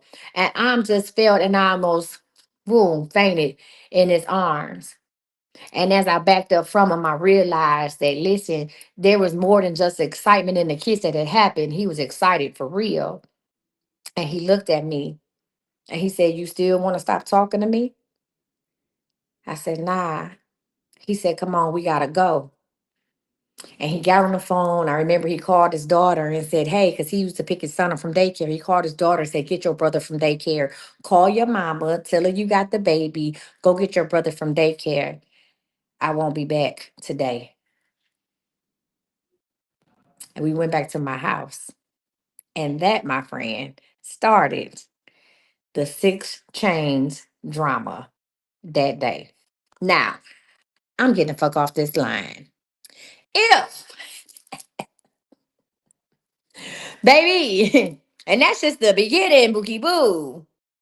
All right. If, let me put this up. If you are interested, let me say this to say that. Y'all, listen, if you are interested in getting my third book or getting and reserving your pre sale copy, just go ahead and send me a message to say third book right now. Send me a message to say third book right now. Please go click the link in my bio. Go visit imcoachmissy.com. Click on the $10 specials and the $20 specials. Remember, listen, remember to go ahead and give. Remember to go ahead and look at the additional products that you can add on, and you can always remove the main product or buy it or whatever the case may be. If you have problems with purchasing something and you don't know how to purchase it, go click the link, go in my bio and send me a message and we'll send you the direct link for whatever it is that you're looking for. If you don't know, outside of books, my name is Coach Misty. Outside of being a dope ass author, and I got a class I can teach you how to write. I am a master manifester. I am that girl, and you will be able to find the blacklist. And real quick, let me talk about it. Under the $20, y'all, it's the black magic oil. You have money oil, right? Manifest money, ratchet, ratchet money oil, shmoney oil, right? You have our new oil, which is the what? The energy, listen, the energy reset oil, the new oil, which is the energy reset oil. That's all under the $20 holler. You also have under the $10 holler, you have your mist, your love potion number 9 mist, your black magic mist. You got everything that you could need. Is there anybody that would needs help ordering online or don't know how to do it? Speak now, forever hold your peace. If there's anybody that wants to write a book and don't know where to start, I have a work. If you go to imcoachmisty.com, I have a workshop that starts on the 28th. It's 6 weeks. I can take you from idea to a published book in 6 weeks. This is what I do. I have written over 11 books. I have workbooks, journals, and my novels. Okay. So this is what I do. Any questions for me? Y'all got any questions for me? If you purchase whatever readings, listen, whatever readings that you all have purchased, we will go ahead and knock those out tomorrow. We're going to have an amazing time tomorrow. Before I leave, remember, I will not be online for about 2 weeks. So, do y'all have any questions about any products? Go ahead and join my live right now. If you got a question about a product, and I will answer it for you. Go ahead and request to join my live, and I will answer the question about a product or where to purchase something. Come on. Anybody? Ain't nobody got no questions. Now I told you I had a question about the book. Y'all asses would have been, I got a question about the story. Looking asses. All right. You said I'm trying to order and can't get it. Why not? What's up, Shay? Can we purchase while you gone? Yeah, you can purchase while I'm gone. Just know, yeah, you can purchase while I'm gone. Now here's the deal. Um, You said you would love a reading and my prices in my bio. No, I'm about to put them back up now. So my reading prices, I took everything down. You want to read in tomorrow or private? So here's the deal. The 72-hour sale is going to expire on Wednesday. If you would like a private reading with me, Michelle, I'm going to give you the thing to go. You can book on here. Hold on, Michelle. If you want a private reading, this is where you're going to go. Hold on one second. If you want a private reading, we're going to go here. Officialcoachmisty.as.me. This is where you go, Michelle. So screenshot that. That's where you go to get a private reading. These prices will be gone Wednesday at 7 p.m. And the regular prices will be up. Oh, okay. So whatever's on sale right now will be over Wednesday. Yeah, it'll be over on Wednesday. Yep. All right. Anything else? Okay. That's it. All right, cool. All right. No, my 90-day readings, my private 90-day readings are not up anymore. Is my list closed for the night? Oh girl, I ain't even doing no reading. I'm gonna read y'all for fifth tomorrow. Look, I'm gonna read y'all for fifth tomorrow. Ain't no, I'm about to go ahead and get up because I want to get up. Like I got some sense because I got shit to do tomorrow. Before we leave. So I'm like, no. So you can go ahead and get in line for readings. You can go to thisisseeingme.com or do one of the specials on their $10 or $20 specials. You can do that. You can actually do that on the $10 or $20 specials. You can get that done. What else? What other questions y'all want to ask me? And listen, y'all can go ahead and get those specials, like I said, between now and Wednesday. You said I have a question, and yes, it's I need a private reading. All right, so I'm gonna go ahead. If you need a private reading, it's official Coach Misty. All right, official Coach Misty .as.me. Hold on, and that's how you do your reading. Right now on my link tree. Now, right, I'll go ahead and screenshot that. Right now on my link tree. Oh, you can also do this if y'all wanna. Let me send y'all. Let me give y'all my text.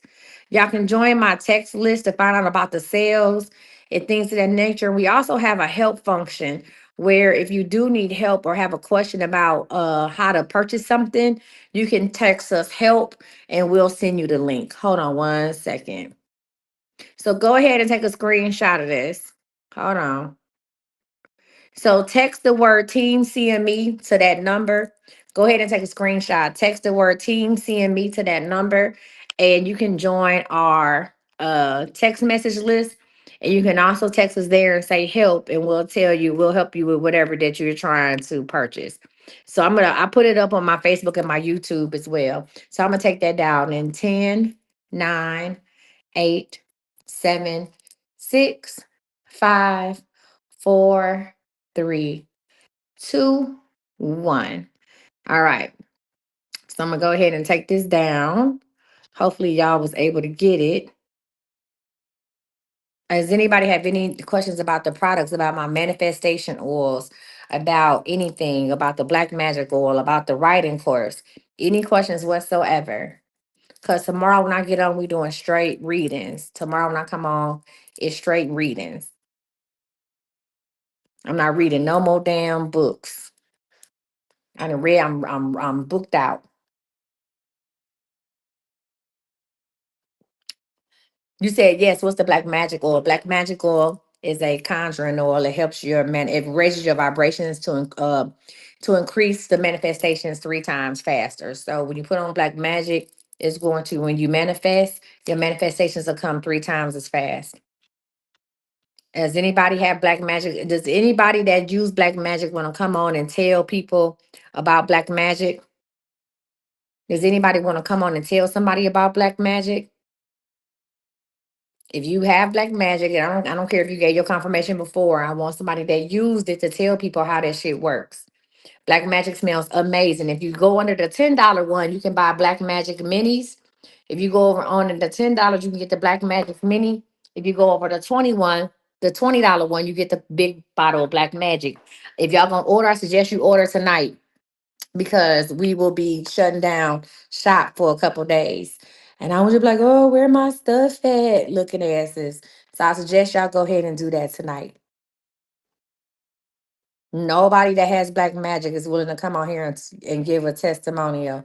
Slim Jim is nope, it's not on the site like that. Send me a message and I'll send it to you. The Slimming water. No, I mean it's not on sale, but we still have some, but it's not on sale. So send me a message. That's what I'm saying now, y'all. All this shit was still up. And I'm like, hey y'all, go and get the stuff, looking asses. And everybody like, oh, where is this at? I don't mind putting Slim Jim on sale. We'll sell it. I can do it for $20. I can add it to the $20 one if that's what you want to do. I can add it to the $20 one. Okay. All right, let me show you how to do it. So you mean to tell me all y'all broads on here with black magic and ain't nobody called and said, this is how this shit work. Crystal, Shay, all y'all got black magic. I know you fucking lying.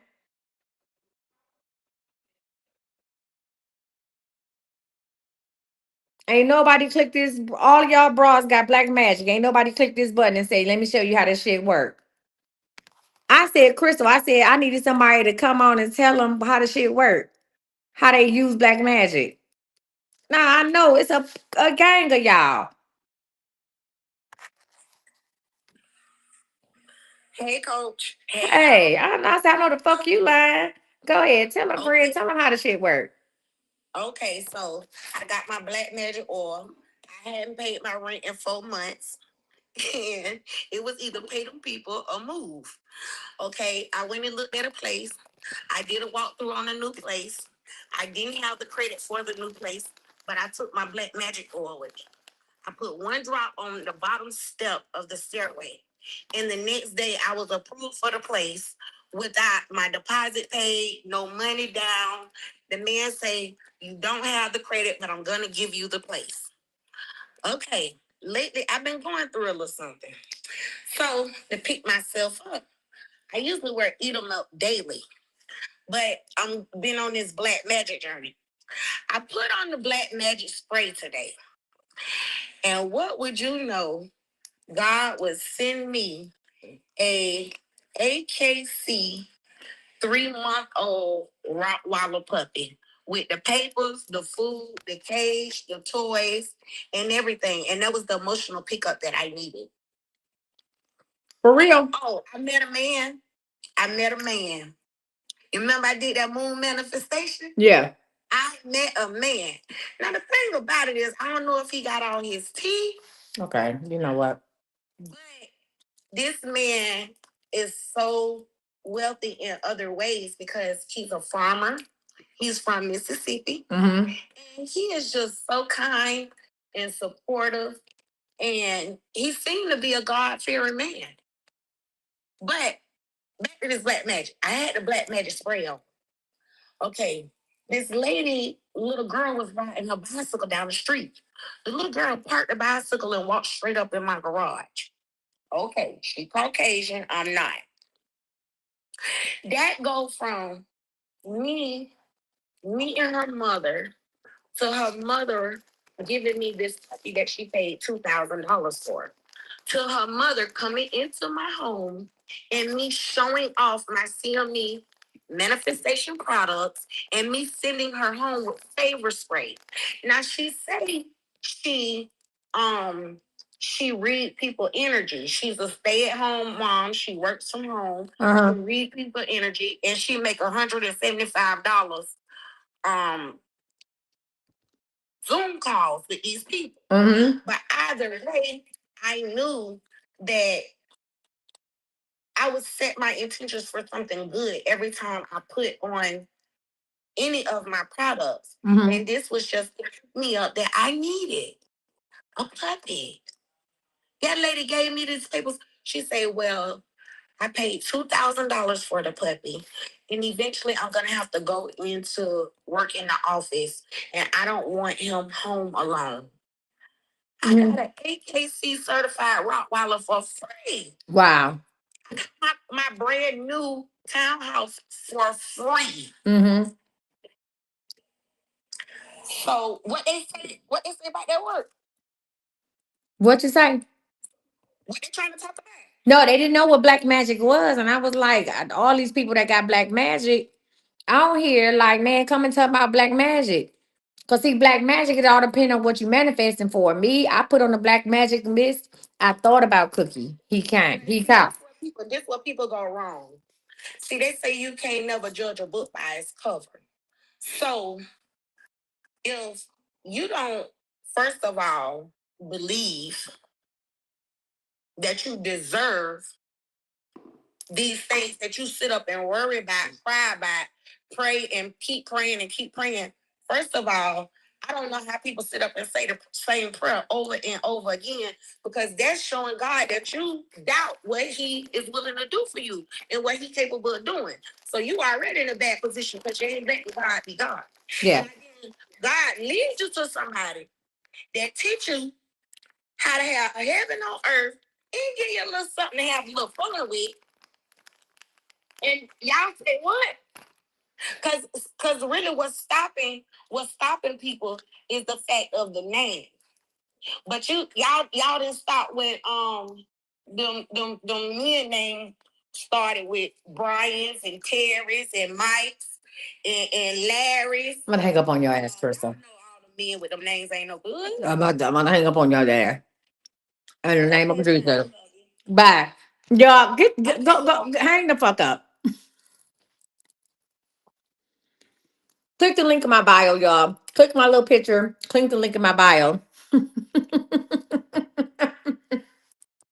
Black magic ain't a hoe. You hear me? Blessed bills. Blessed bills are up. What you want to know about the blessed bills? They are up. They blessed right on the bills. You can buy them under the $10 or the $20. All you got to do is write out what you want. Put them in your wallet. Put them under your pillow. Put them in the drawer where you keep your special stuff and forget about it. Manifest. You got to see it, believe it, and know it. Once you do it, if you got black magic at home, I'm going to spray your bills with black magic before they leave here. If you got black magic at home, get that shit together. Only put one thing. Listen, only put one thing on the blessed bills. Don't put a whole list of shit. Put one thing that you want to manifest. Put that date of what you want to manifest that shit for and run it. And fucking run it. Okay? What else y'all want to know about? When y'all click on the $10 special, the $20 special, there will be a main product up there. There are other products at the bottom that you can add. Those are the products that you can add and subtract whatever you want. You don't have to get the main product. I just needed to list it because people were like, oh, I'm trying to buy all this stuff. I got to make all these different purchases. I tried to make it as easy as I possibly can for y'all. So remember, when you click on the $10 special or the 12 or the $20 special, there's going to be one main. If you don't want BBL oil, that's fine. Add something else and then take the BB oil out. If you don't want the energy reset oil, fine. Add something else and then take the energy reset oil out. Okay? Whatever questions you talking about this? Were you talking about? You need some black magic? Jesus Christ, Regina. Mm, you said the devil been heavy lately with my drinking. I need help fighting it. Excuse my realness. No, we like that. The devil been heavy lately with your drinking, Michelle. You would need a deliverance, and you probably just need. I don't. You don't need no black magic. Shit. You need a deliverance, and you need some of my blessed oil. My blessed oil is not part of the sale. The blessed. You know what? Oh shit. The blessed oil. Y'all want me to make the blessed oil $20? She just need my regular blessed oil. Tell me what problem you have, and I'll tell you what you need. I said you need my regular blessed oil. Tell me what problem you going to. All right, I'm gonna add my regular blessed oil to the $20 link. I'm gonna add my regular blessed oil. You can drink this. You put it on your skin. You can drink it. I'm not doing the big bottles. Now you're doing too much. No. Mm-mm. Listen, you can drink it. Blessed oil, regular blessed oil. You can drink it. Put it on your skin. People are like, oh man, her complexion is so pretty. I use blessed oil. Put it in your hair to grow your hair. It's whatever. You can put it on all. There's no age limit to blessed oil. You put it on babies, all that good stuff. Hold on. I'm about to do blessed oil.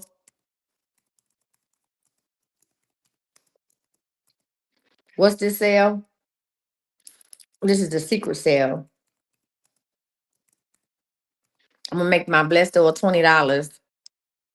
Y'all better come on because we trying to get as many of y'all orders out tomorrow before we leave.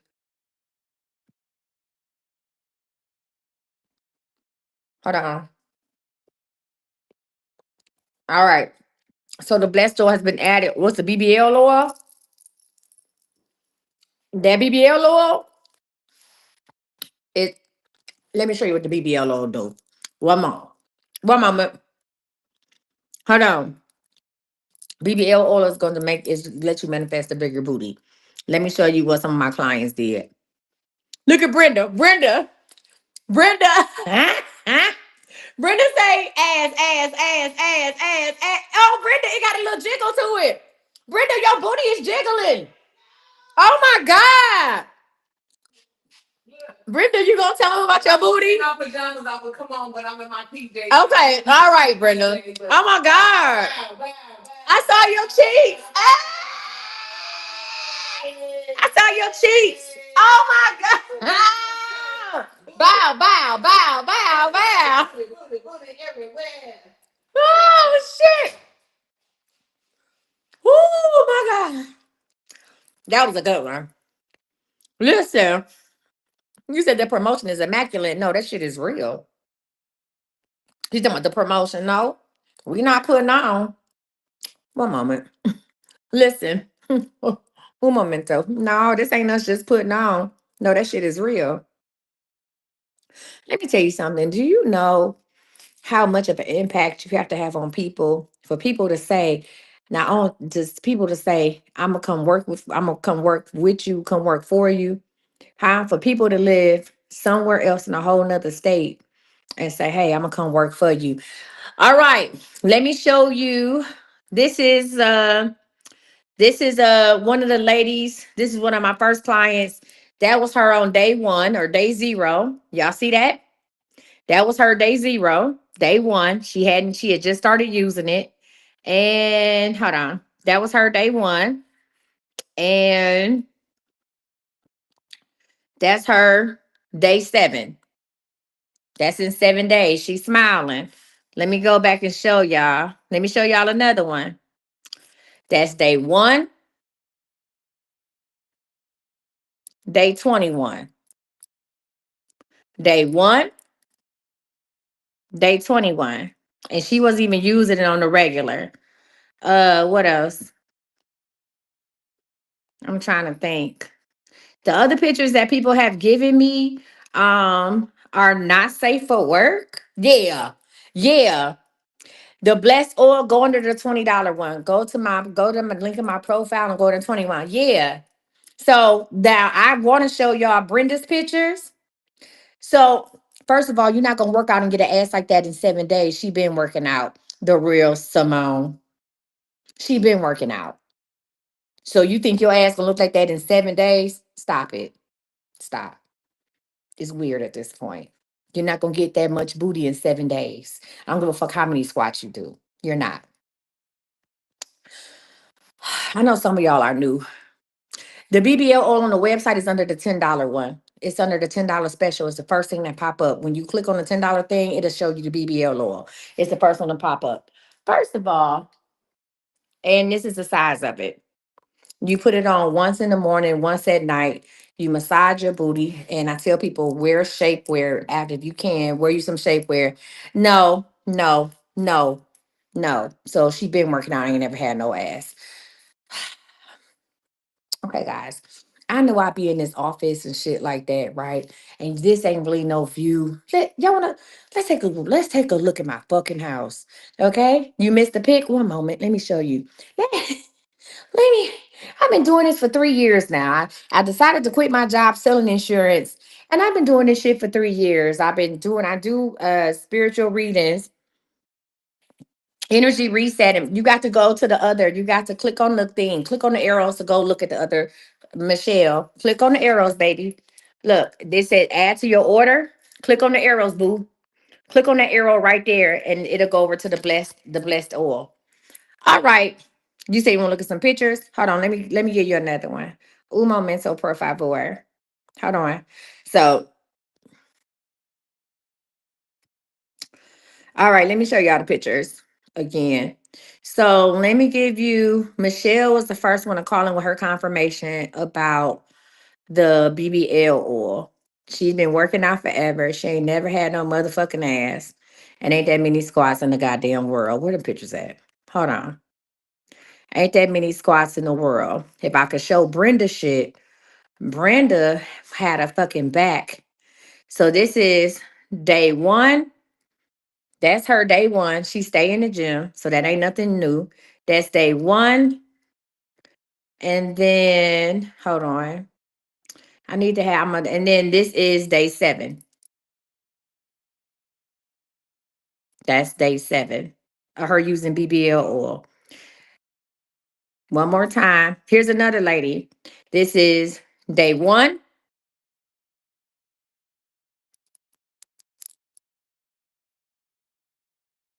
day 21. And she wasn't even using it on a regular basis. Also, that's the BBL oil. Let me show y'all what the blessed oil does for hair. Let me show y'all what the blessed oil does for hair. Now, this woman has been using my blessed oil. That was 225 to 37. That's not even a 2-week difference.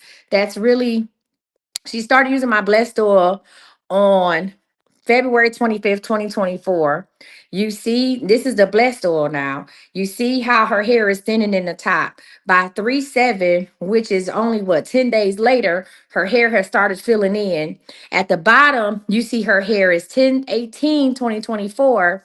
And then this is her a little bit over a year later, 13 months later, that's her hair. And that was from my blessed oil. This is the same blessed oil that you put on your face, that you can put in your tea and drink. I have a hair growing oil, but she was just using blessed oil. So from 225 to 3/7, you see her hair is already filling in. This is her on 10/18. And then that's her on 3/24. That's her 13 months later with her hair. Okay. Look at that hair. Okay. Delicious and nutritious. Look at the hair. And that's with the blessed oil. That's not even with my doggone. That's not even with the doggone uh my hair growth serum. That's just my regular blessed oil. If you have children, if you have babies that have thinning hair or kids who hair ain't growing in certain spots, get the blessed oil. Get some blessed oil. If your hair is fucking off, you can use blessed oil every day. Use it on your hair, your eyebrows, your face, everything. You sit, put some in a cup, put some in your tea and drink it. It's all natural. It's safe. It ain't nothing gonna happen to your hair. It's no taste. It works wonders. So CEO in the spirit is one of my lock-ins. First of all, a lot of y'all don't know who I am, do y'all? How do you use black magic oil? You put it on like you would any kind of other perfume oil and you manifest. Be careful what it is. Listen, be careful of what it is that you ask for because the shit is gonna happen fast as fuck. That's how you use black magic. So let me introduce myself. My name is Coach Misty. My name is Coach Misty. 3 years ago, God told me, God put me between a rock and a hard place and said, you got to show the world what it is that you can do. I did not want to tell people about my gift. I've had my gift since I was 6 years old. God gives me vision. I see things for you just like I'm watching TV. Over the past 3 years, I went from working a job at AAA, making six figures, making $102,000, to living in $1 million home, having four real expensive motherfucking cars. I got a pool outside. I employ I employ half of my family, half of my immediate family. So what I have, if it didn't work, I wouldn't be where I was today. I am a master manifester. You hear me? Master manifester. When I manifest for the people, that shit works. From babies to marriages to whatever the fuck it is. I also teach people how to change their mindset. I had to go through a process of changing my mindset, right? I had to change the way I think. I had to raise my vibrations in order to get what I have. Because, see, in 2019, I could tell you about all the money I got, but in 2019, I was homeless. In 2019, the bitch was homeless. In 2019, I was sharing a room with my 15-year-old son, and he was sleeping on the floor in somebody else's fucking house. Okay. In 2019, the bitch was homeless. But even in that state, I still sat in that woman's house. I sat in that room. I would sit in the car that I was renting from Uber or from Lyft because I had to get it from her. So I would sit in the Lyft car that I was renting every day just to make ends meet. And I would go and sit at different McDonald's or gas stations so I could get on their fucking Wi-Fi. And I would write my plan out because I knew that today was gonna happen. I knew that what I'm doing right now was happening. And I had to fucking believe. See, a lot of y'all watching me, you might look like you got it going on, but your shit is fucked. You are have a void inside. Listen, you are the lowest that you've ever been before, and you don't know how to get back up. But I'm here to tell you, she can turn around. You just gotta believe it. I had to change my way of thinking. I had to go through a spiritual rebirth. I went through a spiritual rebirth. I had to kill off what I knew before. I had to let go of all that shit, all of the anger, everything. I had to let that shit go. Because, see, when I looked up in 2019, I realized that I was a 39-year-old woman, a mother of four kids, divorced mother of four, and I didn't know who the fuck I was. And I made a decision because if I had stayed in that state of mind, I was going to perish, not only mentally, emotionally, but physically. I was going to perish had I stayed in that mindset. And I realized that where I was not at rock bottom, but it was the beginning. It was me to build a foundation. So I did just that.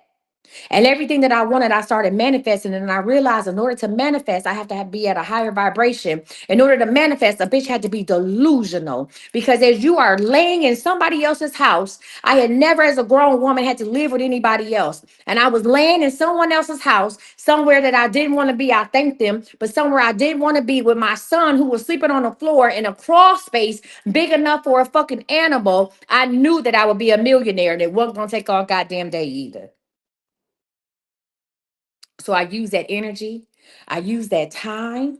I use the lack of not having. Listen, I use the point of not having everything that I needed. The fact that I didn't have money mean I had time to figure out how to make some fucking money. And God said, you got to show the world what you do. He said, I gave you a gift. He said, I gave you a gift. Not only do you have to help people, you're going to help yourself.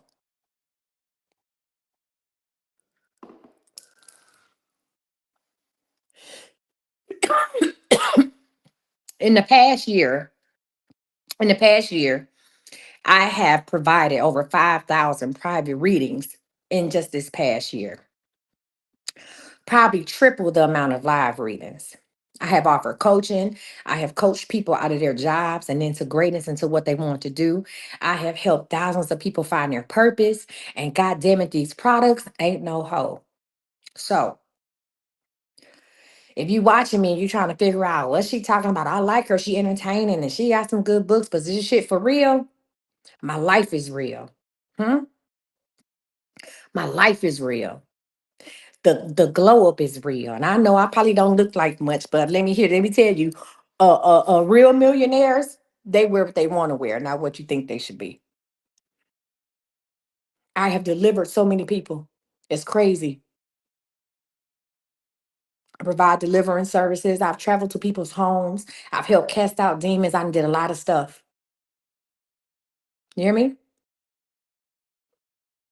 So if I can go from having nothing but a suitcase worth of clothes and a rental car from Hertz to being where I'm at, y'all want to take a tour of the house? Y'all want to see? I can't let y'all see my room because it's a mess. Y'all want to see the house? Yeah? Yes or no? Okay, let's go. All right. So we gonna start. Let me flip the camera around. All right. We gonna start. I'm gonna start y'all at the front door. Y'all gonna laugh at my squat machine. I ain't gonna use it. Yikes. I'm gonna start y'all at the front door. Are y'all decent? Y'all decent? All right, we're gonna have to do a tour.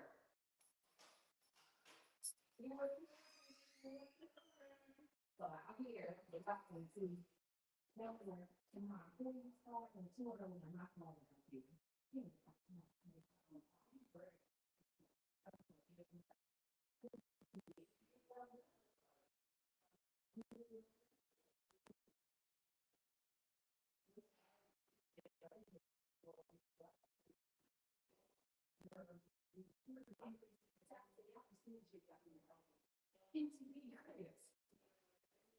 Here we go.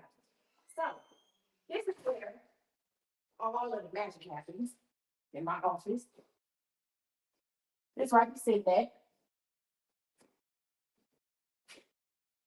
Hmm?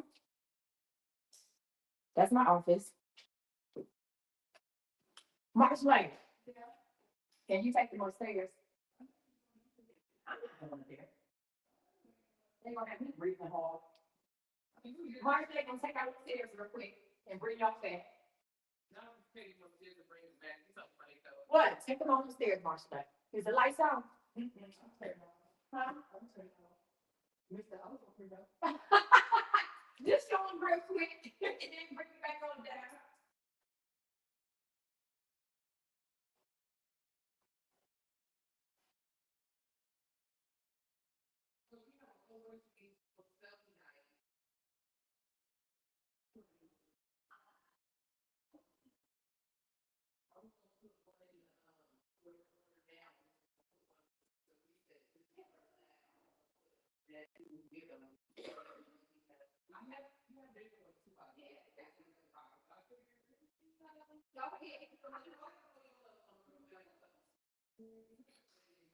Yes. Marshall, like, first you show them.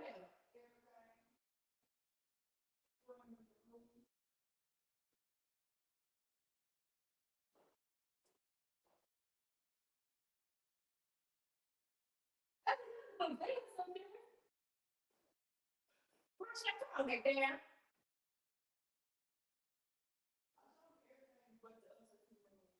What? What do you mean, like the rooms was in? Yeah. Oh, what's wrong with them? Oh, all right. So this is, well, don't trees have to go outside. That's my little sitting area. This is my living room. Well, we don't use.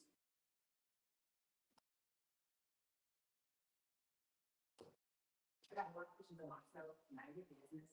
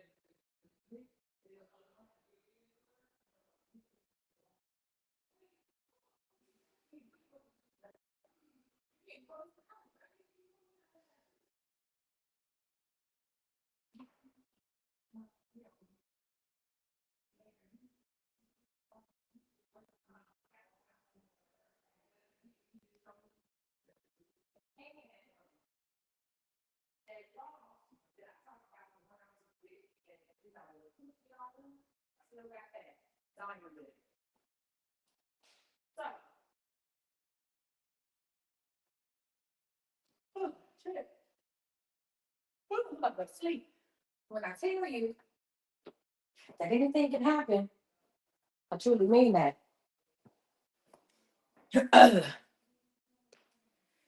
Yes.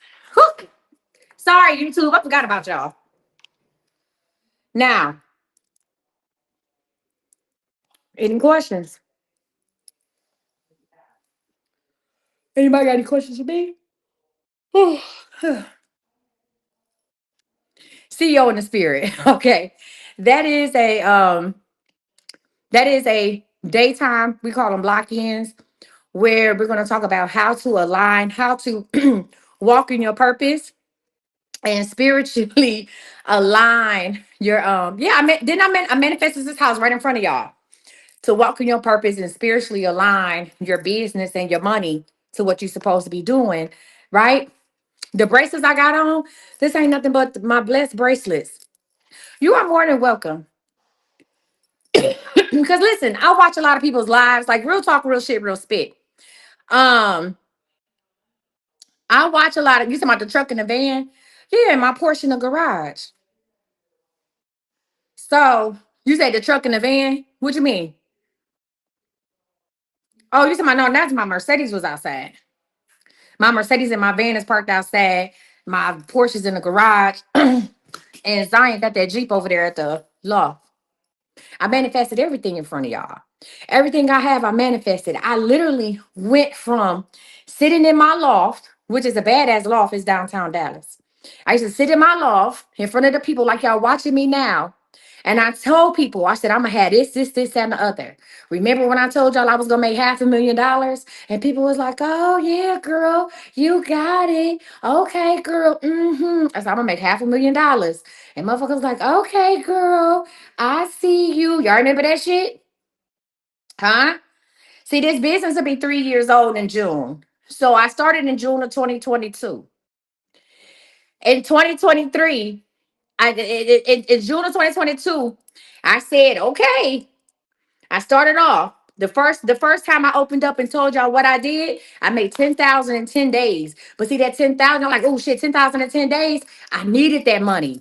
I needed that money to handle some shit. God said, do what you're supposed to do. I made 10,000 in 10 days. I said, here we go. From there on, I started planning. Let me show y'all something. When I tell you I manifest with the best, I started making out my budgets. I started making out my dream budgets, right? So I manifest every month how much I'm gonna do. You say, can we do what our intentions? What are their intentions with the $10 question? No. Mm-mm. Nah, those are the special questions. But listen, I started writing out a budget for the money that I wanted to make every month. And I started budgeting out my real, but listen, I started budgeting out my real bills with money that I hadn't made yet. But that's how delusional I am. And I said, I'm gonna manifest this shit. So it started out with 10,000. Them last 10, I did 10,000. I did 10 days. Hold on 1 second. Yeah, Crystal. Baby, can't nobody tell it like me. I watched, I listened by that magical budget. Yeah. I went and got a calendar, and it was strictly to manifest money I did not have for bills that I did have. Okay, in 1 month, I manifested $4,000 over my budget, but it didn't stop at 4,000. It was right at a little bit under $5,000. It was 5K that my baby grandma brought me, all $100 bills in an envelope. Mm-hmm.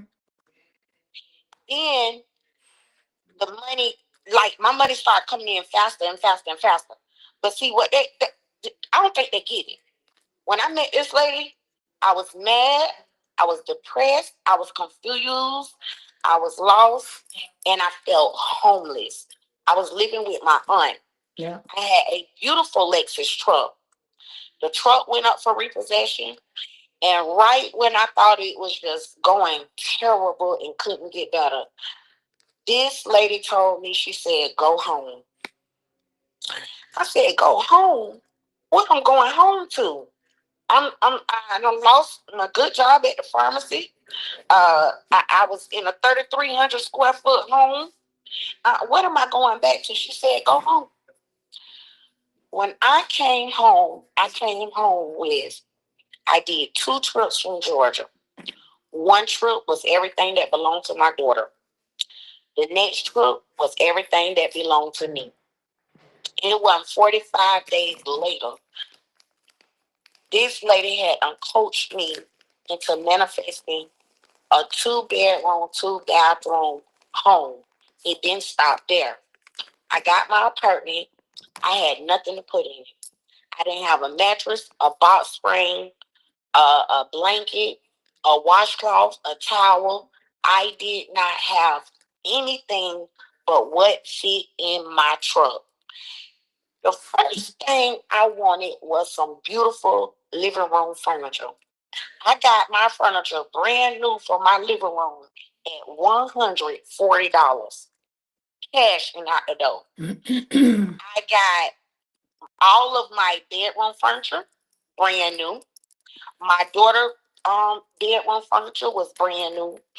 The overflow was flowing so fast and so heavy, Yeah. that each time I bought something to go in my apartment, I began to buy things to furnish an apartment that my oldest child didn't even have. Okay, everything was in cash. But I wanted this TV. When I had this big home, my living room TV was about 65 inches. Mhm. So I said I wanted 75 or better. But when you manifest, you have to be specific and you have to be detailed. When I knew anything, in came a 75-inch television from my wall in my living room Mhm. from Best Buy, paid in full. Paid in full. I don't think that y'all understand The other night, Sequence Beauty, that was just last night. She got online. Yep. And she told all of us, she said, Coach, ever since I've been carrying no blessed bills, my money has not dried up. Nope. Well, that ain't no lie. My very first blessed bill, I carried it for almost 2 years. But I had to call in and tell Coach, like, oh my God, I'm so amazed. I've been having this blessed bill that she blessed and she mailed me. And I folded that blessed bill and I put it in my wallet. I didn't have 10 cents to my name. When the Here's the catch. When you order any of the blessed products or any of the services, when the stuff is on the way in the mail, the blessing is already coming with it. The very things that you ordering these products for begin to happen before the products even reach you. By the time you are full of excitement and you open your package, just touching the product, just touching it, when you think about it, you'll realize that things have begun to happen. I will say this. Out of everything I have been coached through, I have been taught about, every product I have used, it started with me understanding that I deserve these things. And I understood I needed help to to unblocking my own self for my own blessings. Mm-hmm. I don't know if y'all didn't just see that 100-inch hanging upstairs. I don't know. I don't know what more, and they got to know that you're doing this with your whole heart, because the upstairs TV ain't even the one you see when you come in the house. Mm-mm.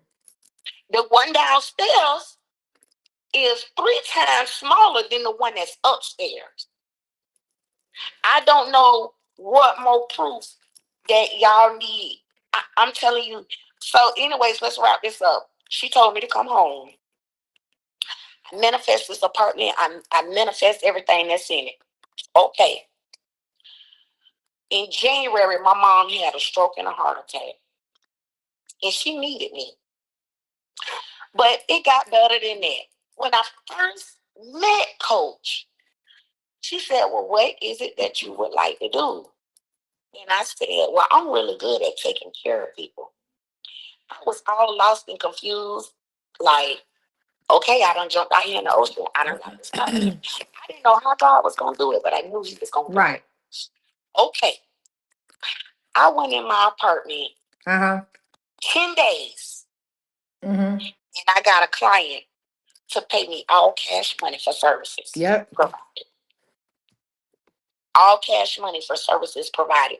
The money that the lady was paying literally could cover my rent plus the utilities. Mm-hmm. I don't know. I'm talking about, I punched my auntie daughter. I 3-pieced her. I'm about to hang up on you, Crystal. And she snatched a plug of hair out the middle of my head. I got the love, the length, baby. My shit is hanging and swinging. Yeah. I have not bought a product. Well, I'm talking about. I have even heard people call in or submit requests Let me start getting these blessed bills ready. Go. that, oh, my product got lost or it was damaged. I don't know one time that even replacing or helping a customer has been an issue. CME provide great customer service. And then when you get on that train of changing your mindset, you get to change tax brackets. Okay. Who ain't changing? Listen, the people that I didn't coach out they job, I ain't talking about coaching them out of McDonald's. I have young women, and it's crazy because it be the women that's under the age of 35 that's like, yo, I'm ready. It's the women my age, 44, 45 years old. Like, I don't know. These women done lost they done let 6-figure jobs to pursue what they doing, and they ain't missed a beat. I walked away, I left my job making $102,000. April of 2021. That's before I even started doing CME. I had my big ass workout business and ain't missed a beat. They could come to church on Sunday. And ain't missed a beat. Who y'all know? Who y'all know literally it's gonna coach you through. I understand that this is a learned behavior, but I need you to unlearn it, to relearn what it is that you deserve to have and how to get it. And then after you do all of that, you get your spirit fed on Sunday with a good word from God. I ain't even told these people about church. I ain't even told nobody about church. What Rita doing that? I don't know. I ain't even told nobody about church. We do have church on Sundays. I will be back on Easter Sunday. I'm gonna say this to say that. And I get it. I watch a lot of lives. Don't get me wrong. I watch a lot of lives and I watch a lot of people who talk about money and coaching on lives. And I'll be like, maybe I should get dressed and put makeup on. And I know y'all looking at me like right now, like, damn, I see her roots. And I don't know. And it's sad that sometimes I do have to show people where God has brought me from. And I'm this house I manifested. I woke up in June in my house before this. Oh, it was cold too. It was 3 floors. I lived in the richest zip code in Dallas. I lived in Highland Park, 3 floors. I had a $600,000 townhouse, 3 floors. It was 2,200 square feet. So I wasn't living in no bullshit at all. And still had my loft. I didn't have my loft downtown this whole time. Well, you got to catch. You got to catch to the development that you have taught me. I heard you say this a couple of months ago. You said, I got X amount of people on this live. You saying the sad part is a lot of people will live where they don't want to live. Yeah. You said, now if you need help figuring out how to live where you want to live instead of living where you got to live, we had coaching on sale at that time. Let me tell you something. I can proudly say, Coach, I live where I want to live. That's a blessing. And I live where I deserve to live. That's a blessing. I feel better paying $1,000 more of rent than I did when I paid $1,000 less because I understand that I have stepped into what I deserve. Yeah. Yeah. You drive, you don't know listen, to drive what you want to drive, to live where you want to live. I woke up in the $600,000 townhouse with some of the most the cabinets and the floors were beautiful where I used to live at. And I woke up one day and I said, I'm tired of seeing all my cars parked everywhere but in my driveways. I need a house where I can park my cars outside my house or park them, they can all fit in my driveway. We don't see you manifest weight loss for you and for others. We watch you.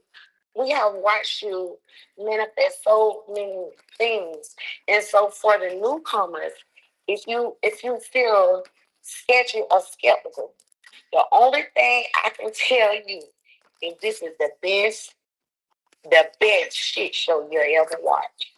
Listen, you be educated, entertained, all of that shit. Coming off the schedule, and you can't book. It ain't no shoulda, coulda, woulda. Ain't never got shit done. I don't know how many confirmations y'all need from riding a cowboy, riding a horse and saving a cowboy to y'all carry them nice ass pocketbooks, don't got no money in them. Can't even put in the pocketbook what you paid for the pocketbook. It don't make sense to me. Listen, when I realized that life was more than getting online and trying to do all that, man, say, when you see me like this is probably this when I got the most money I've ever had. You say everybody just need coaching. No, it's not about coaching. Everybody, first of all, coaching doesn't matter if your mindset not right. If you haven't made a decision to live better, if you haven't made a decision to do better, I could talk to I'm blue in my face. I have literally given y'all my classes for free. How many times have I said, you know what? Fuck the money. I'm about to teach you. Just log in. And guess what? Online and give that shit for free. Give it away for free. Drop gems. She dropped the whole pathway. Y'all be going to see damn root people, talking about road openers, burn a candle for this, and you done tried all that motherfucking shit and you ain't made it nowhere. And here you is. So when you want something new, you when you want better, you do better. And you know what you doing ain't adding up. Try something new. People be like, you shouldn't have people like you need to start putting your house online more. You need to put your cars, you need to take pictures with your cars more. I said, that's crazy. Why the fuck should I have to? Why should I have to do that for you to believe what I have? Because he is people that's in Airbnbs. It's people that's renting cars and selling you courses, and y'all sitting up here mortgaging your second born to take a course, and they ain't even do the course. It's people out here that's renting an office and putting on the suit and some makeup and trying to sell y'all on something, but because we stopped listening with our ears and started listening with our eyes, this shit don't make no sense. This shit, they're like, oh, look at it. I want to look what she look. Don't know nothing. Listen, I can't sell tickets to Hoology until you see Cookie come over here and lick my face. Until you see some man over here, then y'all want to be like, ooh, coach. If I say, hey, I'm gonna help y'all manifest a man, y'all, oh, okay, until y'all see But a man. then all of this work comes with the best. When I say one of the best sisterhoods, can we talk about the unconditional love that is given through CMS? I'm talking about it's strictly unconditional. It's tried, tested, and proven. I have felt more love from my CME sisters when they cuss me out and call me blind than I have I'm about to felt hang up on you. from Swear to God. family that I done crossed the river for that won't cross the puddle for me. Y'all better get y'all shit together. Anyway, don't leave me, coach. Okay? I'm about to hang up Damn on what you you. was doing. No, listen, Crystal, as I'm trying to always, get and they could be like, damn, she always say something.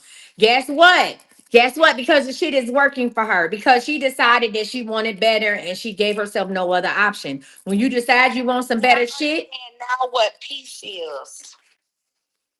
Now I understand what peace is. I understand what I got to get Leah, to we'll it send because it it to you. affords me a lifestyle. It affords me to be able to not have to worry about this. I understand people operating in their ministry. I'm just grateful. I don't know what y'all hoes gonna do.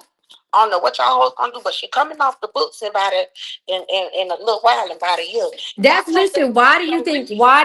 What did I write in my book? And I'm gonna leave it at this. And we ain't gonna talk about the shit no more. I'm gonna answer some product questions for y'all, and I'm getting the fuck off here because I gotta go out the country tomorrow.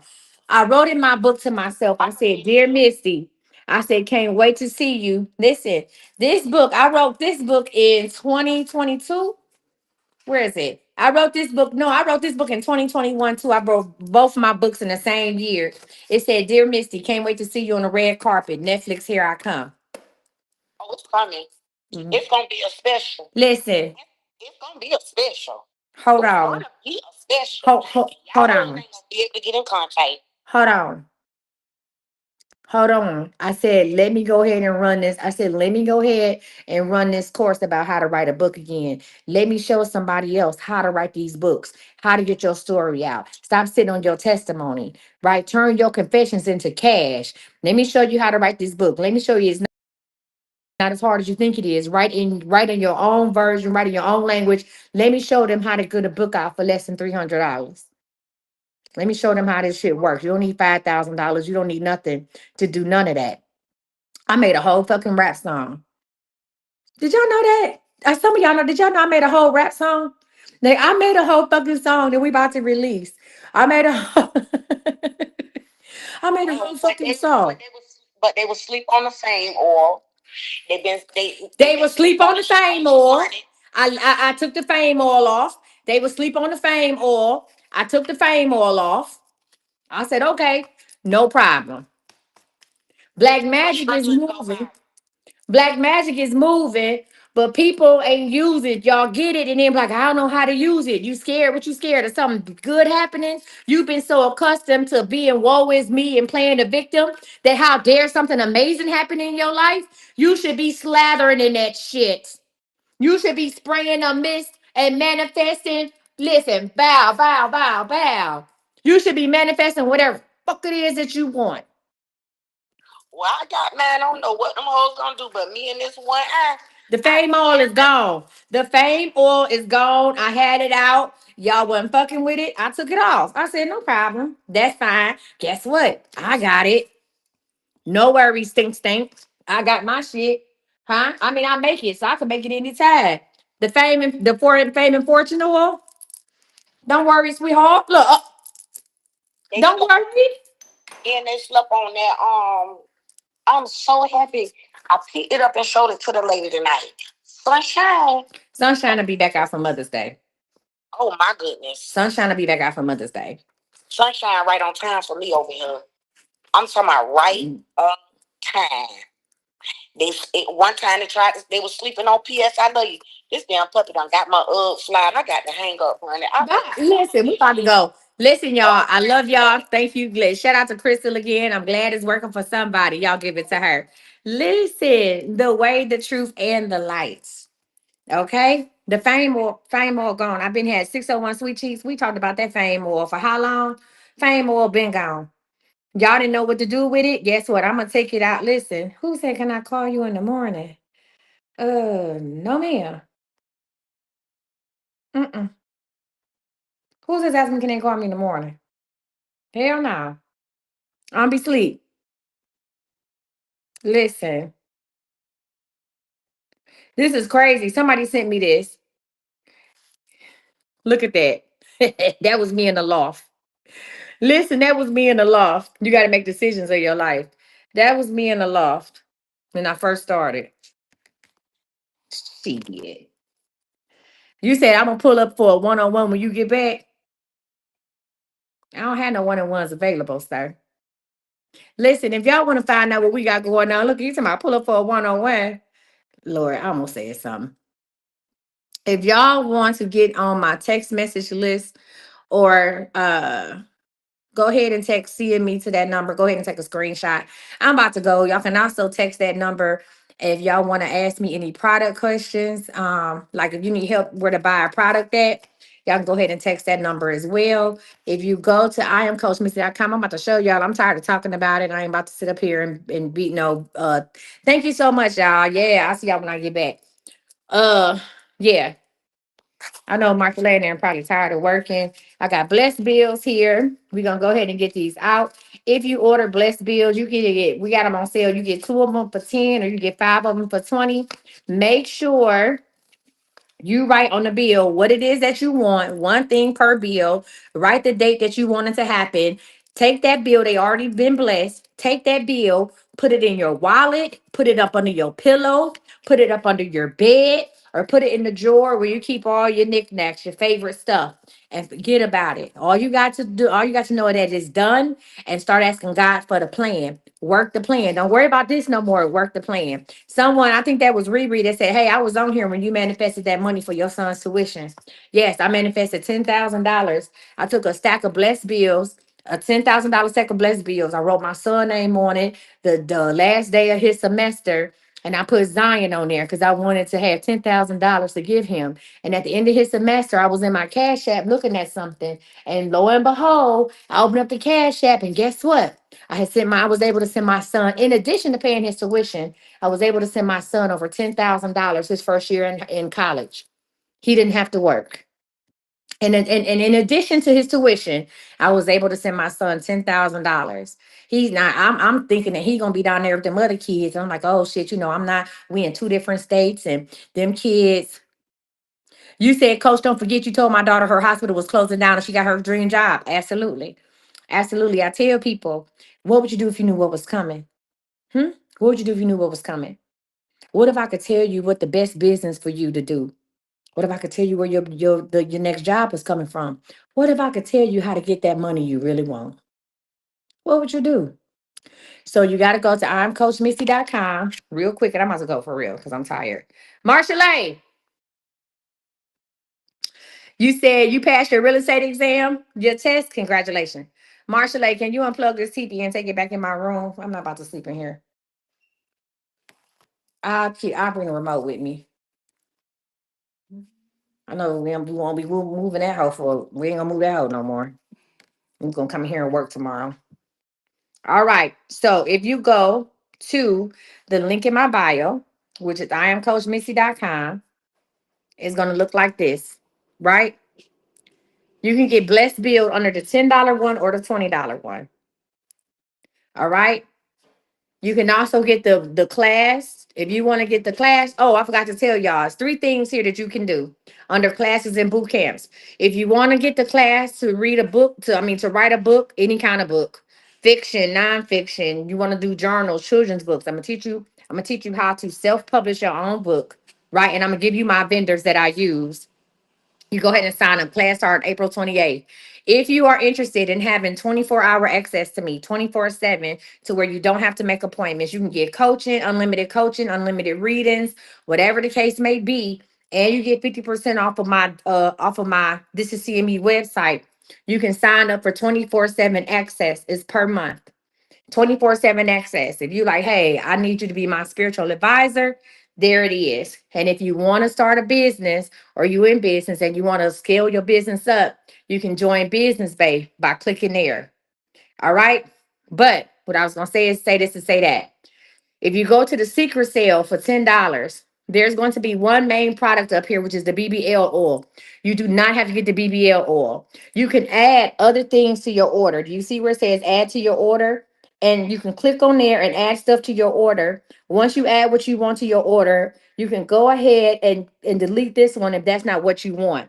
So you can go to imcoachmissy.com, click on the secret $10 sale, click this arrow to see all the other products that's under the $10 sale and add it to your order. All right.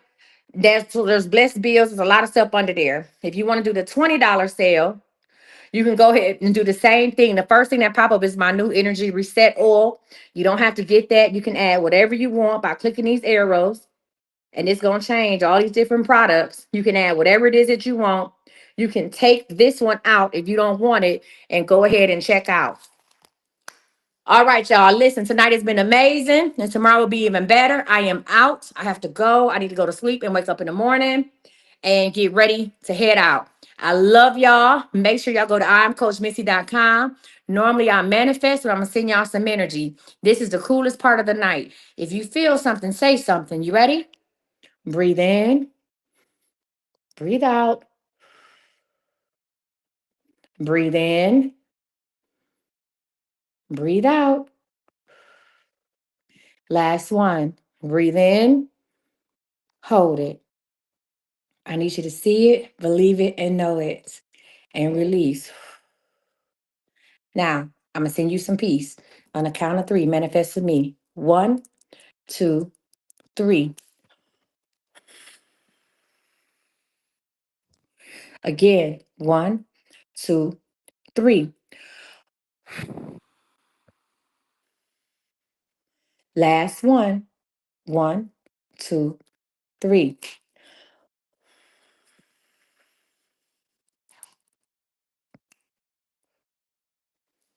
If you felt something, say something. I probably should have did that earlier in the game. If you felt something, say something. If you sitting there like, where in the fuck did that wind come from?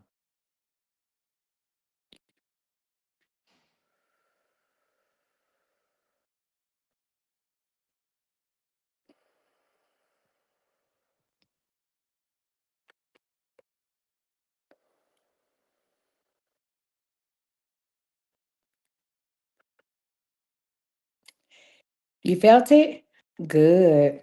You said you always feel a cool breeze? Good. Thank y'all so much for joining us. Be safe.